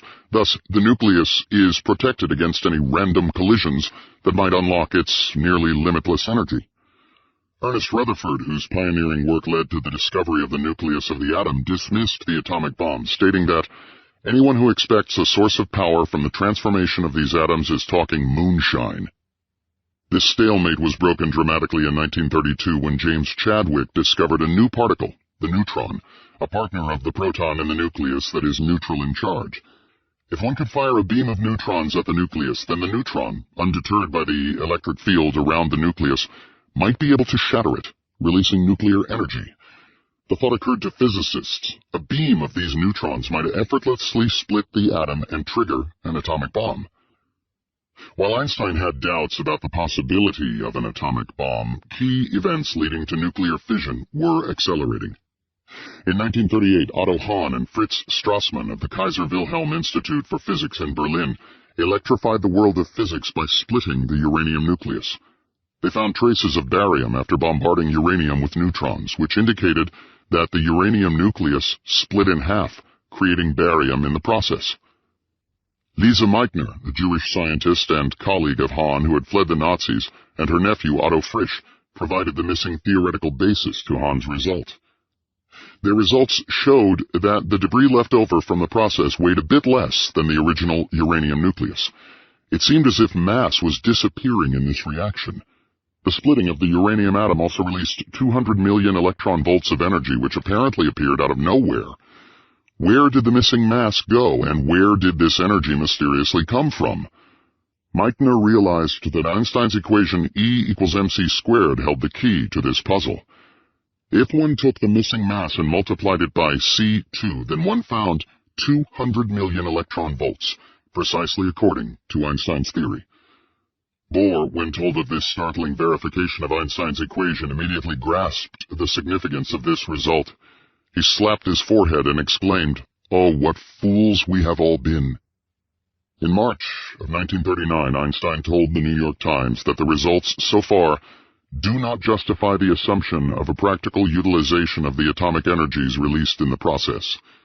However, there is no single physicist with soul so poor who would allow this to affect his interest in this highly important subject. Ironically, that very same month, Enrico Fermi and Frédéric Joliot-Curie, Marie Curie's son-in-law, discovered that 2 neutrons can be released by the splitting of the uranium nucleus. This was a staggering result. If these 2 neutrons can go on to split 2 other uranium nuclei, then this would result in 4 neutrons, then 8, then 16, then 32 ad infinitum, until the unimaginable power of the nuclear force was released in a chain reaction. Within a fraction of a second, the splitting of a single uranium atom could trigger the splitting of trillions upon trillions of other uranium atoms, releasing unimaginable quantities of nuclear energy. Fermi, looking out his window in Columbia University, mused grimly that a single atomic bomb could destroy all that he could see of New York City. The race was on. Alarmed at the rapid speed of events, Szilard was worried that the Germans, who were the leaders in atomic physics, would be the first to build an atomic bomb. In 1939, Szilard and Eugene Wigner drove to Long Island to visit Einstein to sign a letter that would be given to President Roosevelt. The fateful letter, one of the most important in world history, began, "Some recent work by E. Fermi and L. Szilard, which has been communicated to me in manuscript, leads me to expect that the element uranium may be turned into a new and important source of energy in the immediate future." Ominously, the letter noted that Hitler had invaded Czechoslovakia and had sealed off the Bohemian pitch-blende mines, a rich source of uranium ore. And then the letter warned, a single bomb of this type, carried by boat or exploded in a port, might well destroy the whole port with some of the surrounding territory. However, such bombs might very well prove to be too heavy for transportation by air. Alexander Sachs, a Roosevelt advisor, was given the letter to pass on to the president. When Sachs asked Roosevelt if he understood the extreme gravity of the letter, Roosevelt replied, "Alex, what you are after is to see that the Nazis don't blow us up." He turned to General E.M. Watson and said, "This requires action." Only $6,000 was approved for the whole year's research on uranium. However, interest in the atomic bomb was given a sudden boost when the secret Frisch-Peierls report reached Washington in the fall of 1941. British scientists working independently confirmed all the details outlined by Einstein, and on December 6, 1941, the Manhattan Engineering Project was secretly set up. Under the direction of J. Robert Oppenheimer, who had worked on Einstein's theory of black holes, hundreds of the world's top scientists were secretly contacted and then shipped out to Los Alamos in the desert of New Mexico. At every major university, scientists like Hans Bethe, Enrico Fermi, Edward Teller, and Eugene Wigner quietly left after receiving a tap on the shoulder. Not everyone was pleased by the intense interest in the atomic bomb. Lisa Meitner, whose work helped to trigger the project, staunchly refused to be part of any work on the bomb. She was the only prominent Allied nuclear scientist to refuse the call to join the group at Los Alamos. "I will have nothing to do with a bomb," she stated flatly. Years later, when Hollywood scriptwriters tried to glamorize her in the film The Beginning of the End as the woman who bravely smuggled out the blueprint for the bomb as she fled Nazi Germany, she replied, "I would rather walk naked down Broadway than be part of this fanciful, scurrilous effort."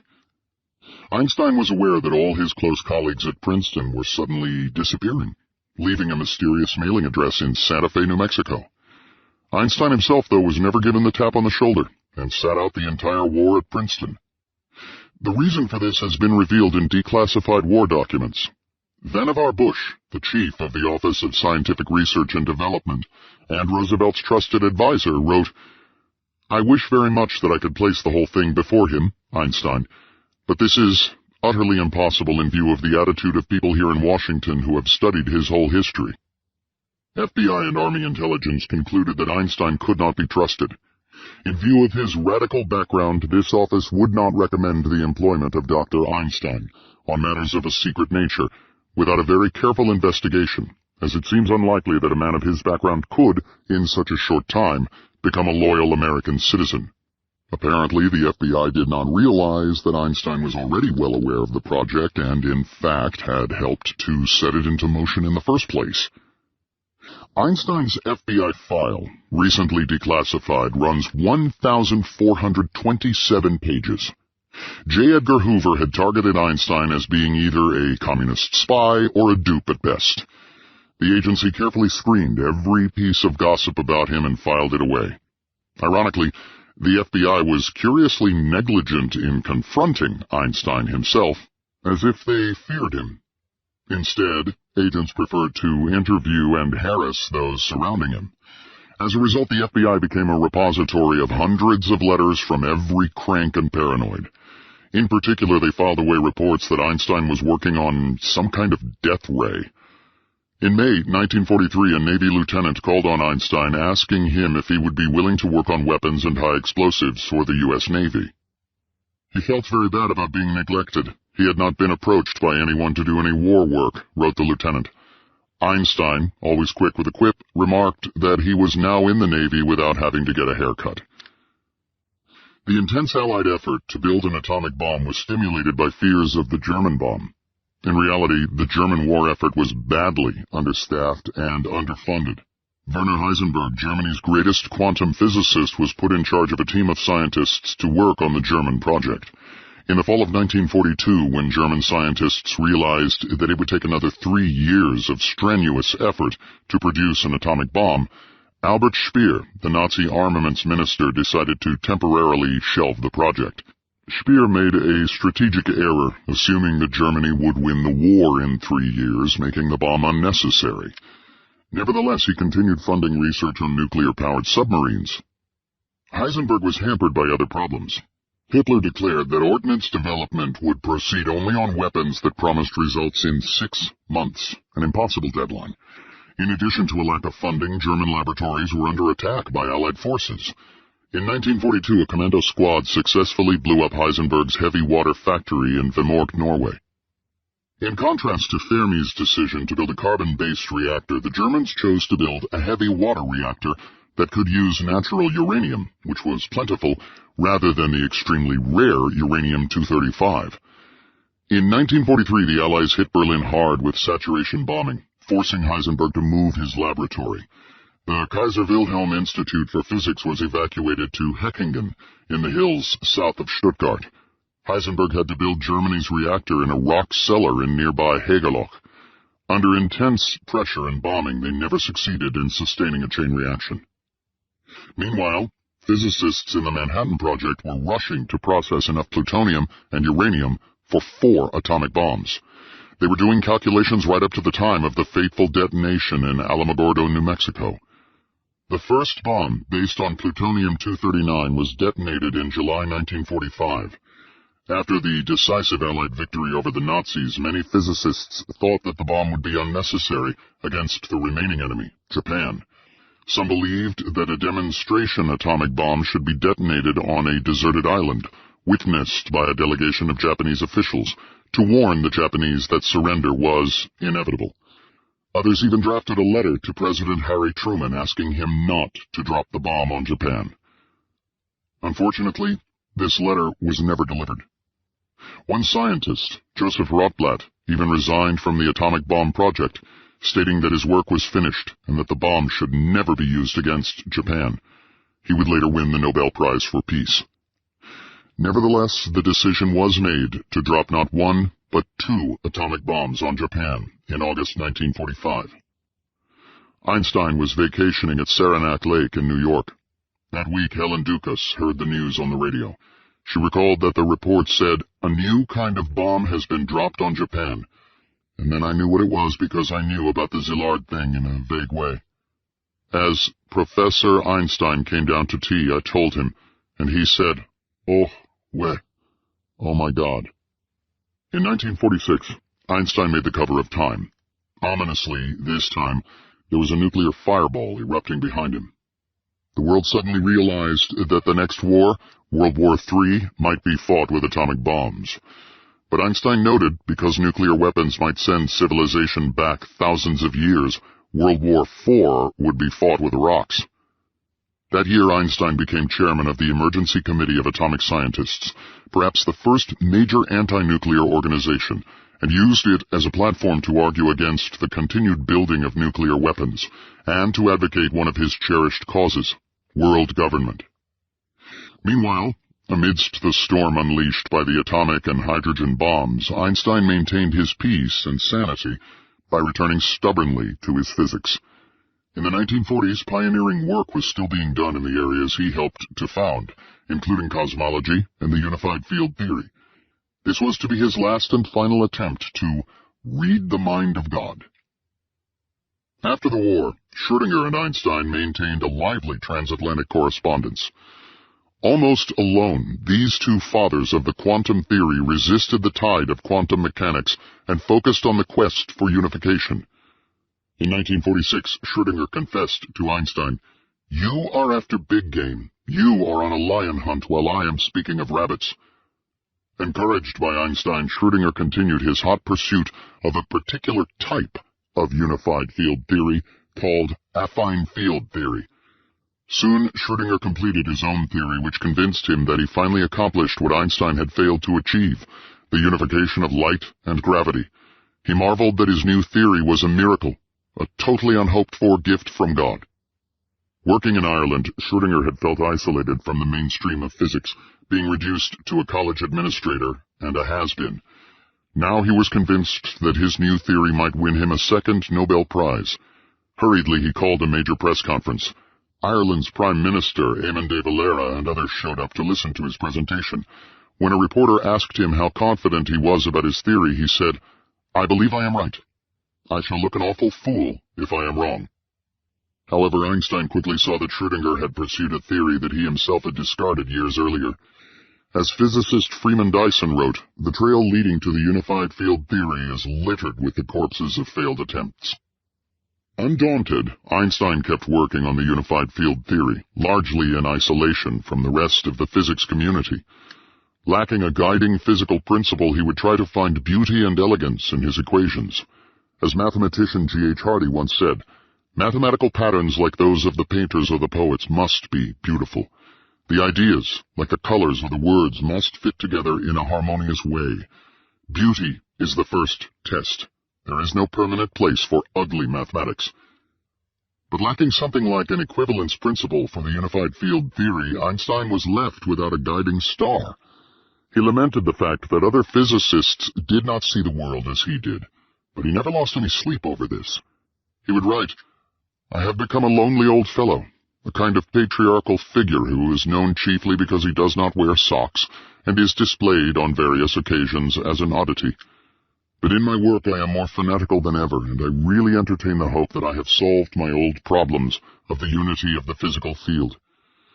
It is, however, like being in an airship in which one can cruise around in the clouds but cannot see clearly how one can return to reality, i.e., to Earth."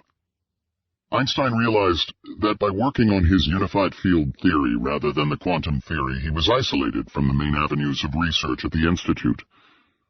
"I must seem like an ostrich who forever buries its head in the relativistic sand in order not to face the evil quanta," he lamented.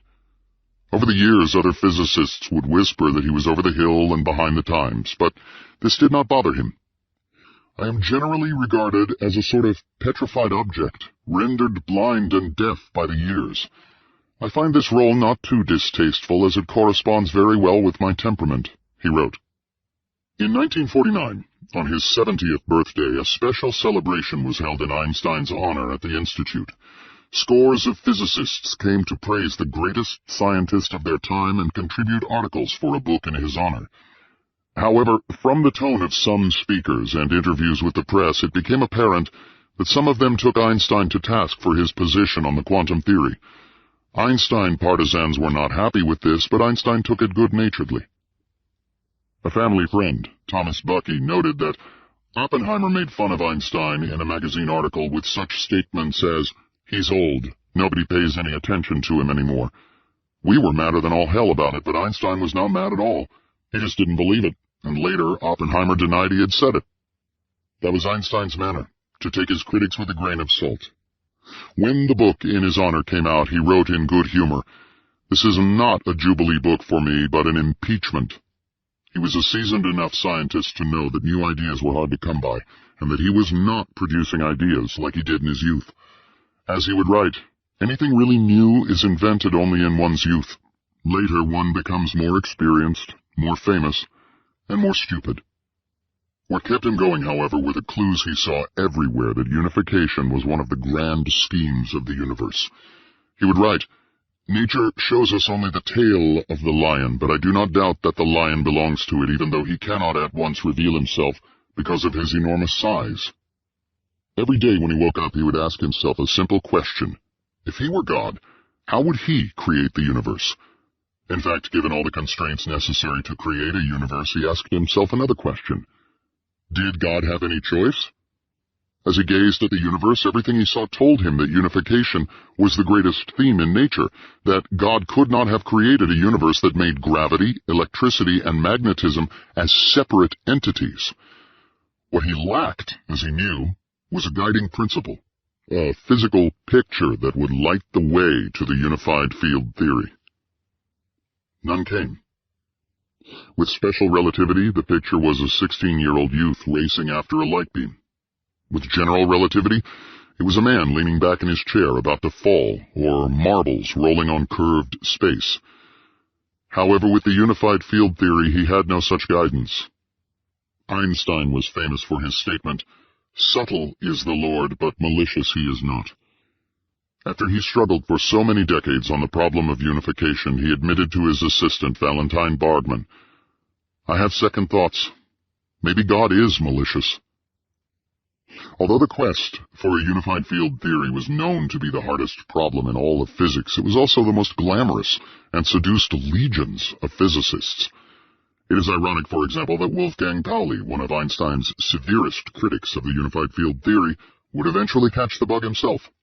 In the late 1950s, both Heisenberg and Pauli were increasingly interested in a version of the unified field theory that they claimed could solve the problems that stumped Einstein for 30 years. In fact, writes Peiss, from 1954 to the end of his life, Heisenberg, who died in 1976, was immersed in attempts at deriving all of particle physics from a fundamental nonlinear wave equation. In 1958, Pauli visited Columbia University and gave a presentation on the Heisenberg-Pauli version of the unified field theory. The audience, needless to say, was skeptical. Niels Bohr, who was in the audience, finally stood up and said, "We in the back are convinced your theory is crazy, but what divides us is whether your theory is crazy enough." Physicist Jeremy Bernstein, also in the audience, remarked, "It was an uncanny encounter of two giants of modern physics. I kept wondering what in the world a non-physicist visitor would have made of it." Eventually, Pauli became disillusioned with the theory, believing it had too many flaws. When his collaborator insisted on plunging ahead with the theory, Pauli wrote to Heisenberg and enclosed a blank sheet of paper, stating that if his theory was really the unified field theory, then this blank sheet of paper was a work by Titian. Although progress in the unified field theory was slow and painful, there were plenty of other interesting breakthroughs that kept Einstein busy. One of the strangest was time machines. To Newton, time was like an arrow. Once fired, it unerringly flew in a straight line, never deviating from its path. 1 second on the Earth was 1 second in outer space. Time was absolute and beat uniformly through the entire universe at the same rate. Events could take place simultaneously throughout the universe. However, Einstein introduced the concept of relative time. So 1 second on the Earth was not 1 second on the Moon. Time was like Old Man River meandering its way past planets and stars, slowing down as it went by neighboring heavenly bodies. The question that the mathematician Kurt Gödel now raised was, can the river of time have whirlpools and turn back on itself? Or can it fork into two rivers, creating a parallel universe? Einstein was forced to confront this question in 1949 when Gödel, Einstein's neighbor at the Institute and arguably the greatest mathematical logician of the century, showed that Einstein's equations allowed for time travel. Gödel started with a universe that was filled with a gas and rotating. If one started off in a rocket ship and went around the entire universe, then one might arrive on the Earth before one left. In other words, time travel would be a natural phenomenon in Gödel's universe, where one would routinely travel back in time during a trip around the universe. This shook Einstein. So far, every time people tried to find solutions to Einstein's equations, they found solutions that seemed to fit the data.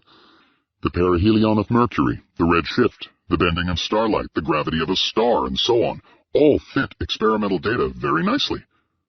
Now his equations were giving solutions that challenged all our beliefs about time. If time travel were routinely possible, then history could never be written. The past, like shifting sands, could be changed any time someone entered his or her time machine. Worse, one might destroy the universe itself by creating a time paradox. What if you went back in time and shot your parents before you were born? This was problematic because how could you be born in the first place if you just killed your parents? Time machines violated causality, which was a cherished principle of physics. Einstein was not happy with the quantum theory precisely because it replaced causality with probabilities. Now, Gödel was eliminating causality entirely. After much consideration, Einstein finally dismissed Gödel's solution by pointing out that it did not fit the observational data. The universe was expanding, not rotating, so time travel, at least for the time being, could be dismissed. But this left open the possibility that if the universe rotated instead of expanded, then time travel would be routine. It would, however, take another 5 decades before the concept of time travel would be revived into a major field of investigation. The 1940s was also a turbulent time in cosmology. George Gamow, who was Einstein's liaison with the U.S. Navy during the war, was less interested in designing explosives than asking questions about the biggest explosion of all, the Big Bang. Gamow would ask himself several questions that would turn cosmology upside down. He took the Big Bang theory to its logical conclusion. He shrewdly speculated that if the universe was indeed born in a fiery explosion, then it should be possible to detect the leftover heat from the early fireball. There should be an echo of creation from the Big Bang itself. He used the work of Boltzmann and Planck, who showed that the color of a hot object should correlate with its temperature, since both are different forms of energy. For example, if an object is red hot, It means that its temperature is approximately 3,000 degrees Celsius. If an object is yellow hot, like our sun, then it is roughly 6,000 degrees Celsius, which is the temperature of the surface of our sun. Similarly, our own bodies are warm, so we can calculate the color of our bodies, which correlates to infrared radiation. Army night vision goggles are effective because they detect the infrared radiation emitted from our warm bodies. Arguing that the Big Bang happened billions of years ago, two members of Gamo's group, Robert Herman and Ralph Alpher, calculated as early as 1948 that the afterglow of the Big Bang should be 5 degrees above absolute zero, which is remarkably close to the correct value. This radiation corresponds to microwave radiation. Therefore, the color of creation is microwave radiation. This microwave radiation, which was eventually found decades later and determined to correspond to 2.7 degrees above absolute zero, would completely revolutionize the field of cosmology. Although he was relatively isolated at Princeton, Einstein lived to see the day when his theory of general relativity was spawning rich new avenues of research in cosmology, black holes, gravity waves, and other areas. However, the last years of his life were also filled with sorrows. In 1948, he received word that Mileva, after a long, hard life caring for their mentally ill son, had passed away, apparently of a stroke during a tantrum of Edward's. Later, 85,000 francs in cash was found stuffed in her bed, apparently the last money left from her Zurich apartments. It was used to help pay for Edward's long-term care. In 1951, his dear sister Maya died. In 1952, Chaim Weizmann, the man who had organized Einstein's triumphant tour of America in 1921, passed away after being president of Israel. Unexpectedly, Israel's premier, David Ben-Gurion, then offered Einstein the presidency of Israel, although it was quite an honor he had to decline. In 1955, Einstein received word that Michel Besso, who had helped Einstein refine his ideas on special relativity, had died. In a letter to Besso's son, Einstein wrote movingly, "What I admired most about Michel was the fact that he was able to live so many years with one woman, not only in peace but also in constant unity, something I have lamentably failed at twice. So, in quitting this strange world, he has once again preceded me by a little. That doesn't mean anything. For those of us who believe in physics, this separation between past, present, and future is only an illusion, however tenacious." That year, with his health failing, he said, "It is tasteless to prolong life artificially. I have done my share. It is time to go. I will do it elegantly." Einstein finally died on April 18, 1955, of a burst aneurysm. After his death, the cartoonist Herb Bloch published in the Washington Post a moving cartoon depicting the Earth as seen from outer space, with a large sign that read, "Albert Einstein lived here." That night, newspapers around the world flashed over the wire services a photograph of Einstein's desk. On it was the manuscript for his greatest unfinished theory, the unified field theory. Chapter 9. Einstein's Prophetic Legacy. Most biographers uniformly ignore the last 30 years of Einstein's life, considering it almost an embarrassment unworthy of a genius, a stain on his otherwise sterling history. However, scientific developments in the last few decades have given us an entirely new look into Einstein's legacy.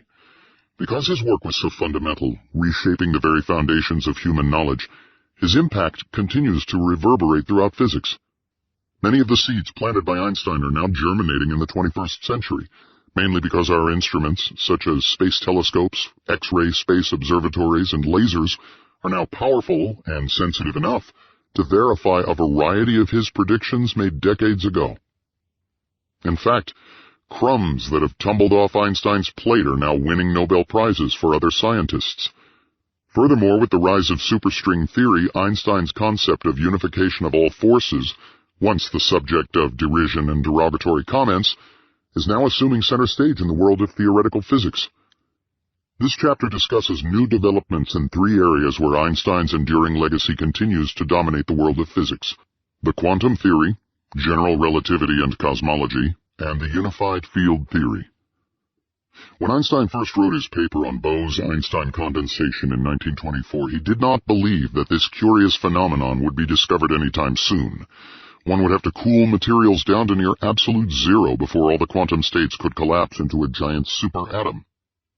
In 1995, Eric A. Cornell from the National Institute of Standards and Technology and Carl E. Wyman of the University of Colorado did just that, producing a pure Bose-Einstein condensate of 2,000 rubidium atoms at 20 billionths of a degree above absolute zero. In addition, Wolfgang Ketterle of MIT independently produced Bose-Einstein condensates with enough sodium atoms to do important experiments on them, such as proving that these atoms displayed interference patterns consistent with atoms that were coordinated with each other. In other words, they acted like the superatom predicted by Einstein over 70 years earlier. Since the initial announcement, discoveries in this fast-moving field have come rapidly. In 1997, Ketterle and his colleagues at MIT created the world's first atom laser using Bose-Einstein condensates. What gives laser light its marvelous properties is the fact that the photons march in unison and lockstep with each other, while ordinary light is chaotic and incoherent. Since matter also has wave-like properties, physicists speculated that beams of atoms could also be made to laze as well. But the lack of Bose-Einstein condensates hindered progress in this direction. These physicists accomplished their feat by first cooling down a collection of atoms until they condensed. Then they hit the condensate with a laser beam, which turned the atoms into a synchronized beam. In 2001, Cornell, Wyman, and Ketterle were awarded the Nobel Prize in Physics. The Nobel Prize Committee cited them for the achievement of Bose-Einstein condensation in dilute gases of alkali atoms, and for early fundamental studies of the properties of the condensates. The practical applications of Bose-Einstein condensates are just being realized. These beams of atomic lasers could prove valuable in the future when applied to nanotechnology. They may allow the manipulation of individual atoms and the creation of layers of atomic films for semiconductors in computers of the future.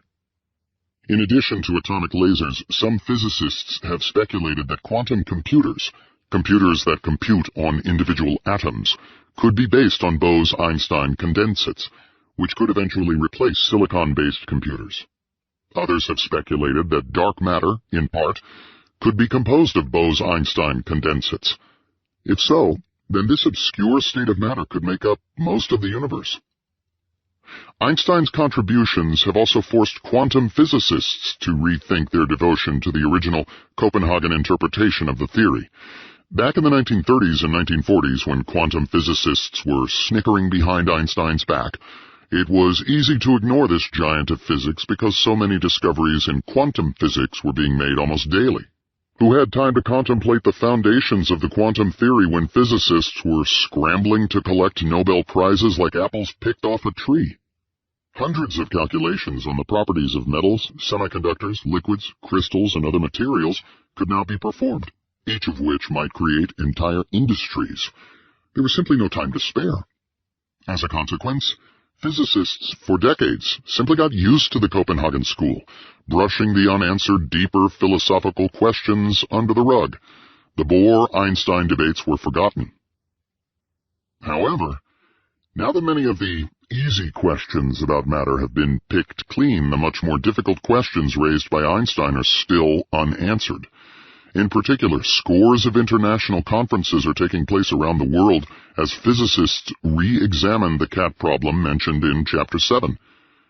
Now that experimentalists can manipulate individual atoms, the cat problem is no longer just an academic question. In fact, the ultimate fate of computer technology, which accounts for a large fraction of the world's wealth, may depend on its resolution, since computers of the future may use transistors made of individual atoms. Of all the alternatives, the Copenhagen School of Bohr is now recognized to have the least attractive answer to the cat problem, although there has been no experimental deviation from Bohr's original interpretation. The Copenhagen school postulates that there is a wall that separates the common-sense macroscopic world of trees, mountains, and people that we see around us from the mysterious, non-intuitive, microscopic world of the quantum and waves. In the microscopic world, subatomic particles exist in a nether state between existence and non-existence. However, we live on the other side of the wall, where all wave functions have collapsed, so our macroscopic universe seems definite and well-defined. In other words, there is a wall separating the observer from the observed. Some physicists, including Nobel laureate Eugene Wigner, even went further. The key element of observing, he stressed, is consciousness. It takes a conscious observer to make an observation and determine the reality of the cat. But who observes the observer? The observer must also have another observer, called Wigner's friend, to determine that the observer is alive. But this implies an infinite chain of observers, each one observing the other, each one determining that the previous observer is alive and well. To Wigner, this meant that perhaps there was a cosmic consciousness that determined the nature of the universe itself. As he said, the very study of the external world led to the conclusion that the content of the consciousness is the ultimate reality. Some have argued, therefore, that this proves the existence of God, some sort of cosmic consciousness, or that the universe itself was somehow conscious. As Planck once said, science cannot solve the ultimate mystery of nature, and it is because, in the last analysis, we ourselves are part of the mystery we are trying to solve. Over the decades, other interpretations have been proposed. In 1957, Hugh Everett, then a graduate student of physicist John Wheeler, proposed perhaps the most radical solution to the cat problem, the many worlds theory, stating that all possible universes exist simultaneously. The cat could indeed be dead and alive simultaneously because the universe itself has split into two universes. The implications of this idea are quite unsettling because it means that the universe is constantly bifurcating at each quantum instant, spinning off into infinite numbers of quantum universes. Wheeler himself, originally enthusiastic about his student's approach, later abandoned it, stating that it carried too much metaphysical baggage. For example, imagine a cosmic ray that penetrates Winston Churchill's mother's womb, triggering a miscarriage. Thus, one quantum event separates us from a universe in which Churchill never lived to rally the people of England and the world against the murderous forces of Adolf Hitler. In that parallel universe, perhaps the Nazis won World War II and enslaved much of the world. Or imagine a world where a solar wind, triggered by quantum events, pushed a comet or meteor from its path 65 million years ago, so it never hit the Yucatan Peninsula of Mexico and never wiped out the dinosaurs. In that parallel universe, humans never emerged, and Manhattan, where I am now living, is populated by rampaging dinosaurs. The mind is sent spinning, contemplating all possible universes. After decades of futile arguing over various interpretations of the quantum theory, in 1965, John Bell, a physicist at the nuclear laboratory at CERN in Geneva, Switzerland, analyzed an experiment that would decisively prove or disprove Einstein's criticism of the quantum theory. This would be the acid test. He was sympathetic to the deep philosophical questions raised by Einstein decades earlier and proposed a theorem that would finally settle the question. Bell's theorem is based on re-examining a variation of the old EPR experiment and analyzing the correlation between the two particles moving in opposite directions. The first credible experiment was performed in 1983 by Alain Aspect at the University of Paris, and the results confirmed the quantum mechanical viewpoint. Einstein was wrong about his criticism of the quantum theory. But if Einstein's criticism of the quantum theory could now be ruled out, then which of the various quantum mechanical schools is correct?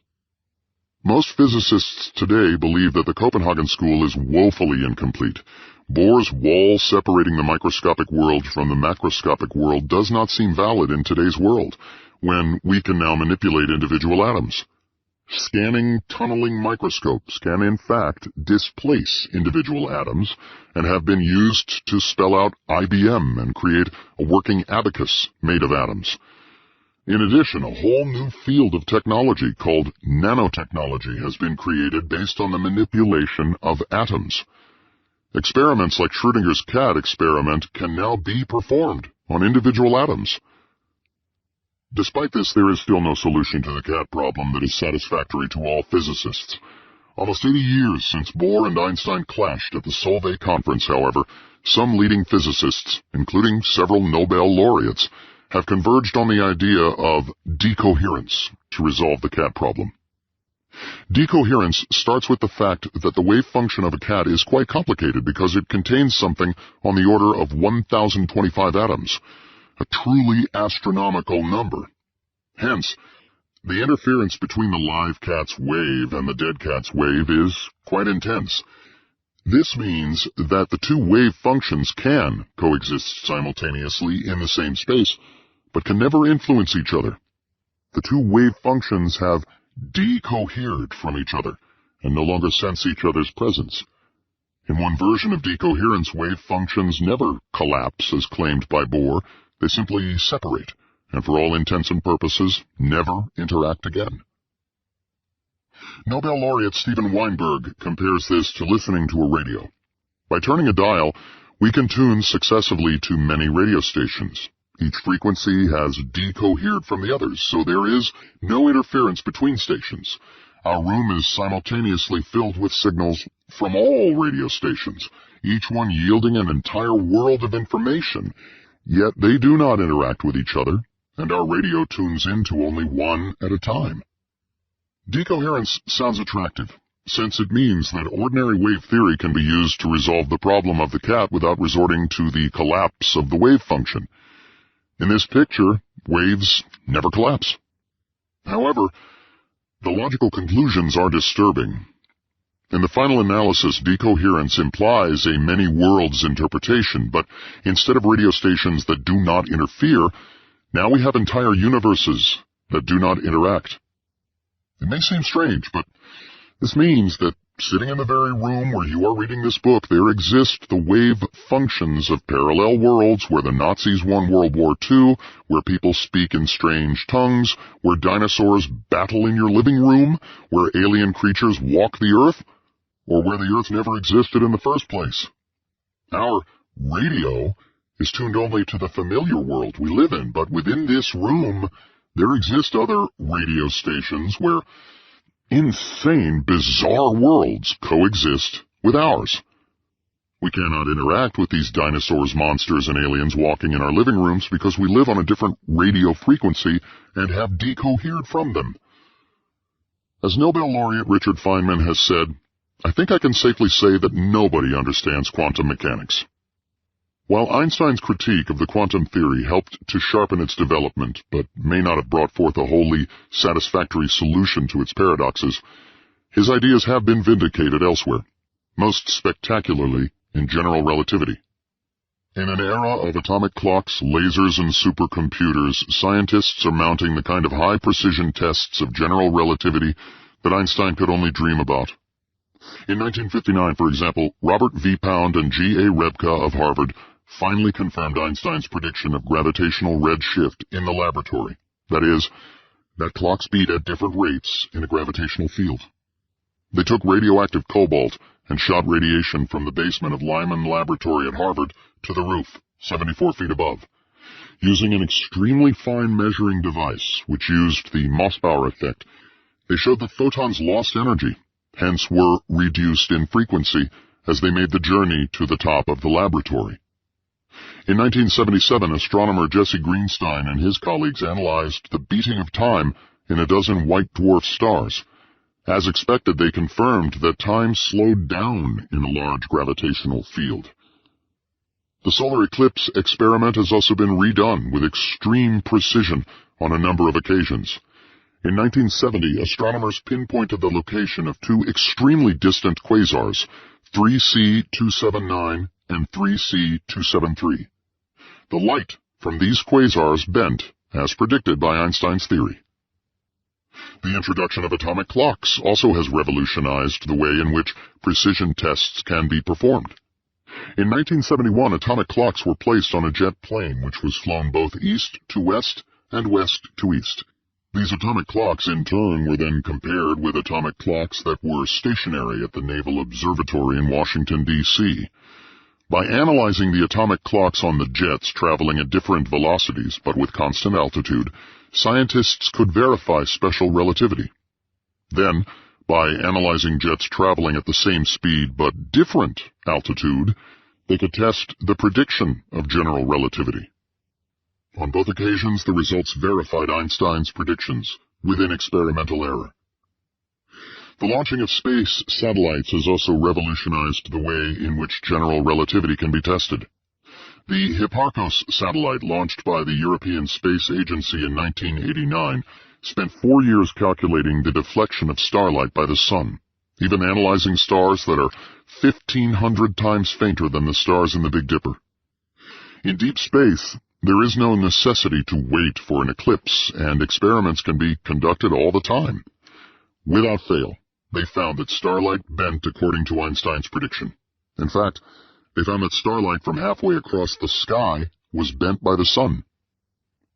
In the 21st century, a variety of other precision experiments are planned to test the precision of general relativity, including more experiments on double stars and even bouncing laser signals off the moon. But the most interesting precision tests may come from gravity waves. Einstein predicted gravity waves in 1916. However, he despaired of ever being able to see confirmation of these elusive phenomena in his lifetime. The experimental equipment of the early 20th century was simply too primitive. But in 1993, the Nobel Prize was awarded to two physicists, Russell Hulse and Joseph Taylor, for indirectly verifying the existence of gravity waves by examining double stars rotating around each other. They examined PSR 1913 plus 16, a double neutron star about 16,000 light-years from Earth, in which two dead stars orbit each other every 7 hours and 45 minutes, releasing copious quantities of gravity waves in their wake. Imagine, for example, stirring a pot of molasses with two spoons, each spoon rotating around the other. As each spoon moves in the molasses, it leaves a trail of molasses in its wake. Similarly, if we replace the molasses with the fabric of space-time and the spoons by dead stars, we find two stars chasing each other in space, emitting waves of gravity. Since these waves carry energy, the two stars eventually lose energy and gradually spiral together. By analyzing the signals of this double-star system, one can experimentally calculate the precise decay in the orbit of the double star. As expected from Einstein's general relativity theory, the two stars come closer by a millimeter every revolution. Over a year, the separation of the stars decreases by a yard in an orbit that is 435,000 miles in diameter, which is precisely the number that can be calculated from Einstein's equations. In fact, the two stars will completely collapse in 240 million years, owing to the loss of gravity waves.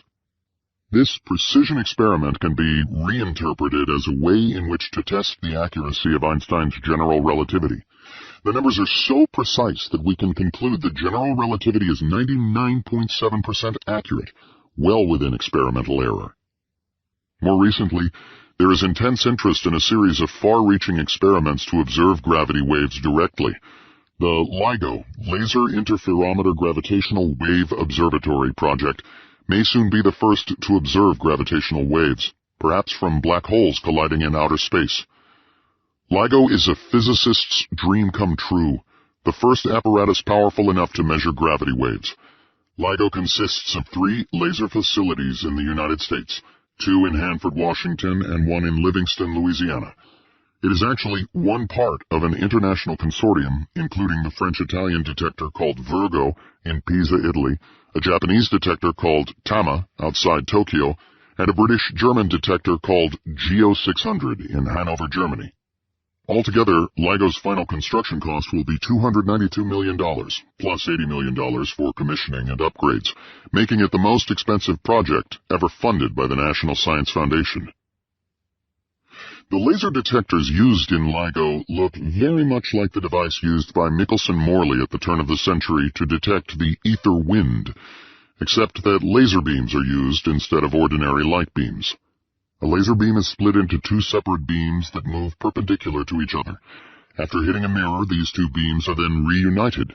If a gravity wave were to hit the interferometer, there would be a disturbance in the lengths of the paths of the laser beams, which could be seen as an interference pattern between the two beams. To make sure that the signal hitting the laser apparatus is not a spurious one, laser detectors are required to be distributed around the planet Earth. Only a huge gravity wave, much bigger than Earth, would be able to fire the detectors all at once. Eventually, a series of these laser detectors will be placed in outer space by NASA and the European Space Agency. Around 2010, NASA will launch 3 satellites called LISA, Laser Interferometry Space Antenna. They will orbit around the Sun at approximately the same distance as the Earth's orbit. The 3 laser detectors will form an equilateral triangle in outer space, about 3 million miles on a side. The system will be so delicate it will be able to detect vibrations of 1 part in a billion trillion, corresponding to a shift that is 1/100th the width of a single atom, allowing scientists to detect the original shock waves from the Big Bang itself. If all goes well, LISA should be able to peer to within the first trillionth of a second after the Big Bang, making it perhaps the most powerful of all cosmological tools to exploring creation. This is essential because it is believed that LISA may be able to find the first experimental data on the precise nature of the unified field theory, the theory of everything. Yet another important tool introduced by Einstein was gravity lenses. Back in 1936, he proved that nearby galaxies can act as gigantic lenses that focus the light from distant objects. It would take many decades for these Einstein lenses to be observed. The first breakthrough came in 1979 when astronomers observed the quasar Q0957+561 and found that space was being warped and acting as a lens to concentrate light. In 1988, the first observation of an Einstein ring was from the radio source MG1131+0456, and about 20, mostly fragments of rings, have been observed since then. In 1997, the first completely circular Einstein rings were discovered with the Hubble Space Telescope and Britain's Merlin, multi-element radio-linked interferometer network radio telescope array. By analyzing the distant galaxy 1938+666, they found the characteristic ring that surrounded the galaxy. At first sight, it looked artificial, and we thought it was some sort of defect in the image. But then we realized we were looking at a perfect Einstein ring, said Dr. Ian Brown of the University of Manchester. Astronomers in Britain were elated by the discovery, declaring, "It's a bullseye." The ring is tiny. It is only a second of an arc, or roughly the size of a penny viewed from a distance of 2 miles. However, it is a verification of Einstein's prediction made decades ago. One of the greatest explosions in general relativity has been in the area of cosmology. In 1965, 2 physicists, Robert Wilson and Arno Penzias, detected the faint microwave radiation from outer space with their Bell Laboratory Horn radio telescope in New Jersey. The 2 physicists, unaware of the pioneering work of Gamow and his students, accidentally picked up this cosmic radiation from the Big Bang without realizing it. According to legend, they thought they were picking up interference from the bird droppings that littered their radio telescope. Later, Princeton physicist R.H. Dickey correctly identified this radiation as Gamow's microwave background radiation. Penzias and Wilson were awarded the Nobel Prize for their pioneering work. Since then, the COBE, Cosmic Background Explorer satellite, launched in 1989, has given us the most detailed picture of this cosmic microwave background radiation, which is remarkably smooth. When physicists led by George Smoot of the University of California at Berkeley carefully analyzed any slight ripples in this smooth background, they produced a remarkable photograph of the background radiation when the universe was only about 400,000 years old. The media mistakenly called this picture the face of God. This photograph is not the face of God, but it is a baby picture of the Big Bang. What is interesting about the picture is that the ripples probably correspond to tiny quantum fluctuations in the Big Bang. According to the uncertainty principle, the Big Bang could not have been a perfectly smooth explosion, since quantum effects must have produced ripples of a certain size. This, in fact, was precisely what the Berkeley group found. In fact, if they had not found these ripples, it would have been a great setback for the uncertainty principle. These ripples not only showed that the uncertainty principle applied to the birth of the universe, but also gave scientists a plausible mechanism for the creation of our lumpy universe. When we look around us, we see that the galaxies are found in clusters, thereby giving the universe a rough texture. This lumpiness can possibly be easily explained as the ripples from the original Big Bang, which have been stretched as the universe expanded. Hence, when we see the clusters of galaxies in the heavens, we may be peering into the original ripples of the Big Bang left by the uncertainty principle. But perhaps the most spectacular rediscovery of Einstein's work comes in the form of dark energy. As we saw earlier, he introduced the concept of the cosmological constant, or the energy of the vacuum, in 1917 in order to prevent the universe from expanding. We recall that there are only two possible terms allowed by general covariance, the Ricci curvature and the volume of space-time, so the cosmological constant term cannot be easily dismissed. He later called it his greatest blunder when Edwin Hubble showed that the universe is in fact expanding. Results found in 2000, however, reveal that Einstein was probably right after all. The cosmological constant not only exists, but dark energy probably makes up the largest source of matter energy in the entire universe. By analyzing supernovae in distant galaxies, astronomers have been able to calculate the rate of expansion of the universe over billions of years. To their surprise, they found that the expansion of the universe, instead of slowing down as most had thought, is actually speeding up. Our universe is in a runaway mode and will eventually expand forever. Thus, we can now predict how our universe will die. Previously, some cosmologists believed that there might be enough matter in the universe to reverse the cosmic expansion, so that the universe might eventually contract and a blue shift would be seen in outer space. Physicist Stephen Hawking even believed that time might reverse itself as the universe contracted and history might repeat itself in a backward fashion. This would mean that people would turn younger and jump into their mother's womb, that people would dive backward from a swimming pool and land dry on the diving board, and frying eggs would leap into their unbroken shells. Hawking, however, has since admitted he made a mistake. Eventually, the universe would implode on itself, creating the enormous heat of a big crunch. Others even speculated that the universe may then undergo another Big Bang, thereby creating an oscillating universe.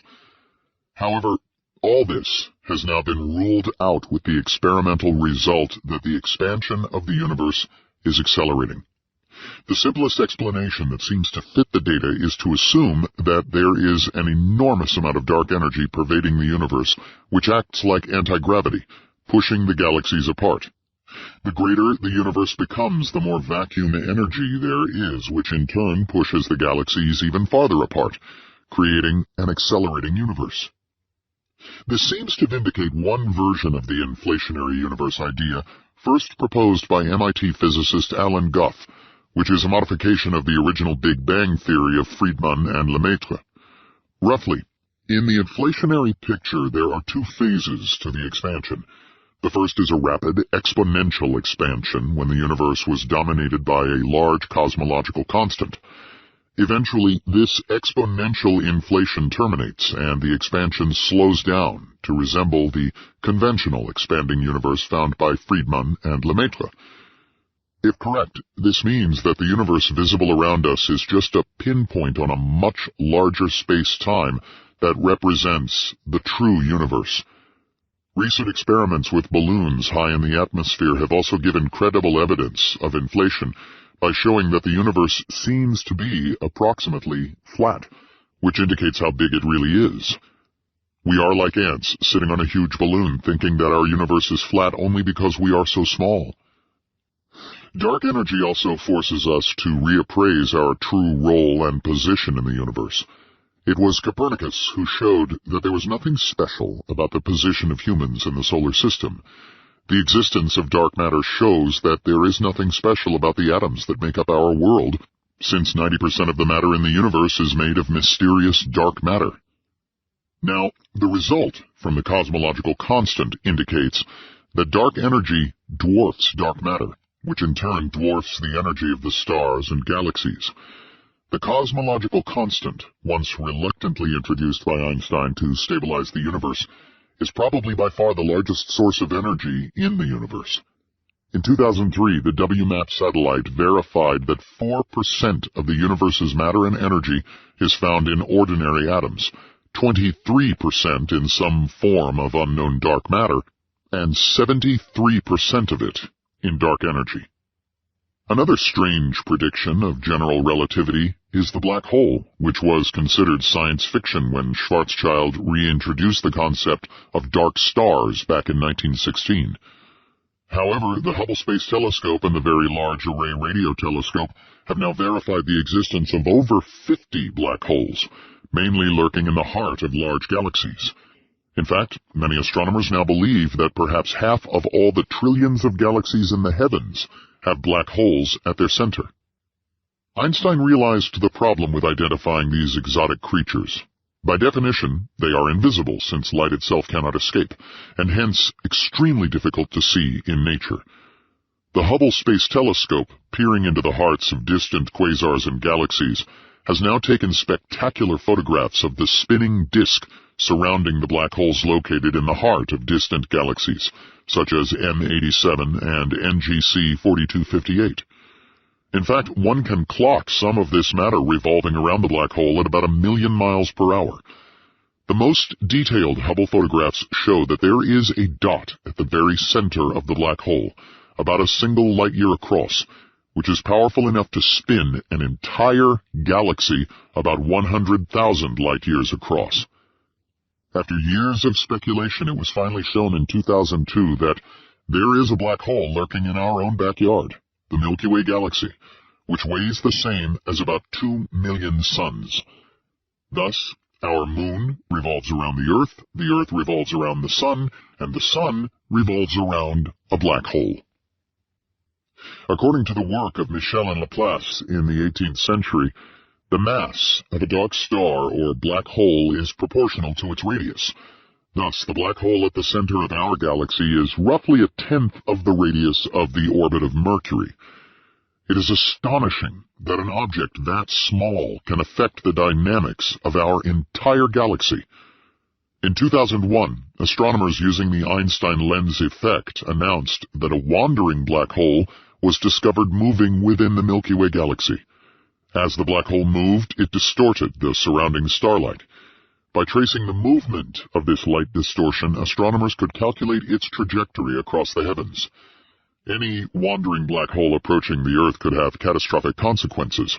It would eat up the entire solar system and not even burp. In 1963, research in black holes received a boost when New Zealand mathematician Roy Kerr generalized Schwarzschild's black hole to include spinning black holes. Since everything in the universe seems to be spinning, and because objects spin faster when they collapse, it was natural to assume that any realistic black hole would be spinning at a fantastic rate. Much to everyone's surprise, Kerr found an exact solution of Einstein's equations in which a star collapsed into a spinning ring. Gravity would try to collapse the ring, but centrifugal effects could become sufficiently strong to counteract gravity, and the spinning ring would be stable. What most puzzled relativists was that if you fell through the ring, you would not be crushed to death. Gravity was actually large but finite at the center, so you could in principle fall straight through the ring into another universe. A journey through the Einstein-Rosen bridge would not necessarily be a lethal one. If the ring were large enough, one might enter the parallel universe safely. Physicists immediately began to pick apart what might happen if you fell into a Kerr black hole. An encounter with such a black hole would certainly be an unforgettable experience. In principle, it might give us a shortcut to the stars, transporting us instantly into another part of the galaxy, or perhaps another universe entirely. As you approached the Kerr black hole, you would pass through the event horizon, so you would never be able to go back to where you started, unless there was another Kerr black hole that connected the parallel universe back to our universe, making a round trip possible. Also, there were problems with stability. One could show that if you fell through the Einstein-Rosen bridge, the distortions of space-time that you created might force the Kerr black hole to close up, making a complete journey through the bridge impossible.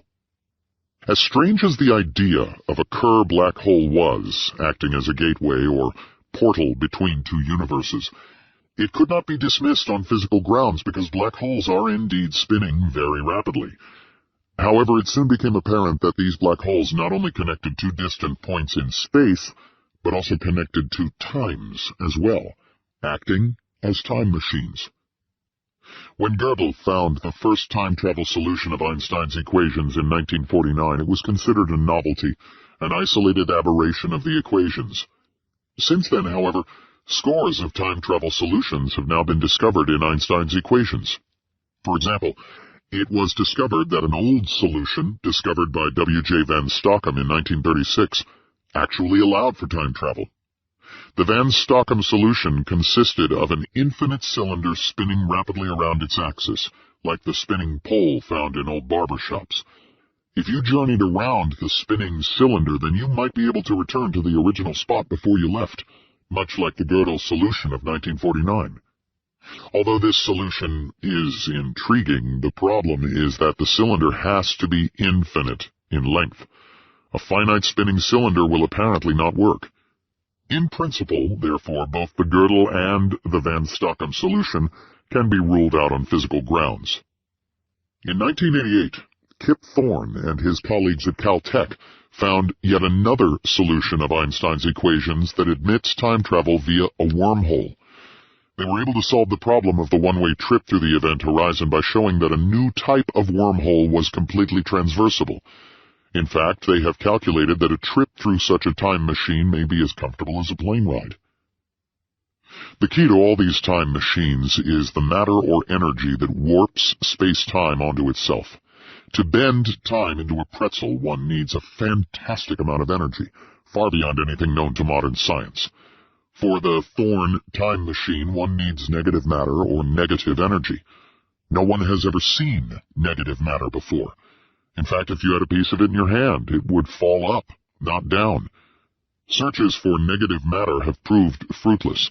If any existed on the Earth billions of years ago, it would have fallen up into outer space to be lost forever. Negative energy, on the other hand, actually exists in the form of the Casimir effect. If we take two neutral parallel metal plates, we know that they are uncharged and hence are not attracted or repelled toward each other. They should remain at rest. However, in 1948, Henrik Casimir demonstrated a curious quantum effect, demonstrating that the two parallel plates will actually attract each other by a small but non-zero force, which has actually been measured in the laboratory. Thus, a Thorne time machine can be built as follows. Take two sets of parallel metal plates. Because of the Casimir effect, the region between each set of plates will have negative energy. According to Einstein's theory, the presence of negative energy will open up tiny holes or bubbles in space-time, smaller than a subatomic particle, inside this region.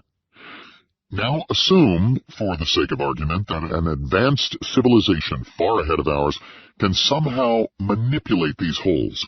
Grab one from each pair of plates and then stretch them until a long tube or wormhole connects the two sets of plates.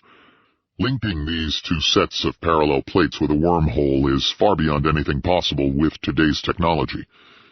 Now, send one pair of plates on a rocket that is traveling near the speed of light so that time slows down aboard the rocket ship. As we discussed earlier, clocks on the rocket run slower than clocks on Earth. If you jump into the hole within the parallel plates sitting on Earth, you will be sucked through the wormhole connecting the two plates and find yourself on the rocket back in the past, at a different point in space and time. Since then, the field of time machines, or more properly, closed time-like curves, has become a lively area of physics with scores of papers published with different designs, all of them based on Einstein's theory. Not every physicist has been amused, though. Hawking, for one, did not like the idea of time travel. He said, tongue-in-cheek, that if time travel were possible, we would be flooded with tourists from the future, which we don't see. If time machines were commonplace, then history would be impossible to write, changing any time someone spun the dial of their time machine. Hawking has declared that he wants to make the world safe for historians. However, in T.H. White's The Once and Future King, there is a society of ants that obeys the dictum, everything not forbidden is compulsory. Physicists take this law to heart, so Hawking was forced to postulate the chronology protection conjecture, which bans time machines by fiat. Hawking has since given up trying to prove this conjecture. He now maintains that time machines, although theoretically possible, are not practical. These time machines apparently obey the laws of physics as we currently know them. The trick, of course, is to somehow access these tremendous energies, available only to sufficiently advanced civilizations, and show that these wormholes are in fact stable against quantum corrections and don't explode or close up as soon as you enter one. It should also be mentioned that time paradoxes, such as killing your parents before you were born, might be resolved with time machines. Because Einstein's theory is based on smooth, curved Riemann surfaces, we do not simply disappear when we enter the past and create a time paradox. There are two possible resolutions of time travel paradoxes. First, if the river of time can have whirlpools, then perhaps we simply fulfill the past when we enter the time machine. This means that time travel is possible, but we cannot alter the past, merely complete it. It was meant to be that we would enter the time machine. This view is held by Russian cosmologist Igor Novikov, who says, "We cannot send a time traveler back to the Garden of Eden to ask Eve not to pick the apple from the tree." Second, the river of time itself may fork into two rivers. That is, a parallel universe may open up. Thus, if you shoot your parents before you were born, you have only killed people who are genetically identical to your parents, but are not really your parents at all. Your own parents indeed gave birth to you and made your body possible. What has happened is that you have jumped between our universe and another universe, so all time paradoxes are resolved. But the theory closest to Einstein's heart was his unified field theory. Einstein remarked to Helen Dukas that perhaps in 100 years physicists will understand what he was doing. He was wrong. In less than 50 years, there has been a resurgence of interest in the unified field theory. The quest for unification, once derided by physicists as being hopelessly beyond reach, is perhaps now tantalizingly within our grasp. It dominates the agenda of almost every meeting of theoretical physicists. After 2,000 years of investigation into the properties of matter, ever since Democritus and fellow Greeks asked what the universe was made of, physics has produced two competing theories that are totally incompatible. The first is the quantum theory, which is incomparable in terms of describing the world of atoms and subatomic particles. The second is Einstein's general relativity, which has given us breathtaking theories of black holes and the expanding universe. The ultimate paradox is that these two theories are total opposites.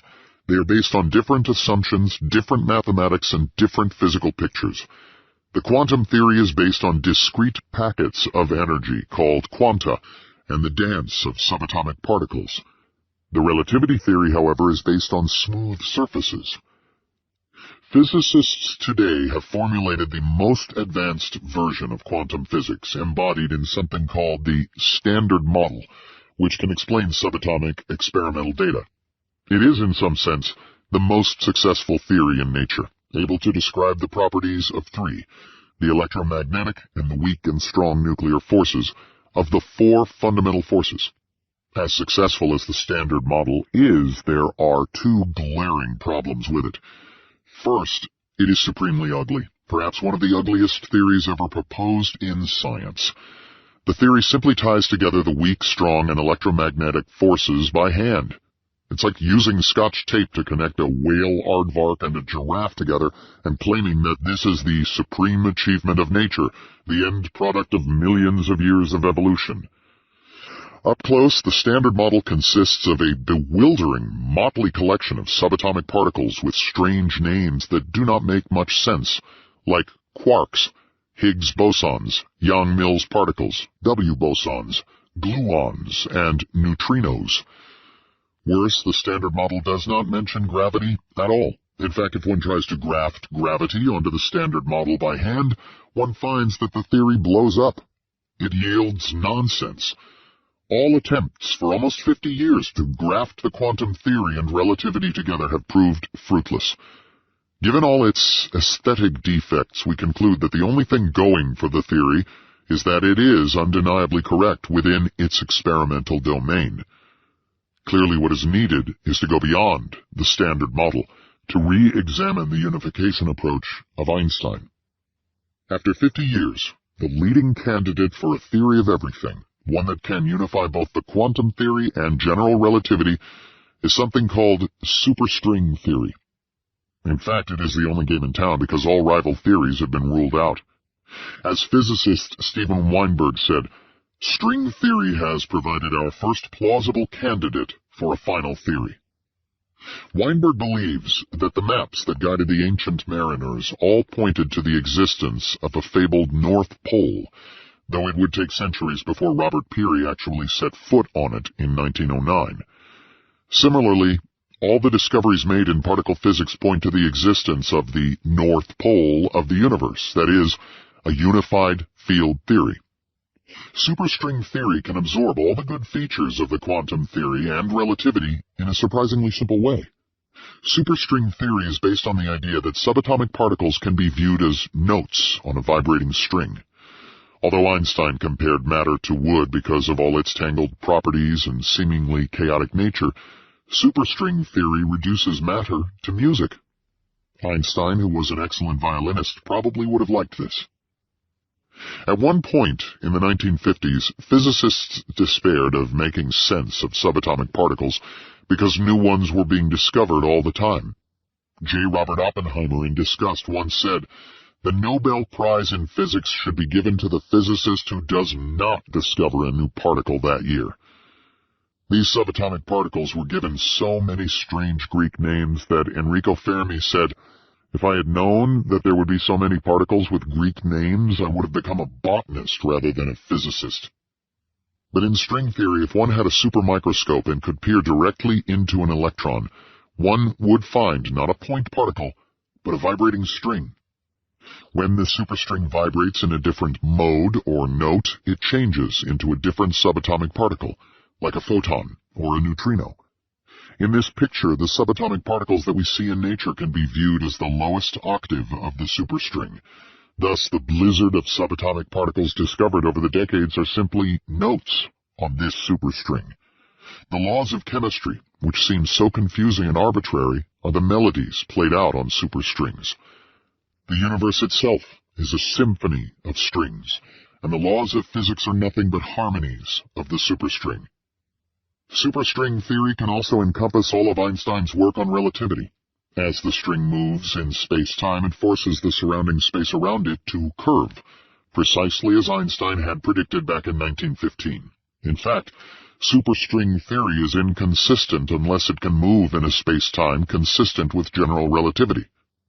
As physicist Edward Witten has said, even if Einstein had never discovered the theory of general relativity, it might have been rediscovered via the string theory. Witten says, "String theory is extremely attractive because gravity is forced upon us. All known consistent string theories include gravity, so while gravity is impossible in quantum field theory as we have known it, it's obligatory in string theory." However, string theory makes some other quite surprising predictions. Strings can only consistently move in 10 dimensions, 1 dimension of time and 9 dimensions of space. In fact, string theory is the only theory which fixes the dimensionality of its own space-time. Like the Kaluza-Klein theory of 1921, it can unify gravity with electromagnetism by assuming that higher dimensions can vibrate, creating forces that can spread throughout 3 dimensions like light. If we add an 11th dimension, then string theory allows for the possibility of membranes vibrating in hyperspace. This is called M-theory, which can absorb string theory and provide new insights into the theory from the vantage point of the 11th dimension. What would Einstein think of superstring theory if he were alive today? The physicist David Gross said, "Einstein would have been pleased with this, at least with the goal, if not the realization. He would have liked the fact that there is an underlying geometrical principle, which, unfortunately, we don't really understand." The essence of Einstein's unified field theory, as we saw, was to create matter, wood, out of geometry, marble. Gross commented on this. To build matter itself out of geometry, that in a sense is what string theory does. It's a theory of gravity in which particles of matter as well as the other forces of nature emerge in the same way that gravity emerges from geometry.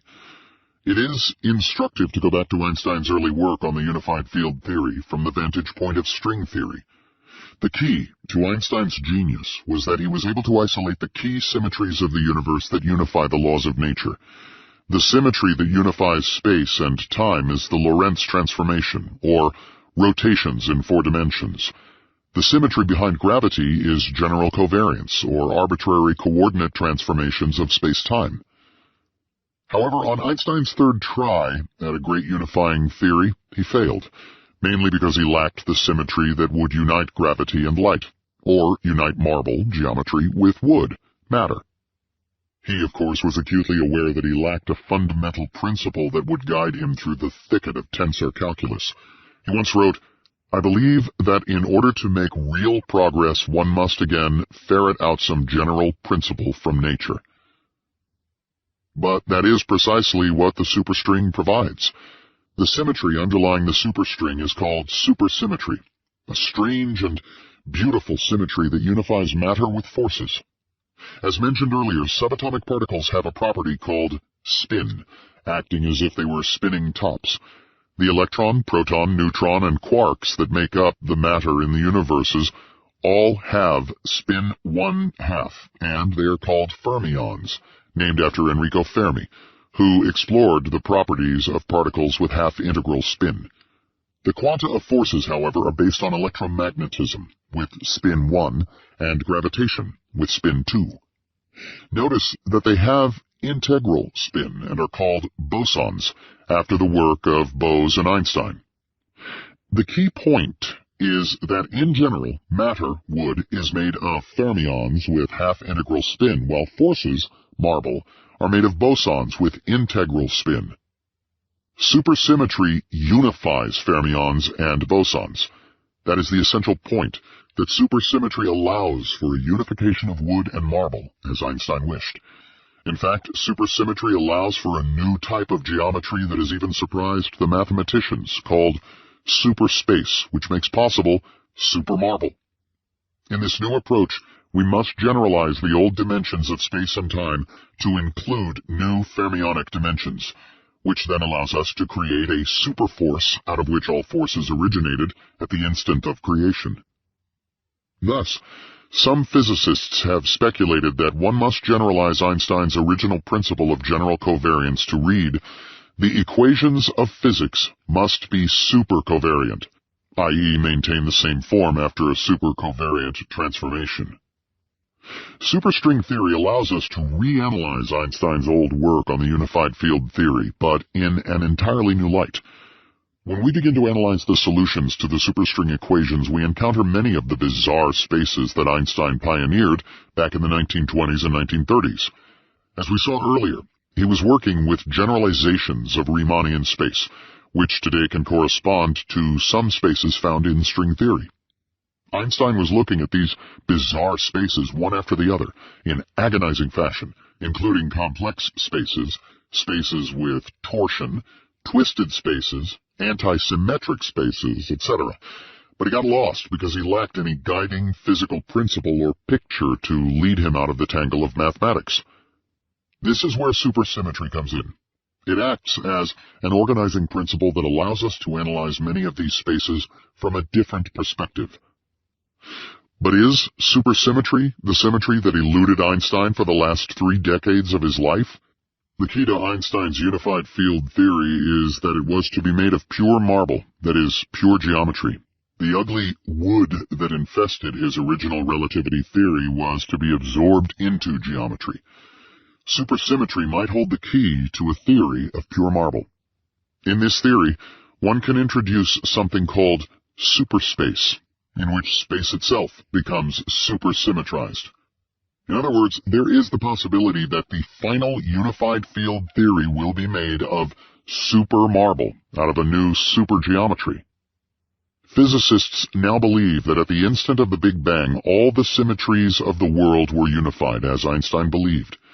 The four forces we see in nature, gravity, electromagnetism, and the strong and weak nuclear force, were unified into a single superforce at the instant of creation, and only later broke apart as the universe cooled. Einstein's quest for the unified field theory seemed impossible, only because today we see the four forces of the world horribly broken into four pieces. If we can turn back the clock 13.7 billion years to the original Big Bang, we would see the cosmic unity of the universe displayed in full glory, as Einstein imagined.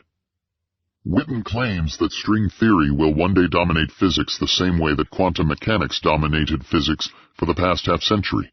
However, there are still many formidable obstacles.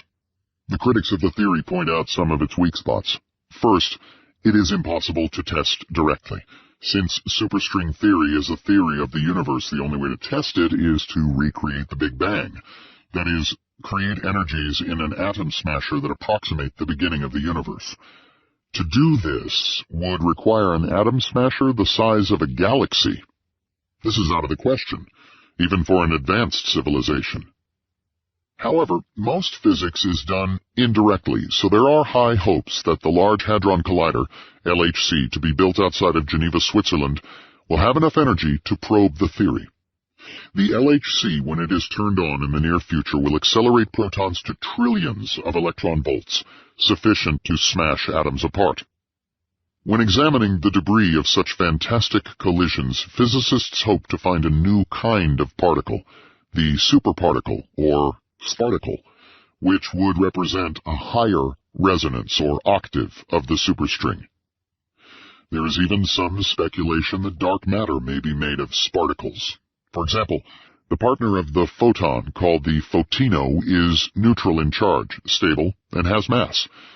If the universe were filled with a gas of photinos, we would not be able to see it, but it would act very much like dark matter. One day, if we ever identify the true nature of dark matter, it may prove an indirect proof of superstring theory. Yet another way to test the theory indirectly is to analyze gravity waves from the Big Bang.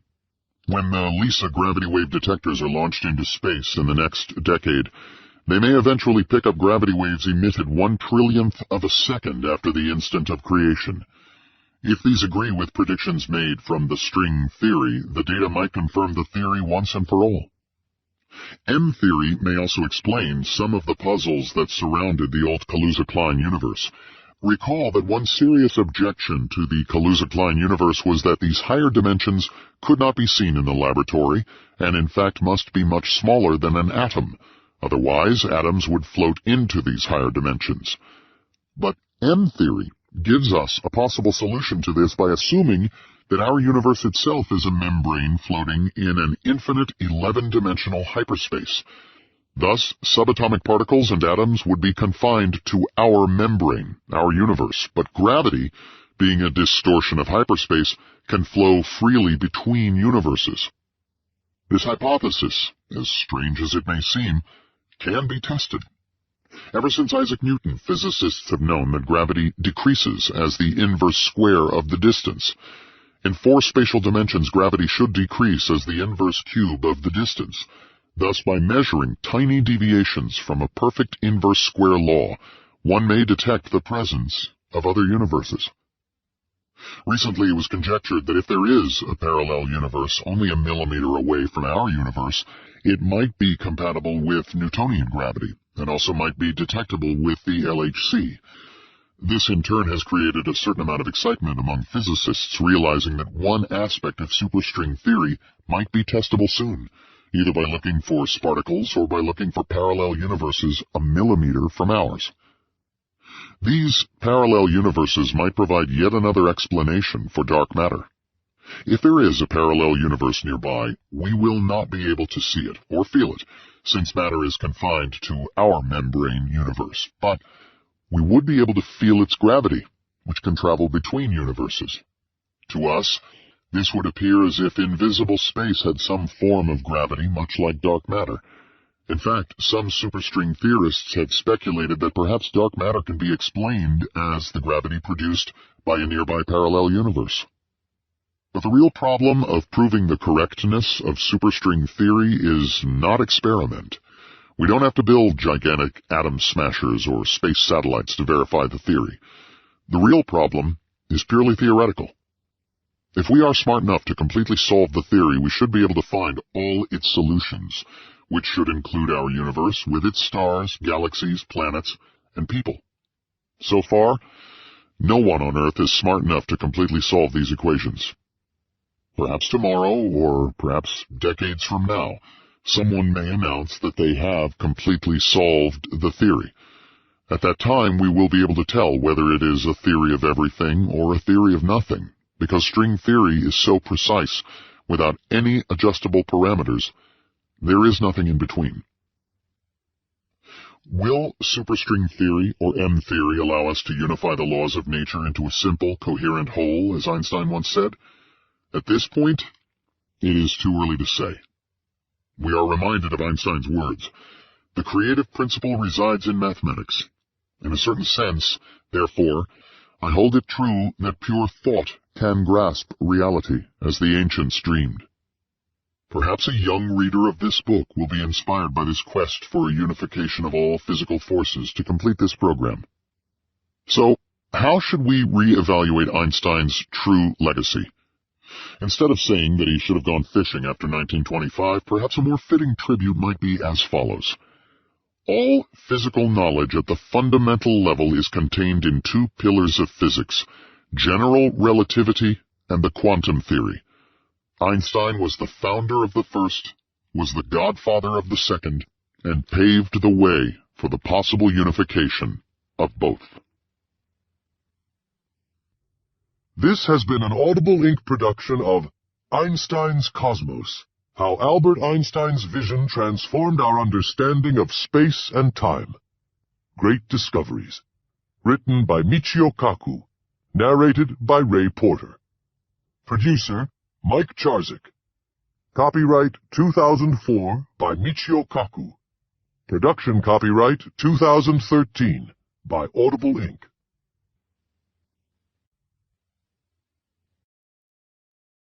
Audible hopes you have enjoyed this program.